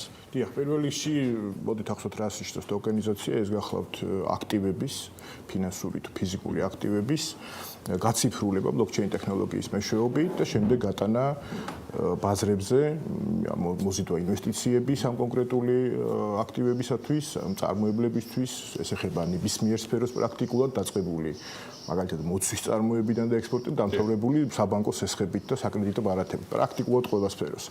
ეს არის ახალი ტექნოლოგიური, ასე ვთქვათ, გადაწყვეტა ბოლოს 3-4 წლის განმავლობაში ამის პრაქტიკულად ბუმია უკვე კაპიტალის ბაზრებზე მსოფლიოში და ყველა დიდი კომპანია ცდილობს გამოიყენოს ეს Token Solution-იც არის ევროკავშირში, ევროკავშირის ტერიტორიაზე ერთ-ერთი ყველაზე დიდი, თუ ყველაზე დიდი არა კომპანია, რომელმაც დააფუძნას ტოკენის solution-ი, რათა სწორედ ეს ფუნქცია განახორციელოს ევროკავშირის ტერიტორიაზე და შესაბამისად პარტნიორ ქვეყნებთანაც ახდენს ის, ასე ვთქვათ, შესვლას მათ ბაზარზე. Token solution-ი მუშაობს უკვე 2 წელია ისე როგორც View Technologies, მას ისევე როგორც მეორე კომპანიასაც მიღებული აქვს ევროკავშირის ინოვაციების უმაღლესი ჯილდო და ეს ინოვაცია სწორედ მდგომარეობს იმაში, რომ ის ძალიან ამარტივებს როგორც საექსპორტო საქონლის სერტიფიცირების პროცედურას, ისე ქმნის სამარკეტინგო მექანიზმს. აი უპირატესობა რა არის, კითხავთ, მაგრამ ამ შემთხვევაში რა აქტივები აქვს უკვე გაციფრულებული, ანუ გადაყვანილი ტოკენში, ანუ ეს სავაჭრო რაღაცა ბრუნვა რამდენია ამ 2 წლის განმავლობაში? დიახ, სავაჭრო ბრუნვა 3 დღის წინ მაგალითად აქედან დავიწყოთ. გაფორმდა შეთანხმება მონაკოს მთავრობასთან, რომელიც არის 300 მილიონ ევროზე მეტი.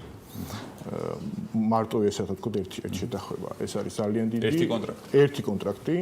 დანარჩენი დაწყებული სინგაპურიდან, დასრულებული ბრიუსელით, პრაქტიკულად ეს ეხება უძრავი ქონების ბაზარს, ძალიან პერსპექტიული საკითხია, ასე ვთქვათ, უძრავი ქონების. ეს ეხება სოფლის მეურნეობას, მაგალითად ღვინის ტოკენიზაციას ვახდენთ სწორედ ასე. და ღვინის ასე ვთქვათ გატანა შესაძლებელია მთელს გლობალურ ქსელში, სწორედ იმ 500 Fortune კომპანიის მომხმარებელთა 600 მილიონიან ქსელში პრაქტიკულად, რაც დამატებით საშუალება ქართული ღვინის წარმოებლებისთვის, რომ ის გავიდეს ბლოკჩეინის მეშვეობით. ამიტომ შესაძლებლობები არის ძალიან დიდი და ამ კომპანიასაც გაკეთებული აქვს როგორც ასე ვთქვათ საფონდო ბირჟების ტოკენიზაცია, სესხების ტოკენიზაცია, საკრედიტო ბარათების ტოკენიზაცია, ისე სოფლის მეურნეობის წარმოების ტოკენიზაცია. ბატონო, თანამედროვე ბიზნესში ძალიან მნიშვნელოვანია რას გვიზოგავს ესა თუ ის თანამედროვე ტექნოლოგია, სიახლე, რომელიც კერძო კომპანიამ მაგალითად ღვინის სფეროში მოღვაწეებმა ან უძრავი ქონების სექტორში მოღვაწეებმა უნდა მიიღონ. უპირატესობები რა არის? რა შეგვიძლია დავზოგოთ როგორც ბიზნესმა, როდესაც თქვა Token Solution-თან ურთიერთობას დავიწყებთ და ტოკენიზაციას გადავწყვეტ ჩვენი აქტივობებს. გუშინ გამოაქვეყნა IBM-მა კვლევა ტოკენიზაციასთან დაკავშირებით, სადაც წერია, რომ ტოკენიზაცია ბლოკჩეინი იძლევა საშუალებას დაიზოგოს ტრილიონები გლობალური ეკონომიკის მასშტაბით. ისე როგორც პირველი ფინანსები, მაგას გვიყვება. ფინანსები, დიახ. პირველი ეს არის ფინანსები. რა არის ბლოკჩეინის დანიშნულება, რომ ის იძლევა საშუალებას საშუამავლო, თაც გაჯერებულია ყველა ტიპის ეკონომიკა, საშუამავლო ხარჯების შეუმცირდეს კომპანიებს. შეუმცირდეს ბიუროკრატიული საკაღალდე წარმოების ხარჯები, სალიცენზიო, ასე ვთქვათ, პროცედურები, საექსპორტო, ასე ვთქვათ, საჭიროებებისთვის არსებული სტანდარტების მიღების და განაწილების და რაც თავარია, საწარმოო პროცესი, ხელოვნური ინტელექტი, საგანთა ინტერნეტის და შემდეგ უკვე ბლოკჩეინის საშუალებით იქნა შემცირებული იმ დონეზე ეს ხარჯები, რომ პრაქტიკულად ის ხარჯები, რომელიც კომპანიებს, ახალ სტარტაპებს, განსაკუთრებით სრულ და საშუალო ბიზნესის წარმომადგენლებს ემუქრება თავის საწყის ეტაპზე მოკლით, პრაქტიკულად შეამციროს ისე, რომ მოახდინოს შემდეგ საბანკო პროდუქტების გადახდა სესხი იქნება თუ ასე ვთქვათ კრედიტი თუ მოიზიდოს სხვა ინვესტიციები. ანუ ერთის მხრივ ეს არის ხარჯების შემცირების ძალიან მნიშვნელოვანი ელემენტი და მეორეს მხრივ ეს არის წვდომის უზრუნველყოფა საინვესტიციო ინსტიტუციო თუ აკრედიტებულ ინვესტორებთან, რომლების მეშვეობითაც ხდება უკვე შემდეგ მოგების ტოკენიზაცია და აქედან დივიდენდების განაწილება. და კიდევ ერთი საკითხი, ქართულ ბაზარზე რა ინტერესები აქვს Token Solutions, რა მიმართულებებით, რა სექტორებში და შეუძლია თუ არა გარდა თქვათ კერძო სექტორისა, საჯარო ასე თქვათ, მთავრობასთან აქვს თუ არა ურთიერთობები მონაკო ახსენეთ, რომელთანაც მთავრობასთან დაიდო ხო ალბათ კონტრაქტი და როგორია ეს ურთიერთობები ამას შემთხვევაში? კი, ძალიან კარგი კითხვა, ორი ელემენტია აქ კერძო სექტორში ეს გახლავთ სოფლის მეურნეობა, რაც არის ჩვენთვის პრიორიტეტული, ძალიან მნიშვნელოვანი, ეს გახლავთ უძრავი ქონების ბაზარი და ეს გახლავთ საბანკო სექტორი. სადაც ეს ყველაფერი ახდენს ასე ვთქვათ იმ ხარჯების შემცირებას, რომელიც ტვირთად აწევს მწარმოებელსაც და შემდეგ ექსპორტიორსაც. რაც შეეხება საჯარო სექტორს, აქ ძალიან მნიშვნელოვანი სოციალური, ასე ვთქვათ, ზემოქმედების სოციალური სარგებლის მოტანის ნაწილშია მნიშვნელოვანი. რატომ? აქაც საჯარო სექტორის შემთხვევაში ახდენს ხარჯების შემცირებას, გამარტივებას პროცედურების, თქვენ თუ ეხლა მიბრძანდებით ნებისმიერ ნოტარიუსთან რიგები დგას 20-30 კაცი, რაც ვთქვათ ბლოკჩეინის მეშვეობით შეიძლება ეს ძალიან ასე ვთქვათ მოიხსნას ეს პრობლემები, ხო? და ასევე ეხმარება იმას, რომ მაგალითად რო ავიღოთ საპენსიო ფონდი და დღეს ტოკენიზაცია მოვახდინოთ ჩვენ საპენსიო ფონდის 800 მილიონიანი ლარის ასე ვთქვათ უკვე აკუმულირებული თანხებისა, ეს საშუალებას მოგცემს ხვალიდანვე დაუწყოთ უკვე არსებულ პენსიონერებს ორმაგი და სამაგი პენსიის გადახდა. ანუ მეორადი წვდომა იხსნება ასე ვთქვათ კაპიტალთან, რომ რომელიც ამ ეტაპზე ქვეყანაში არ არსებობს, რომელიც უნდა შეიქმნას, ამის საფუძველი არის ბუნებრივია რეალური ეკონომიკა, მაგრამ ვიდრე ეს ყველაფერი მოხდება, უკვე ტოკენიზაცია ამ საშუალებას იძლევა. ამიტომ სახელმწიფო სერვისებშიც, სახელმწიფო საწარმოებშიც, სახელმწიფო პოლიტიკაშიც ეს არის ძალიან მნიშვნელოვანი. მონაკოსთან დადებული ეს ხელშეკრულება სწორედ იმას ითვალისწინებს, ნუ ეხლა მონაკოში ყოველ მესამე ადამიანი ოფიციალურად მილიონერია. მაგრამ ამის მიუხედავად სწორედ ამაში მდგომარეობს საქმე, რომ იქ ხალხი მილიონერია ყოველ მესამე ადამიანი და მაინც აკეთებენ ამას. ანუ ხედავენ, რომ ეს კიდე უფრო მეც სარგებელს მოუტანს ადამიანებს. ჩვენი მინდა რომ წარმატებები გისურვოთ. მადლობა. ლევან ბოზაშვილი იყო ჩვენი სტუმარი, Token Solutions პარტნიორი და წარმომადგენელი საქართველოს, სამხრეთსა და აზერბაიჯანში. ცხადია ამ ბიზნესის დამმართველობის განვითარებასაც ჩვენ მივადევნებთ, ალყურს და მაყურებელიც იქნება საქმის კურსში. განვაგრძობთ ეთერს მხოლოდ ქართულის რუბრიკის ფარგლებში სალომე ჭეპაშვილმა ამჯერად მოგვიმზადა სიუჟეტი პირველ ქართულ-აფხაზურ ბიზნესზე, რომელიც 2020 წლის იანვრიდან ოკუპირებულ ტერიტორიაზე გალში აფხაზი და ქართული ახალგაზრდების მიერ ერთობლივი მუშაობის შედეგად შეიქმნა. საუბარია არყის წარმოებაზე, არყის სახელწოდებით სამურზაყანო, რომლის პირველი 250 ბოთლი წარწერით დამზადებულია საქართველოში უკვე ჩამოსხმულია.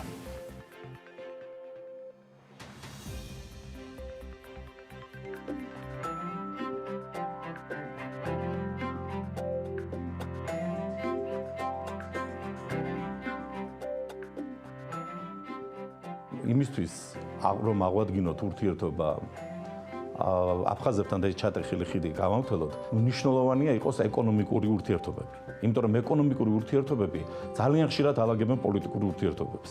და ეკონომიკური ურთიერთობებით ჩვენ ფორმა უნდა მოგვეძებნა, რა ფორმა შეიძლებოდა შეგვემუშავებინა, რომ ერთობლივად ემუშავათ აფხაზ და ქართველ ახალგაზრდებს, რომლებიც ერთობლივად ოკუპირებულ ტერიტორიაზე აწარმოებდნენ პროდუქტს და პროდუქტს, რომელსაც ეწერებოდა წარმოებულია საქართველოში. ეს პროდუქტი არის წარმოებული გალის რაიონში. მას აწერია რომ წარმოებულია საქართველოში, იმიტომ რომ გალი, სოხუმი, გააგრა, ოჩამჩირე და ასე შემდეგ ყველა არის საქართველო.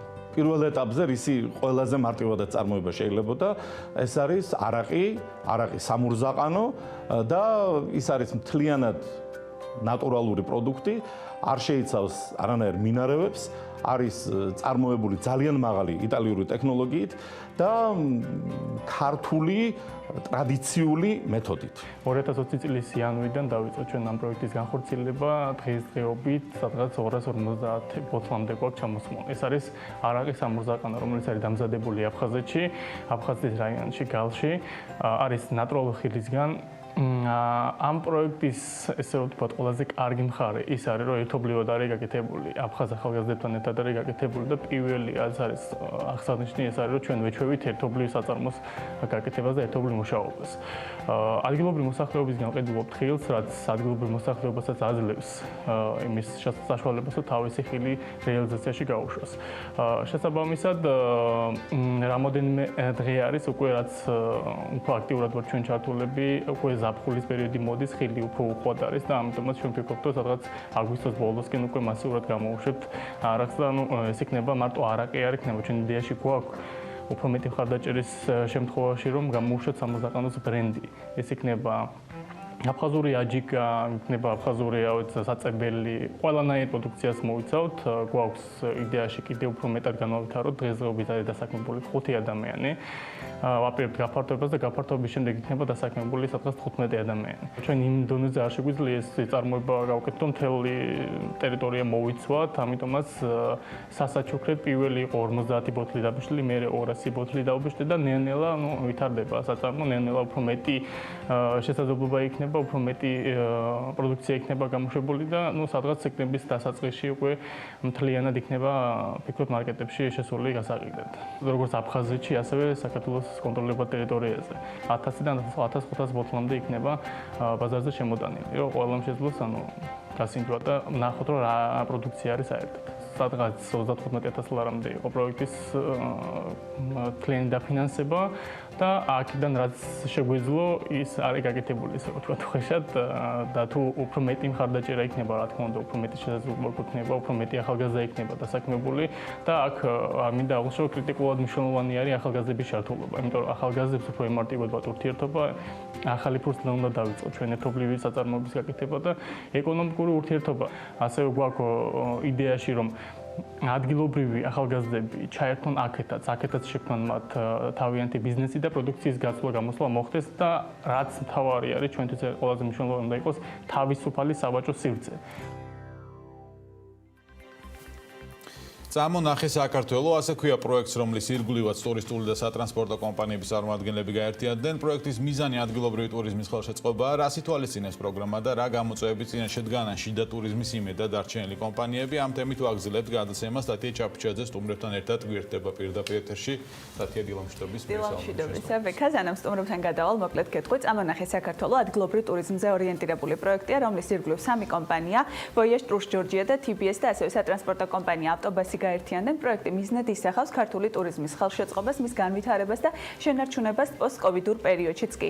პროგრამა მოქალაქეებს თავაზობს კულტურულ, სათავგადასავლო ტურებს და დასვენებას საქართველოს სხვადასხვა სასტუმროებში, ასევე ადგილობრივი მომხმარებლებისთვის საინტერესო თემატიკის აქტივობებს, რომლებიც გააორმაგებს ტურიზმისგან მიღებულ სიამოვნებას და ადამიანებს სხვა თვალით დაანახებს ჩვენი ქვეყნის ტურიზმს. უფრო მეტ დეტალს უკვე სტუმრებისგან მოვისმენთ. მარიამ როჭიკაშვილი, Voyage Tours Georgia-ს გენერალური მენეჯერი და ნატალი გურიელი, სატრანსპორტო კომპანია ავტობუსის დამფუძნებლები არიან ჩვენთან ერთად. მოგესალმებით, მადლობა რომ ხართ ჩვენთან ერთად დილიდან. პირველ რიგში პროექტზე მინდა რომ ვკითხოთ, საიდან გაჩნდა ზოგადად ამ პროექტის შექმნის იდეა და რას ითვალისწინებთ? მარიამ, დავიწყოთ თქვენგან.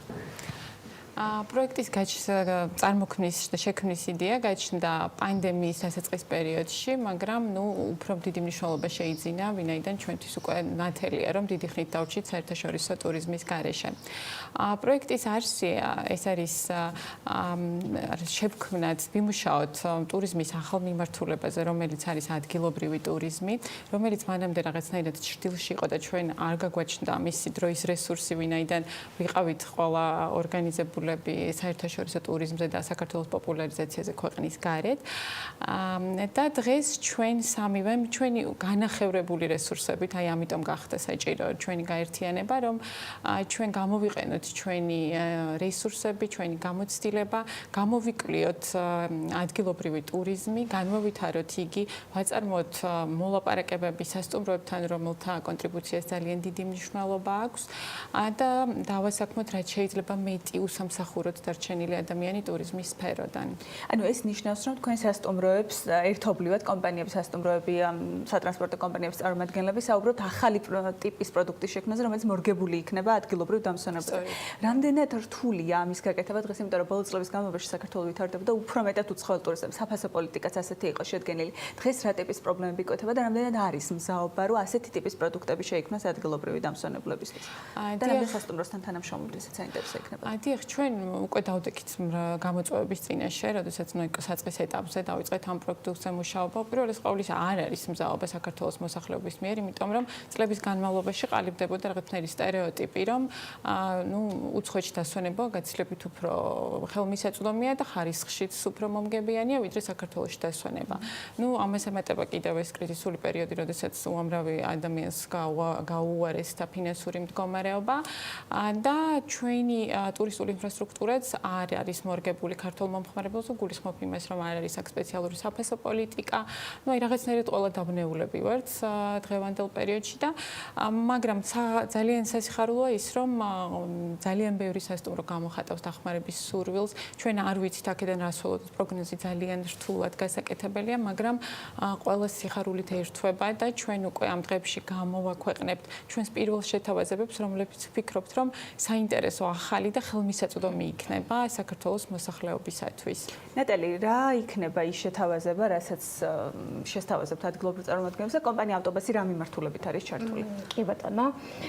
ესე იგი, რეალურად ჩვენ ყოველთვიურად გამოვაქვეყნებთ სოციმედიაში კალენდარს, თუსად იმოგზაურებს კონკრეტულად საქართველოს მოქალაქე გაწერილი პროგრამით.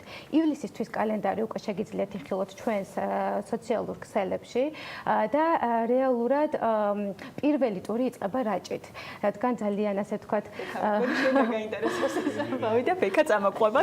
კი ბატონო, ძალიან აუთვისებელია, ჯერ ვთქვათ არ არის ბევრი სასტუმრო გახსნილი და ასე შემდეგ, ძალიან გვინდა რომ აი ესეთ ავთენტურ ადგილებს რაღაცა ხელი შეუწყოთ განვითარებაში და პრომოციაში. ანუ გექნება დაგეგმილი ყველა ნიუანსი, ხო, თქვათ რაღაცა დღეების რაოდენობა, შეთავაზებები, ასე შემდეგ და იმ საფასო პოლიტიკის შესაბამისად, რაც ადგილობრივი ტურიზმის რეალურად ტურისტული ჩვენი გაერთიანების მიზანიც ეგ იყო, რომ ანუ ბაზარზე ოპერირებდნენ არაჩვეულებრივად Voyage Tours Georgia და TBS-ი, რომელიც უწევდათ საერთაშორისო ტურისტებს არაჩვეულებრივ დასვენებას და ასე ვთქვათ, საქართველოს ლამაზ კუთხეებს აცნობდა და ჩვენი სატრანსპორტო კომპანია ავტობუსი მათ უსაფრთხო ტრანსპორტირებაზე იყო ორიენტირებული და ჩვენც ამ შემთხვევაში გავერთიანდით იმისთვის, რომ აი ეს მთავარი რგოლები ერთად შევკრათ და ზუსტად ის ადგილები გავაცოცხლოთ და იმ ადამიანებს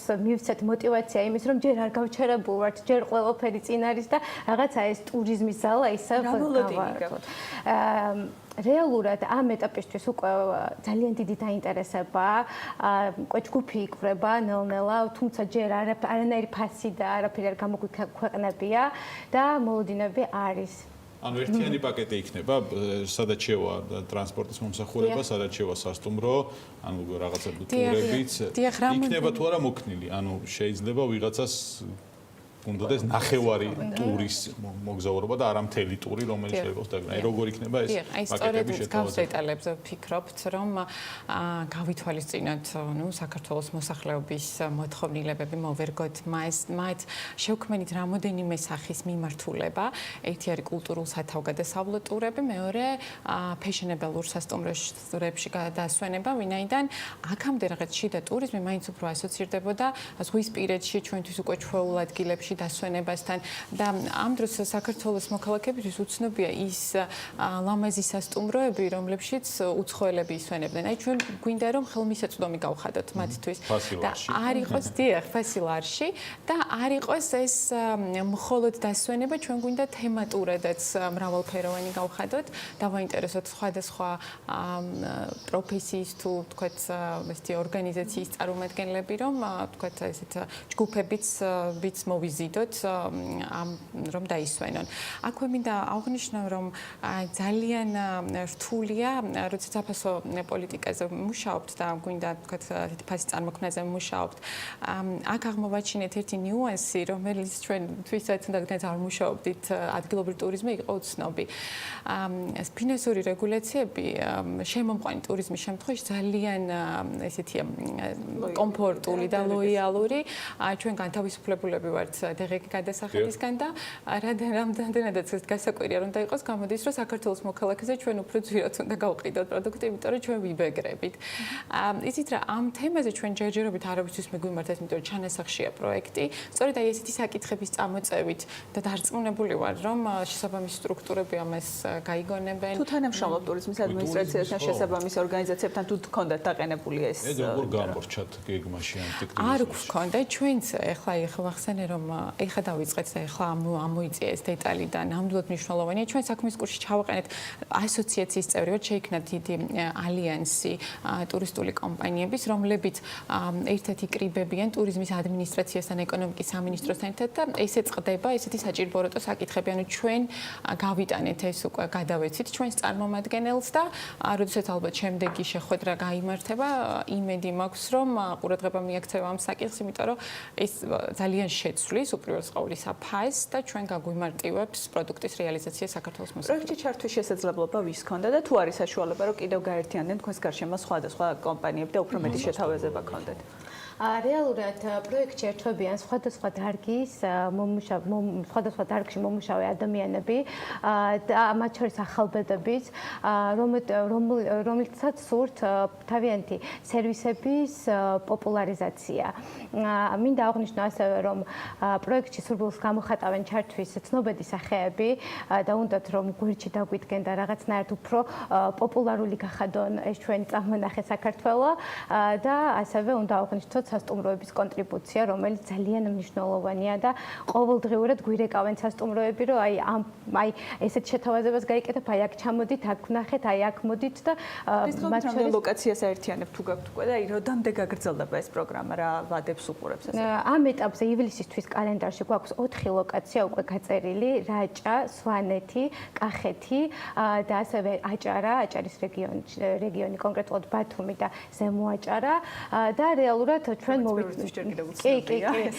და ჩვენ ზოგადად გვინდა მოვიცვათ სრულიად საქართველო. ეს აგვისტოსთვის კალენდარის დაიდება და მათ შორის იქნება ესეთი შუაკვირაში არსებული შეთავაზებები, რომელიც ასევე ძალიან საინტერესო იქნება ფასის კუთხით საქართველოს მოქალაქეებისათვის. პროექტის ხანგრძლივობაზე გააჩნია როგორი მუშაობს, თორემ მე საერთაშორისო ტურიზმი რო გაიხსნება ეგ დღეს დადგება, იმედია რომ შიდა ტურისტებს მე ესე არ მიატოვებთ. ეს პროექტი იქნება გაგრძელებული და სამშობლოვანია.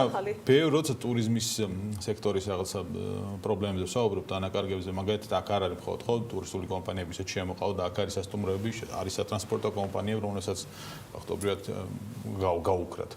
მომსახურების შეთავაზება, იმიტომ რომ არ არიან უბრალოდ ტურისტები, აქ არიან გიდებიც მათ შორის, რომლებსაც სამუშაო ამ შემთხვევაში აქვთ ნაკლები, იქნებიან თუ არა გიდებიც ამ პროექტში ჩართული, იმიტომ რომ შეიძლება ჩვენ კარგად ვიცით საქართველოს ისტორია, მაგრამ არის ადგილები, რომლის ისტორიაც გიდებმა უნდა მოგვიყვნენ ჩვენც. აუცილებლად სწორედ როდესაც ვახსენეთ რომ პროექტი მიზნით ისახავს რაც შეიძლება მეტი ადამიანის დასაქმებას ეს უპირველეს ყოვლისა არიან უსამსახუროდ დარჩენილი გიდები, მძღოლები და შემდგომში უკვე სასტუმროები. რა თქმა უნდა ჩვენ ვეცდებით რომ თანაბრად გავანაწილოთ ყოველს მივცეთ საშუალება, რა თქმა უნდა, იმ კუთხის მიხედვით სადაც უფრო მეტად პროფესიონალურად გრძნობენ თავს და ჩავრთოთ მაქსიმალურად ამ პროექტში და გარდა ამისა ვფიქრობ რომ აი ეს სერიოზულად მიხედვა ამ პროექტისა ძალიან ბევრს მისცემს იმის ბიცქს რომ მათაც დაიწყონ მუშაობა რაც უფრო გაზრდის კიდევ მასშტაბებში. როგორც წესი ყველა ახალი გამოწვევა, ახალი შესაძლებლობა და შეიძლება ესეც გახდეს. თუ არ ყავთ ბექა შეუძლია რა წარმოვიდეს და ძალიან მოკლედ მინდა რომ გითხრათ მოლოდინები როგორი გაქვთ წელი როგორი შეიძლება იყოს რამდენად დიდი შეიძლება იყოს დანაკარგი მოლოდინი პანდემიის დროს ცოტა მოლოდინი ანუ აბსოლუტურად არა პროგნოზირებადი წელი გვაქვს არ ვიცით ძალიან დიდი მადლობა რომ მიყავით ჩვენთან და წარმოდევებს გისურვებთ თქვენს და პროექტს წამონახე საქართველოს მარიამ როჭიკაშვილი ტურისტული კომპანია Voyage Tours Georgia's გენერალური მენეჯერი და ნატალი გურიელი სატრანსპორტო კომპანია ავტობასის დამფუძნებელი სტუმრობდნენ. მადლობა თათია ჩაფიჩაძეს მისტუმრებს, სანამ საქართველოს ნახავთ, წამოვნახოთ რეკლამა და დაგიბრუნდებით სამართლის და ეკონომიკის რუბრიკით საქმენდილის ბოლო ბლოკში.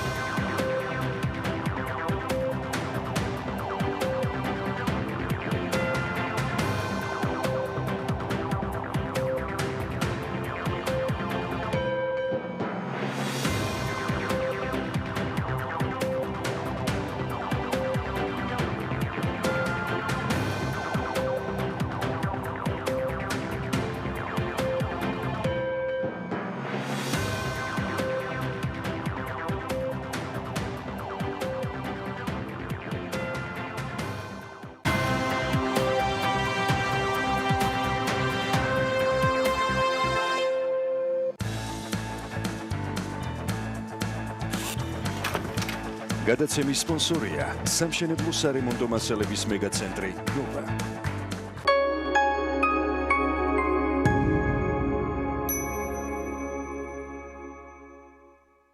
გაამთლიანეს საქართველოს გალფთან ერთად. ყოველი 30 ლარის GeForce-ის საწვავის ჩასხმისას მიიღე ელექტრონული სასაჩუქრე ვაუჩერი. მიღებული ვაუჩერი წარადგინე Gulf Store-ის ნებისმიერ მაღაზიაში. თავად შეარჩიე სასურველი რეგიონის მაგნიტი. შეაგროვე რუკის ფაზლი და გაამთლიანეს საქართველო.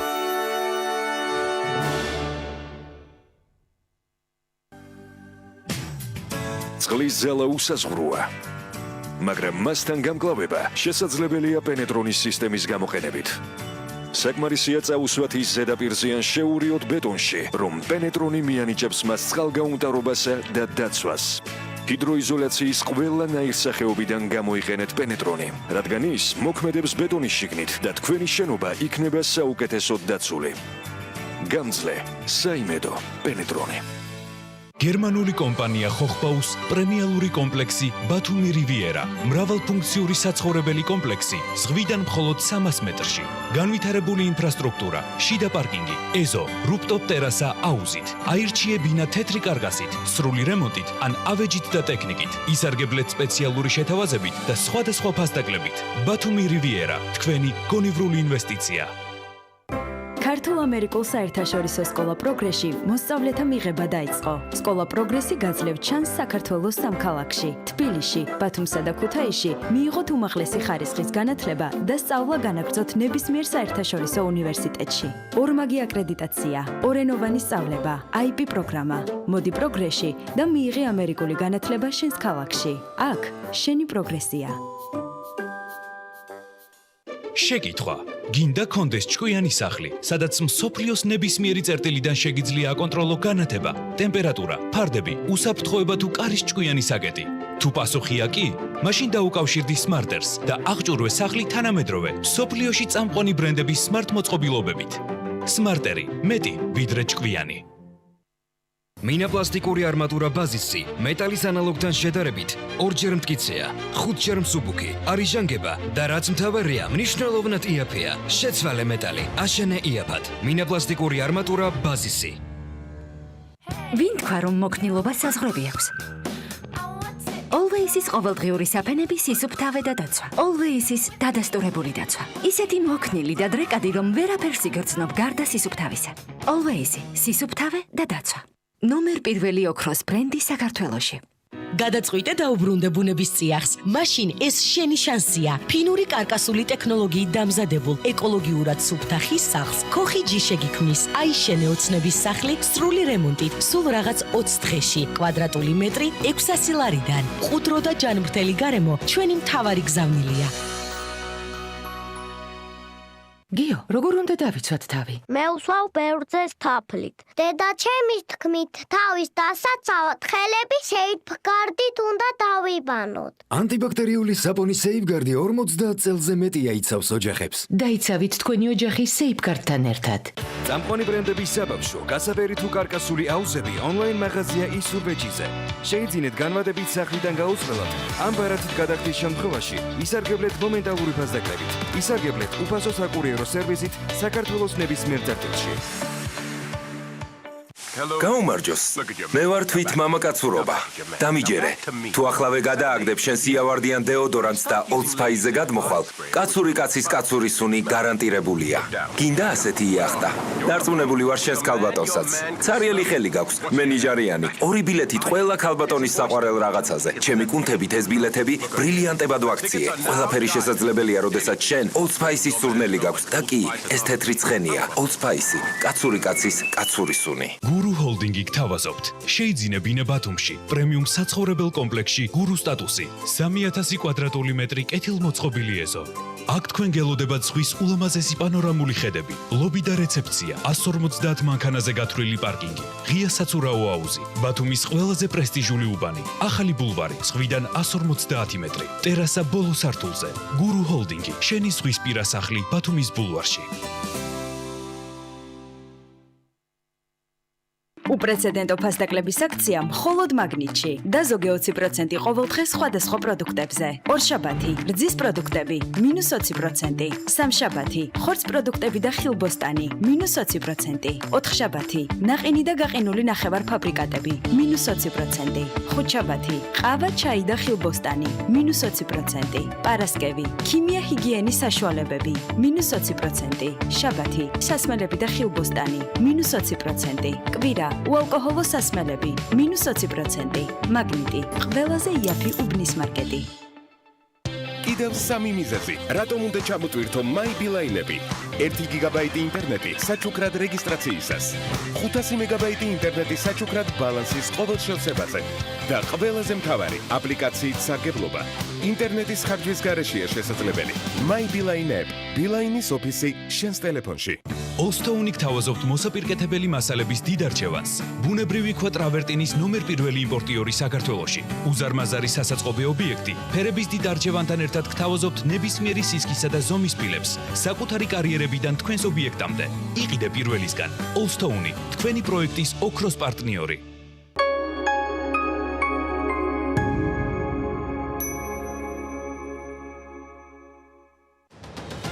როცა ბიზნესისთვის ყველა კარი დაიხურა, ჩვენ გავაღეთ საეთერო კარი. ერთად შევძელით და დავდექით ქართული საქმის შუაგულში. ერთად გავიარეთ კრიზისი. დაუთმეთ საეთერო დრო ქართულ კომპანიებს, იმისათვის რომ არ გაჩერებულიყვნენ, დაესახათ მიზნები და დაეგეგმათ მომავალი. კამპანია დასრულდა, მაგრამ არ სრულდება მხარდაჭერა. ჩვენ არ ვჩერდებით. ჩვენ ვდგავართ თქვენს გვერდით დღეს და ვიდგებით ხვალაც. TV პირველი, ყოველთვის, როცა ბიზნესს მხარდაჭერა სჭირდება. TV პირველი, ყოველთვის ქართული საქმის შუაგულში. როდესაც მოვლენები ჩვენს თვალწინ ელვის სისწრაფით იცვლება. როდესაც ყოველდღე ჩნდება რეალობა, რომელიც ცვლის ჩვენს ცხოვრებას. ჩვენ ვფიქრობთ, რომ თქვენ უნდა იცოდეთ არა მხოლოდ ის, რა ხდება, არამედ უნდა იცოდეთ ისიც, რატო ხდება. ჩვენ დავსვამ ყველა კითხვას და გიჩვენებთ ყველა მთავარ მოვლენას პირდაპირ. ყოველ სამუშაო დღეს, საღამოს 6 საათზე, ანა წერეთლის დღის ამბები. TV პირველი თანამგზავრზე. სატელიტური მაუწყებლობის ყველაზე თანამედროვე DVB-S2 სტანდარტის MPEG-4 ფორმატში. თანამგზავრი Azerspay 1, აღმოსავლეთის 46 გრადუსი, სიხშირე 11094 MHz, პოლარიზაცია ჰორიზონტალური, სიმბოლური სიჩქარე 30000 კილობიტი წამში, შესწორების კოდი 5მე6. TV პირველი, საქართველოში და მსოფლიოში.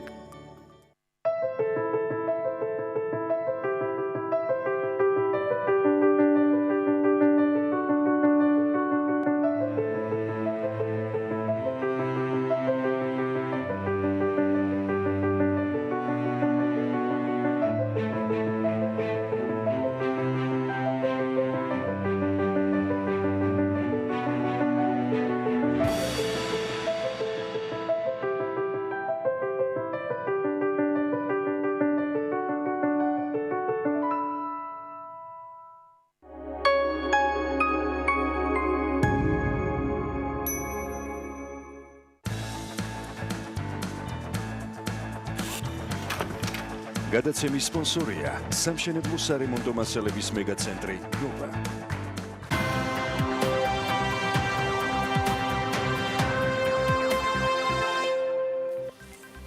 როგორ მუშაობს მედიაცია საქართველოში? რატომ არის ეს მექანიზმი სასამართლოს გადატვირთულობის პირობებშიც, მაგალითად ეფექტური გზა სხვადასხვა დავის გადაწყვეტისთვის?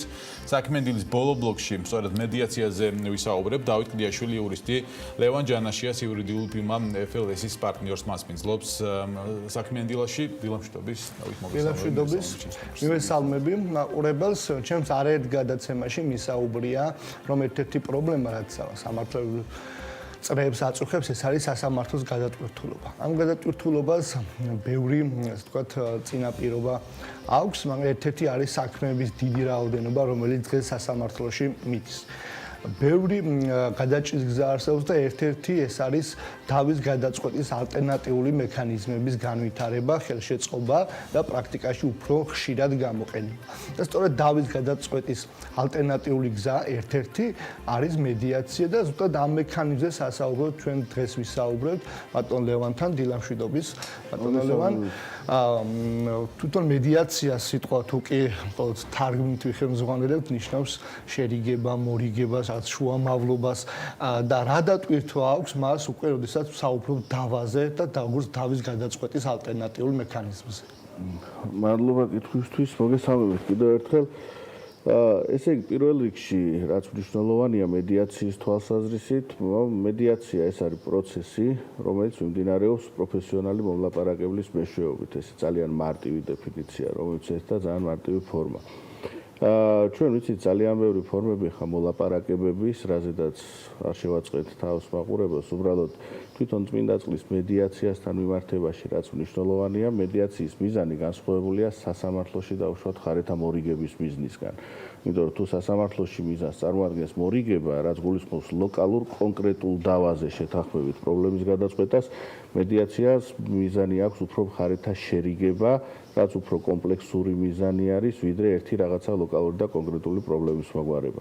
ამავდროულად ეს არ უნდა გავიგოთ ისე, რა თქმა უნდა, რომ გინდა თუ არა თუ მხარეები არ შერიგდებიან და ერთმანეთზე არ გაგიჟდებიან, ამ შემთხვევაში მორიგება არ უნდა შედგეს ან ლოკალურ თემაზე არ უნდა მოხდეს მხარეთა შორის რაღაცა საერთო ნიშნულების ნახვა, ესე ვთქვათ, და დავის გადამთავრება, თუმცა მედიაციას ცოტა უფრო შორსმიმავალი მიზნები აქვს და რაც ამავდროულად კიდევ ძალიან მნიშვნელოვანი არის ის, რომ მედიაცია არის თავიდან ბოლომდე ნებელობითი პროცესი. ანუ მედიაციაში მხარეს შეუძლია ნებისმიერ მომენტში, როცა მას საჭიროდ ჩათვლის, ადგეს და გავითეს. ისე რომ ამისთვის არავით არის პასუხისმგებლობა მას არ ეგეს. ბატონო ლევან, თქვენ აქცენტ რომ მედიაცია უფრო ფართო არის, ვიდრე მაგალითად სასამართლოში მორიგება და მაგალითის მოიყვანეთ. ანუ ნიშნავს თუ არა ეს იმას, რომ შეიძლება სასამართლოში ხალხები კონკრეტულად ერთი დავის საგნის გარშემო წავიდნენ, მაგალითად დაობენ უძრავ ქონებაზე. შესაძლებელია თუ არა მედიაციის პროცესში ასევე შემოვიდეს სხვა საკითხები და მხარეებს შორის მედიაცია შედგეს არა მხოლოდ უშუალოდ დავის საგნის გარშემო, არამედ უფრო მასშტაბურად და გლობალურად, მაგალითად შეიძლება სხვა სადაო საკითხებიც, ასე ვთქვათ, გათვალისწინებული იქნას. სწორედ მაგაზე გვაქვს საუბარი, რა თქმა უნდა, ეს არის მთელი აზრიც მედიაციის. ანუ სასამართლო მორიგება განა ცუდია, მაგაზე არავინ არ ლაპარაკობს. პირიქით, ყოველთვის კარგია და მისასალმებელია, როდესაც დავა შეთანხმებით თავდება. უბრალოდ სასამართლოს აქვს თავისი პროცესუალური ფარგლები და ჩარჩოები, რა ფარგლებშიც შეუძლია იმსჯელოს კონკრეტულ საკითხზე. ხო, ეხლა ნებისმიერი იურისტისთვის ცნობილია ის ელემენტარული ფორმულა პროცესში, რასაც ქვია, რომ სასამართლო არ არის უფლებამოსილი მიაკუთვნოს მხარეს ის, რაც მას არ მოუთხოვია. და გაცდეს დავის ფარგლებს. კი ბატონო, ანუ სასამართლო ზის იმ კონკრეტული დავის ჩარჩოებში, რომელიც ჩარჩოებიც მას მხარეებმა შესთავაზეს, ხო? იმის იქით სასამართლო არ არის უფლებამოსილი გავიდეს, რაღაცაზე იმსჯელოს, რაღაცა საკითხები დააყენოს, ასე შემდეგ. მედიაციას ეს შეზღუდვა არ აქვს. და პირიქით, რატომაც არის მედიაცია უფრო მეტად ეფექტური მექანიზმი, არის ის, რომ რეალურად არის ხოლმე ძალიან ხშირად შემთხვევა, სადაც დავის გამოხატვა, რაც სარჩელის ფორმით გამოიხატა სასამართლოში, რეალურად არ წარმოადგენს ნამდვილი კონფლიქტის მიზეზს. უბრალოდ მხარეებს აქვს სხვა კონფლიქტი, მაგრამ მოძებნეს რაღაცა სხვა საფუძველი და სხვა საბაბი იმისთვის, რომ იდაონ. შესაბამისად, თუ მხარისთვის არ არის მნიშვნელოვანი იმ კონკრეტული დავის გადაწყვეტა, რომელიც მას სასამართლოში აქვს და მას რეალურად სხვა პრობლემა აქვს და ჩვენ ამ სხვა პრობლემას ვერ ვუგვარებთ მას, იმიტომ რომ შეზღუდულები ვართ რაღაცის ფარგლებში, ხო? აქედან გამომდინარე, სწორედ აუცილებელი ხდება, რომ რაღაცნაირად მივწვდეთ იმ ძირ პრობლემას. რომელიც გამოხატვის ფორმაში არის. ხოთაშორის თეორიაში, რომელიც ეხება სამართლის და ეკონომიკის ურთიერთკავშირს, ბევრ ნაშრომში ხაზგასმულია, რომ ხშირად ზუსტად დავის გარეგანი გამოხატულება არ არის ნამდვილი მიზეზი, რატოს მხარეები დაობენ და მნიშვნელოვანია გავიგოთ რა არის ძირითადი საფუძველი ამ დავის და ძალიან კარგია, რომ მედიაცია ამ ყველაფერში მაგალითად თავის როლს თამაშობს. რა ტიპის დავები მიდის მედიაციაში? არის რამე დავები, რომელიც სავალდებულო წესით ექვემდებარება მედიაციას? როდის შემიძლია თქვა, რომ მხარეებმა მედიაცია გადავწყვიტო და ავირჩიოთ მედიაციის გზად? რა საკანონმდებლო რეგულირება გვაქვს ამ კუთხით? ესე იგი, პირველ რიგში უნდა აღვნიშნოთ, რომ მედიაციას ექვემდებარება ნებისმიერი დავა, თუ მხარეებს სურვილი აქვთ იმისი, რომ შეთანხმდნენ, ვერავინ ვერ გააკავებს იმისგან, რომ დაждენ მომლაპარაკებელთან, ვისაც აირჩევენ და მაგის მეშვეობით მოილაპარაკონ. თუმცა ჩვენ გვაქვს ასევე საკანონმდებლო რეგულირების დონეზე დაყოფილი, სადაც გვაქვს დაუშვათ სამოქალაქო საპროცესო კოდექსით დადგენილი დავების კატეგორიები, სამი კატეგორიაა სულ ესეთი დღეის მდგომარეობით, ეს გახლავთ საოჯახო, მემკვიდრეობითი და სამეზობლო დავები. ეს გახლავთ ის დავები, რომლებიც მაღალ სტატისტიკურად შეთანხმებადი დავებია, მოდით ესე ვთქვათ, და აქედან გამომდინარე მედიაცია უნარიან დავებს ვეძახით უფრო სასამართლო მიმდინარეობის ფარგლებში ეს არის სავალდებულო მედიაციას დაქვემდებარებული საკითხი. დანარჩენი ნებისმიერი დავა კიდევ ერთხელ ხას უსვამ მხარეებმა შეთანხმებით შეიძლება გაუშვან მედიაციაში, მათ შორის სასამართლოში საქმის წარმოების პროცესშიც ამაზე მათ შეზღუდვა არ აქვთ. უბრალოდ სავალდებულო ფორმატს ეს არ ექვემდებარება, ანუ რას ნიშნავს არ ექვემდებარება სავალდებულო ფორმატს?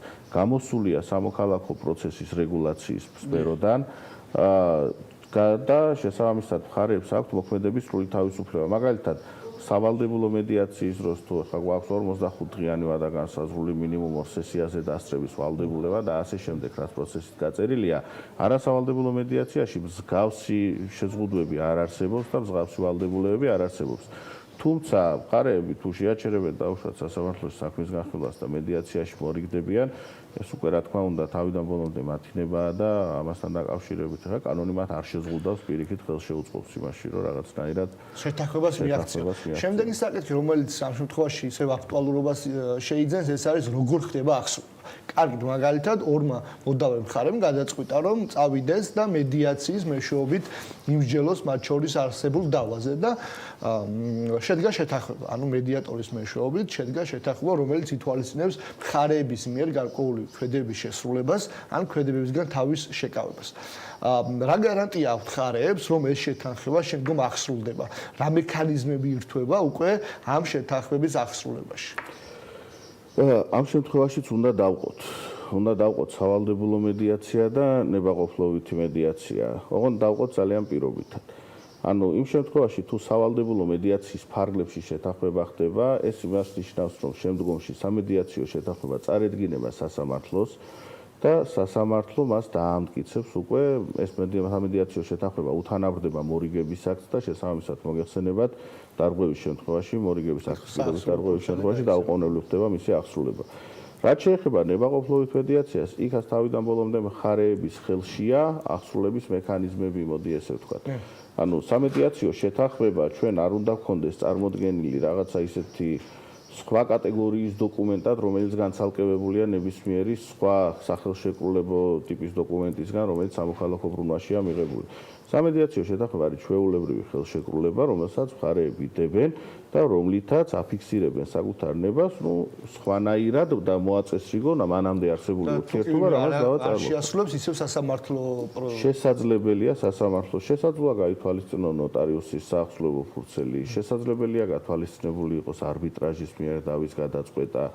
დამოკიდებულია იმაზე, თუ მხარეები როგორი ტიპის აღსრულების ბერკეტებზე იქნებიან შეთანხმებული და სხვა არაფერი. ამიტომ ჩვენ არ უნდა დაგვაუწყდეს იქ ძირითადი არსი, რა თქმა უნდა, ყველასთვის მნიშვნელოვანია ის, რომ დოკუმენტურად დაცული იყოს მხარე.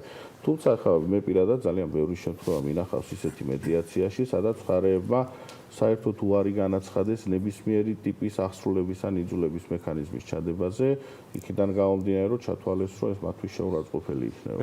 თქვენ როგორც აღნიშნეთ, ბევრი ასე ვთქვათ გამოცდილება გაქვთ ამ ტიპის დავების მედიაციით გადაწყვეტაში.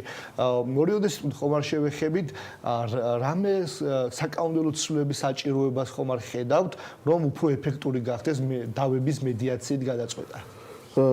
მოდით მე ესე გეტყვით, რომ ჩემი გადასახედიდან მედიაცია როგორც ინსტიტუტი ცოტა ისეთი რაღაცა, რომელსაც რაც უფრო მინიმალური რეგულირება იქნება, უფრო კარგად იმუშავებს. შესაბამისად, ცვლილებების ნაწილს რაც შეეხება ამ ეტაპზე მე რაღაცა მსგავსი ტიპის აუცილებლობას ხედავთ, ხო რო გითხრათ, მოგატყუებთ. უბრალოდ აქ თუ მედიაციის განვითარებაზეა საუბარი, მედიაციის განვითარება უფრო მენტალიტეტში ცვლილებებია, უფრო კანონმდებლობაში. შეხედულებებია, უფრო ჩამოყალიბებული აზროვნება, ვიდრე რაიმე სხვა. მადლობა და იმეც ვიქონიებ, რომ მედიაციის ინსტიტუტი უფრო გაძლიერდება და ეს შეუწყობს ბევრი სადაო საკითხის გადაწყვეტას სასამართლოს გარეთ და ჩვენ ხშირად ვისაუბრებთ სხვა ალტერნატიულ მექანიზმებზე დავის გადაწყვეტის. მადლობა ბექა. მადლობა დავით კლიაშვილს და ლევან ჯანაშიას. საქმე დილას მათთან ერთად ვასრულებთ. საქმის კურს ეთერებში შევხვდებით ჩვენ ერთმანეთს დღის განმავლობაში. მადლობა თქვენ ყურადღებისთვის. ნახვამდის.